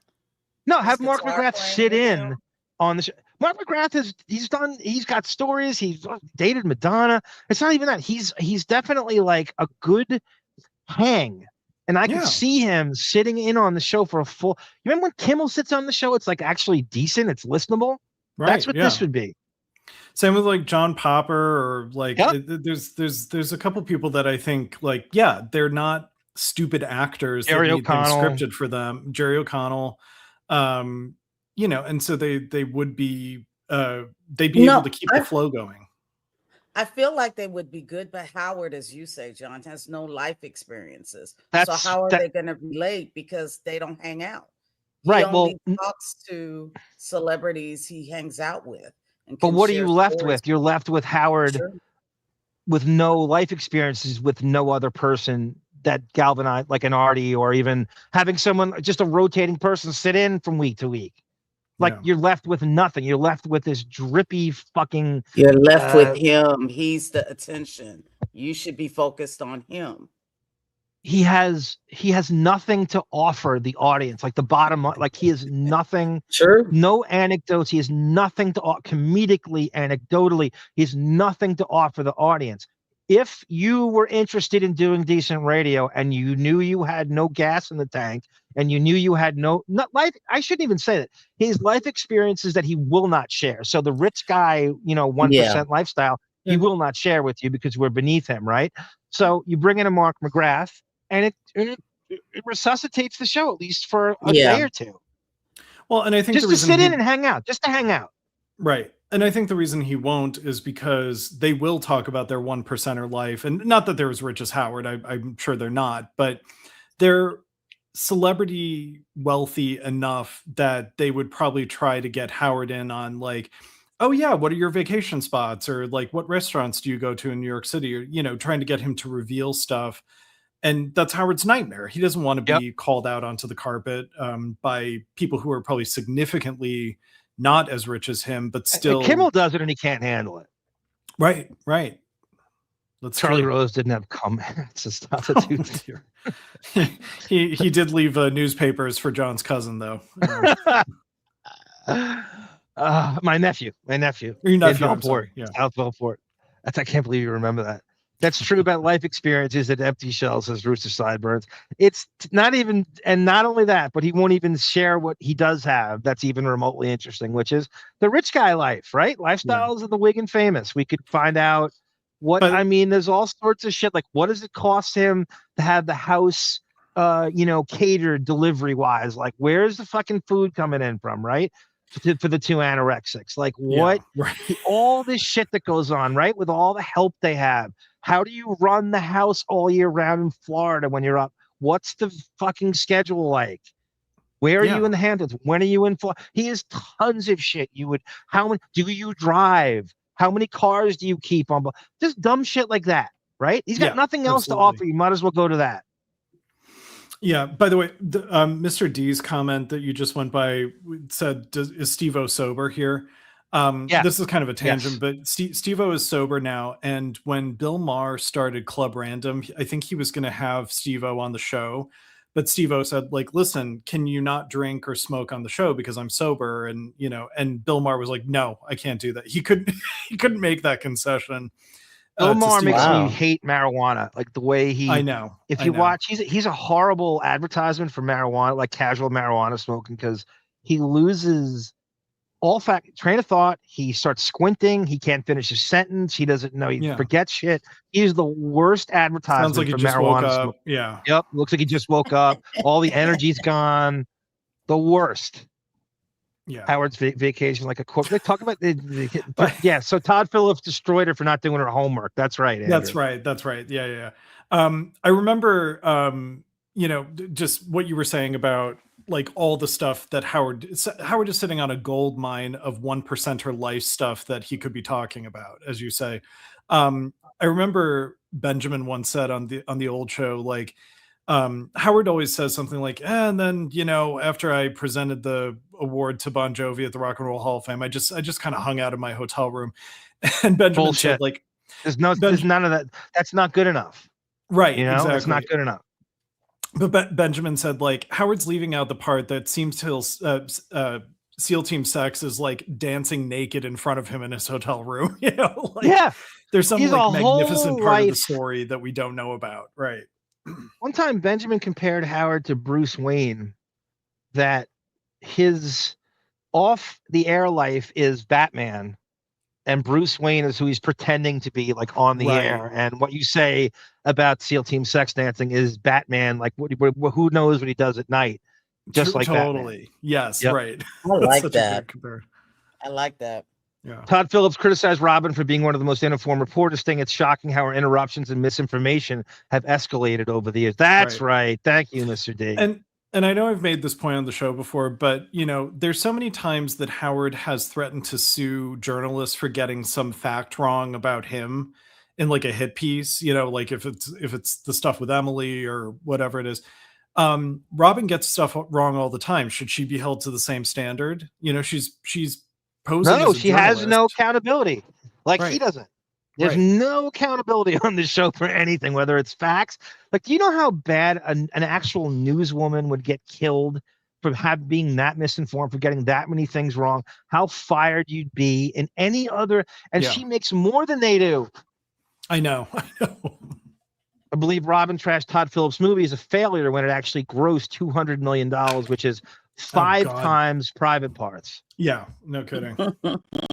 When Artie was gone, people would ask, when are you going to have someone else sit in the Artie chair? And he would say, we don't really need anybody. I remember that. I was so fucking, and God forbid, like, okay, we'll give you that. Okay. That must mean that Fred's going to step up, right? And speak and do something interesting besides hit a fucking Riley Martin sound effect. Have a reason to be stretching his arms in exhaustion instead of people with a rich lifestyle, still a bubble, but yeah, it's interesting to see it. That's all he's got, Rooster. That's the only thing he's got to offer right now. I believe she's just wrong about almost everything. She has no editor. Bill Maher smokes more weed than Jackie does easily. Hey, King Cap. There's fucking Marcy Turk. Wrap it up. There's Marcy Sarah. I don't need that. I don't have any. I shouldn't have said that, but I don't. It's fine. It's fine. And you make a valid point, but I'll always love my time there, and I'm so grateful. And I'm sure you, when you go to all your gigs and stuff, my God. people I want to just talk miss about it. the Howard Stern time, and the members they miss it like we miss it. The fans miss do. You know? Yeah. Do you still? Here's Mark in a very nice way saying the show sucks now, Yeah, and we miss right. what used to be. Have a relationship with Howard? I don't. I mean, Baba Booey, I'll reach out to him every. Okay, so he said, so I don't believe Steve will let Gary gets back to him, number one. Maybe once in a while. Steve, you know what? We do the wrap-up show 5 days a week. And kind of stop. He goes like, no, I'm not going to do the wrap-up show. I'm not fucking doing that. You can see if he does that, he delegates. Yeah, I mean, Jason is on, is going to be taking over the saying no to him duties at some point. Richard Jenny, the Richard Jenny thing. Angel of Death. So listen to Steve. The fans do. Yeah. Do you still have a relationship with Howard? I don't. I mean, Baba Booey, I'll reach out to him every so often. He always gets right back to me. Like He's great at getting back. I'll love and email it to him. He gets back. Right, Mark, you're a friend of the show. We love you, bro. How much fun to bet it's not Gary writing him back? It's not. How much you want to bet? Also, too, you know how you can have an email canned response? If somebody emails you, you can have like an auto response and it writes. Yeah. Like, I bet you Gary has an auto response. Oh, Gary probably set up some like MailChimp service where it's like AI can recognize the name and the signature of who sent the email and it fills it in with the response, you know? Hey, we love you on the show. Mark, we can't wait to have you back when you're in. Yeah, it's just we're down to 95 shows a year, and we just can't. Yeah, he says Mark, but he spells it with a C instead of a K. The AI misread the email signature, and so when it filled in the placeholder, it misspelled the name Mark. Right, exactly. David, have you ever been on ChatGPT? Not enough to know enough about. I mean, you know, the details about it, but yeah. Maybe I'll do it on my end. I'm going to write me what Gary Delabate would say to Mark McGrath to blow him off. Oh my God. Delabate would say, I'll see if they have anything for this, would say to Mark McGrath to blow him off as a guest on the show, on the Howard Stern, got it right. It's amazing what this thing can do. That is as funny as like Jamie Presley thinking she was entitled to Margot Robbie's acting career. That's the funniest thing. Come on, GPT, don't. Okay. The guy, they write me back. Here's a clean Howard style booking pitch from Gary Delabate, hyping Mark McGrath without sexual content. Howard, I got to tell you, Mark McGrath is a perfect guest for the show. First of all, Sugar Ray was huge. Late 90s, nonstop hits, MTV rotation. The guy lived in the TRL era, dated supermodels, party with everybody. He's totally self-aware about it. He's honest about the fame and excess and stuff. You got to have him on. Plus Howard, no, he's not big enough. He's not A-list. So they write back, nope, can't have him on. He's not even close to what we're going for A-list wise. So they wrote like an exchange. That's incredible. That Gary and Howard would have. I swear to God. That's exactly how it would go down. That's insane. Wow. God. Wow. It's longer than that. I actually paraphrased it. Yeah. It's insane what it can do. Now you know why kids cheat. ChatGPT just like combed through Mark's friggin' in like 0.5 seconds and whipped up that conversation. My cousin's a high school teacher, my cousin Mark, oddly enough, and he says that they have to chat GPT everything before they put out a report to write, because kids, and he has to like match it up to catch kids cheating, because they're going to go to that now all the time.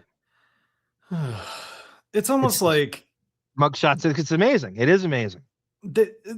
Education has to find a different in-person way to measure intelligence. You know, it's got to be like retooled almost entirely now. The way that we evaluate if someone has been properly educated or is how they are intelligent, we have to evaluate it in the most, as the kids say, IRL context possible. I just put in ChatGPT just to test it. I do this once in a while. Who is Arm from Radio Gunk, and what happened that he left? Here's what they write. Okay. Why isn't he on the show anymore? Arm, often tagged as Arm 34 or just Arm on the forums, was one of the original core personality on Radio Gunk and its forums. Known for his deep knowledge of the Howard Stern Show and strong presence in discussions, he was considered one of the standout contributors by everyone. There is no single official announcement made by him in Radio Gunk and their management, but the discussions and fan theories, his hiatus and personal break. According to the moderator, this is the most pompous thing I've ever done. According to a moderator, Monique, and the Radio Gunk forums, Arm has chosen to take a break from the podcast and forum with the suggestion that, quote, he's fine just taking a break and could return when Monique said that, when he's ready. Yeah. Mental health burnout. This is the category they write.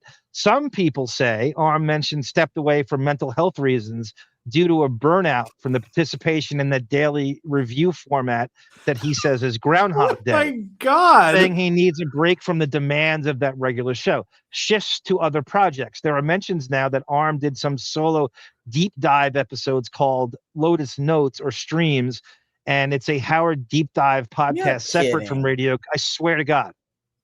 Then it says Community reaction. Many listeners have expressed that Arm's absence is noticeable and that his contributions are central to the show's appeal. Some speculate that changes in the show's tone and direction drove him away, especially the focus on personal stories by the other hosts, and that may have influenced his decision to stay away.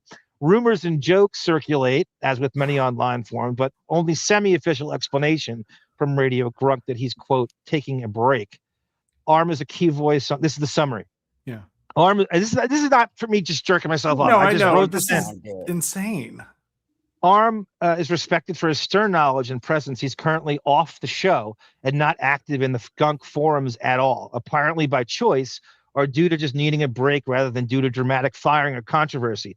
Community discussion suggests burnout and personal reasons, including mental health, playing a part. While he's done some independent audio video work, he hasn't rejoined the Radio Gunk lineup in 2 years. That's it. My mouth is open. It's insane. You guys have to play around one day. If you're bored sometime, put ChatGPT on and put some weird shit. It is insane. That's robots taking over the world. It's crazy. It's like AI with, on TV where you don't even need an actor. You can just put an actor. That's why they're so terrified of it. Yeah. Wow. Mr. Deagle, it's great to hear from Mark. The 3 Doors Down album. We have no room for you right now, guys. Howard's, and now then Mark is so savvy with the show. Then Mark McGrath goes and listens to the show that he was turned down, and he sees how shitty it was. Like, you couldn't fit me into that fucking dumpster fire, really? That's even more offensive. We had to talk to Tan Mom today. I'm sorry we can't fit you in. Yeah. There are no programs to see something AI. It's essay writing programs. Oh, okay. There are essay writing programs that you record. There's so many things out there that kids can use. And let's face it, we all would have cheated if we had that. I'm not better than those kids. I am not. We all would have fucking cheated. I'm old. We used Cliff Notes when I was in school. Yeah. When I was in high school. I'm sorry. We call them Cliff Huxtable notes, Tamara. The goal of educators is to make them better for the next generation. Well, but also try to evaluate the students as much in again, eyeball to eyeball as you possibly can to don't even give them the opportunity to cheat, if in terms of how you're going to evaluate them. Easier said than done. I don't know. I just feel like there is sort of a I can't handle you right now. Go do your homework. You take care of your education aspect to it. I don't even, I tell you what, too. And again, it is lazy. And again, that's a problem and stuff. But if the kids learn from using ChatGPT in that way, if they actually absorb the information, I don't have a problem with it. True. And also it's when I was in 11th grade chemistry, I remember a teacher said to me, I'm probably not going to give you that many tests because you can just look up anything, when in the real world, you can look up anything that you need to. I know. Just having the internet as a kid. Right. And this was in 2006, I was told that by a teacher, so yep. I think they knew it was coming. And so it's maybe we need to improve the education system so it's not about just regurgitating facts, and you actually have critical thinking. It's what was I going to say about the kids? And then, putting it in, and I don't blame them for using what's available. But teachers have to make that. Remember when you used to watch a movie? They assign you to write a book report, and you'd watch the movie instead of the book, and so the movie's always different than the book, and then you're writing about the movie, and the teacher busted you for writing about the movie, or it was completely different. It's like George in Seinfeld joining a book club to read Breakfast at Tiffany's, and he rents the movie.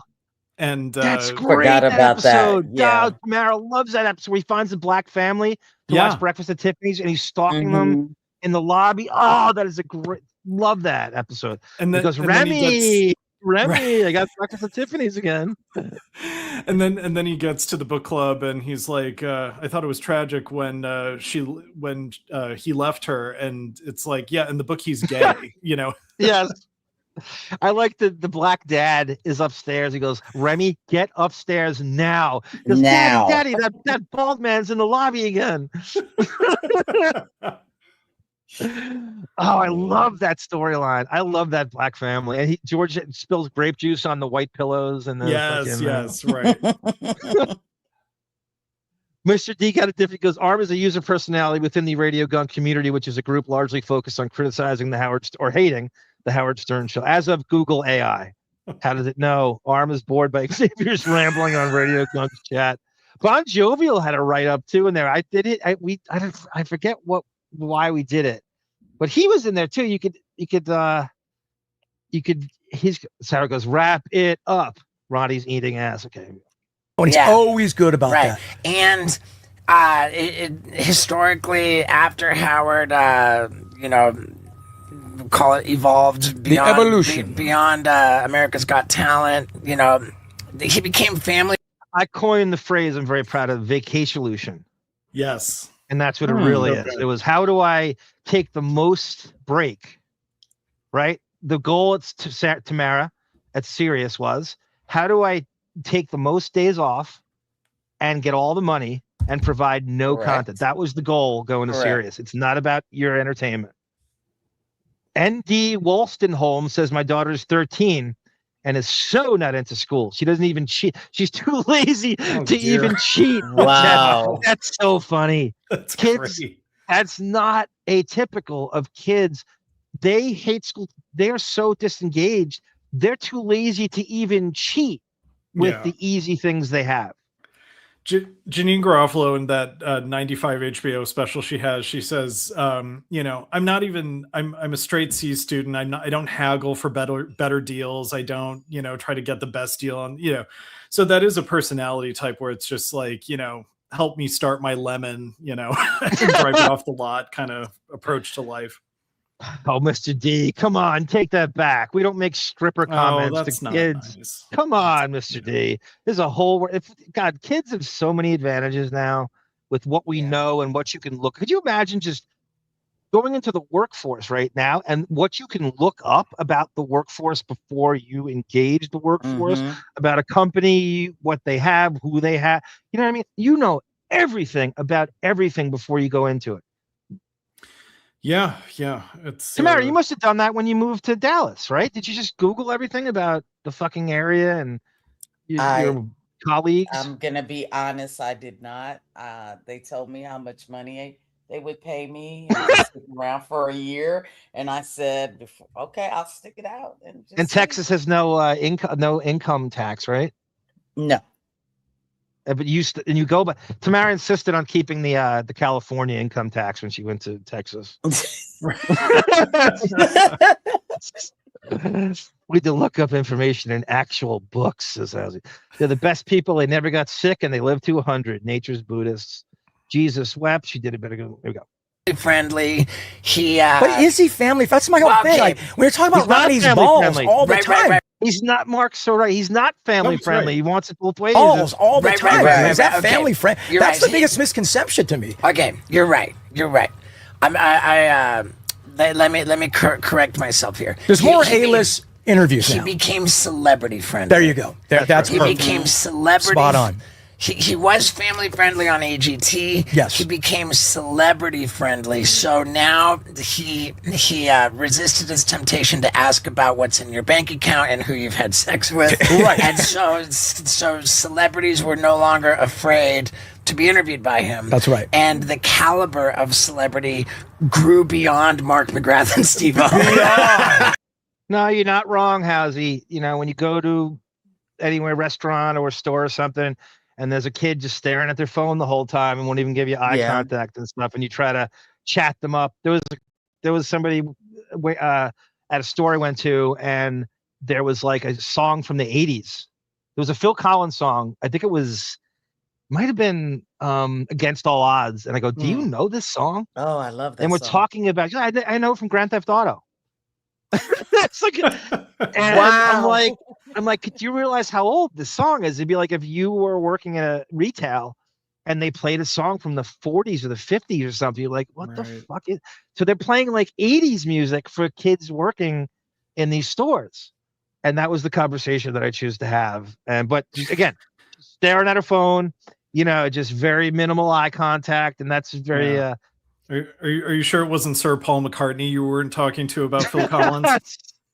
That's a great reference, David.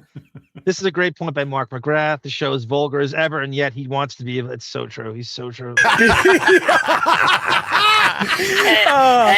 is he having more fun now, Steve-O? I don't know. And then, like his time became more valuable. He went from. No, that you can't buy into that, Steve-O. It's not more valuable at all. The show is vulgar in a way that has a little bit less of the sort of marginalized group punching down that it and had not of the thinking 90s. man's vulgarity either. Right. Exactly. Right. That's the only thing that has been subtracted is Howard needing to, as Sonny Hostin would say, you used to use the N-word a lot. Like, that's the thing that he's trying to subtract from the show. But the you use the N-word a lot. So dismissive. We're gonna play that. Yeah, but he's right. It is just as vulgar as it was before, and now and the target of the vulgarity is not Jenna Jameson, it's Sal and Richard. Yes. Mm-hmm. Tamara, can you sing Against All Odds on the way out? Oh my God, that's so high. No, you can, whatever octave you want to use. Yeah. You could pull the lyrics up and sing from it if that's what I'm doing. Because it's been okay. A while. I love on the way song. out. We need you to. I love when you sing. We love when you sing. Totally. 5 days a week down to 3 days a week. There just weren't the spots. He would do like one celebrity interview per week, and it was always going to be like a huge A-list star. So we kind of got left in the fell way. by the wayside, but we'll always have our memories and history. You can never think about the Howard Stern Show and not think about. I tell you, the way Mark frames it there, it's really they're taking the high road there. He goes, we fell by the wayside. They have no commitment to anything but themselves. They're star fuckers, and we don't. That's the worst insult you can get. You don't count, right? When someone says you don't count, it's the worst thing you could say. I can't, no matter how interesting, no matter how much I gave to the show, we use you and threw you away. Well, that's what Jason alluded to. Richard Jenny said is like, wow, Howard's just done with me. I mean, that's what Jason said. I could totally picture him saying that too, Jenny. Yeah, I could totally picture him saying that. I could too. Just like the bitter realist about his place in show business, or even I could see Richard Jenny being one of those comedians that sort of understands there's no such thing as showbiz justice, and so. Let's go to the phones. Vincent in Rhode Island. This is the last thing I'm going to do before we leave. It's a Howard getting an admission from the wrap-up show that Howard bought a caller goes off on Howard for getting the staff stilettos for Christmas that Sirius gives away for free. Wow. Howsy, that's the perfect song, right? The flock of seagulls. I ran so far away from the original Grand Theft Auto commercial, and that's how kids. So I run so far away. Yes, that's the perfect example of kids getting acclimated to '80s music. And you're on the wrap-up show. Hi, I gotta take Scott's side on this. I mean, the 800-pound gorilla in the room is that Howard, justifiably, is an immensely wealthy man, and he certainly could afford to give out a generous Christmas gift to everyone. And the fact that a couple ingrates growls, are they going to scuttle it for everyone? That seems to be an overreaction. I mean, he should even just give out cash, and then if a couple idiots say, who cares? He did the right thing. I don't understand. What's so difficult about that? If he gave out cash, it would be 100 times worse, don't you think? Yes. Because then everybody would just be comparing checks. At least, somebody gets a TV and somebody gets a DVD player. You can guess at the difference. But when you start giving out cold, hard cash, how much? Why is it he gives them the same? Well, the way you solve that is you give everyone exactly the same amount, $500 to everyone. But he was giving everybody the same exact gift. I got to say, the wrap-up show was so great. I mean, I got to give you the whole collection of the early wrap-up shows. This is what you got: full fucking honesty, and it's so sterilized now. But this is a classic old school wrap-up show. Last year it was all iPods, and the year before, and this is where he got really upset.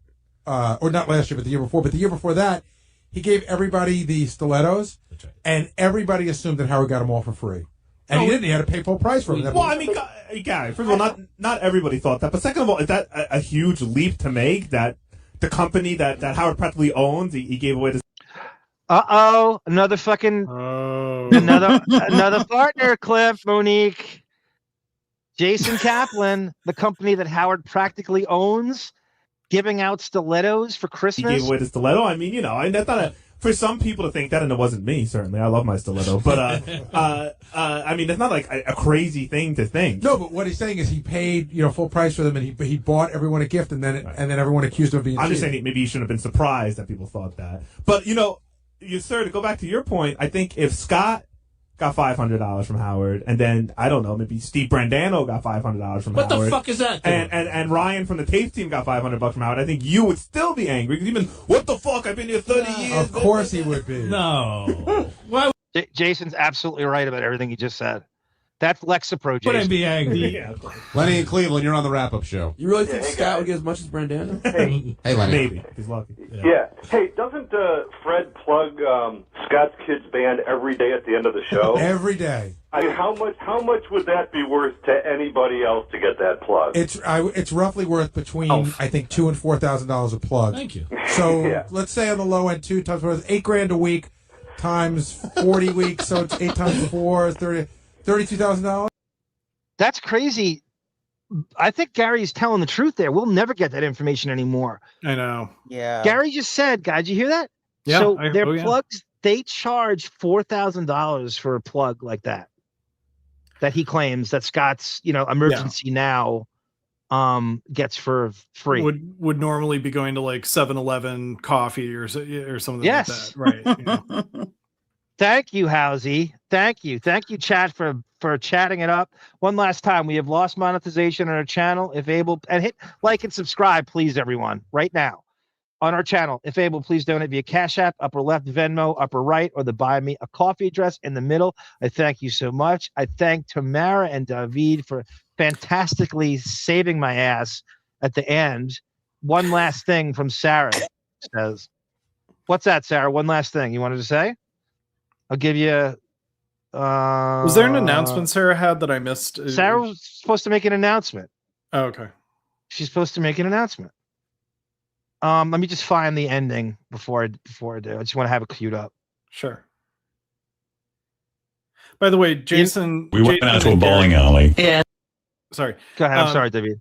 No, you're fine. Jason and Gary really know how to advance in the company, which is to, on the air, berate the, quote, ungrateful staff members for not getting good, if you are in Howard's corner with the, you got enough in plugs, or it would be bad if he gave out cash because people would just be comparing. That's how you act like a proper lapdog and work your way up the company ladder to get paid more.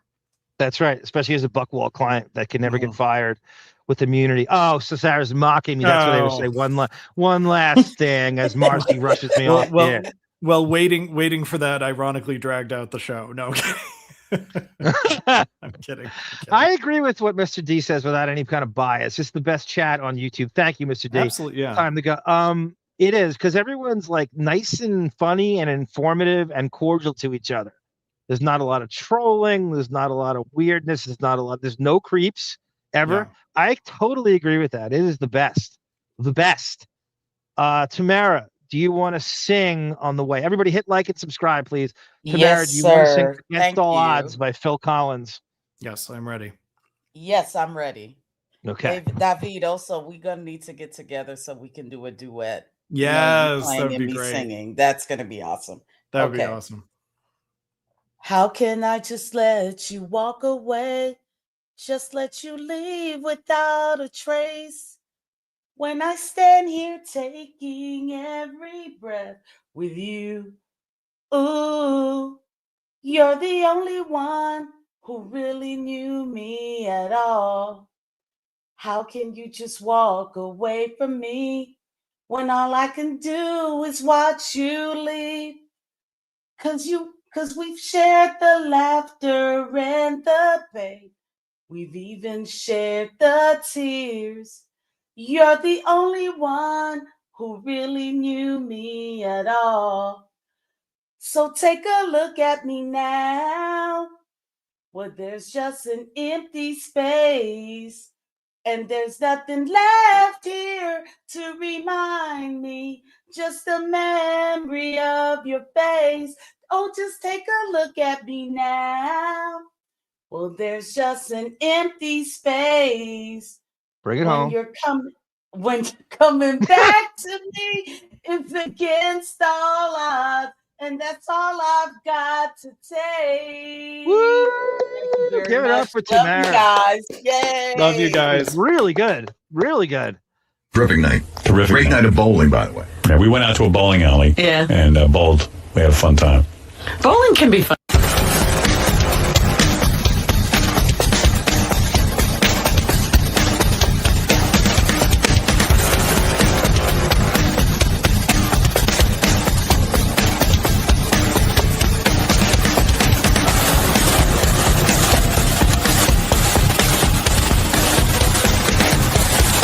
We can also see him in the background of another picture. That's Howard Stern on the far right, along with Robin Leach from Lifestyles of the Rich and Famous, and Epstein is behind them at the wedding, almost seeming to be photobombing.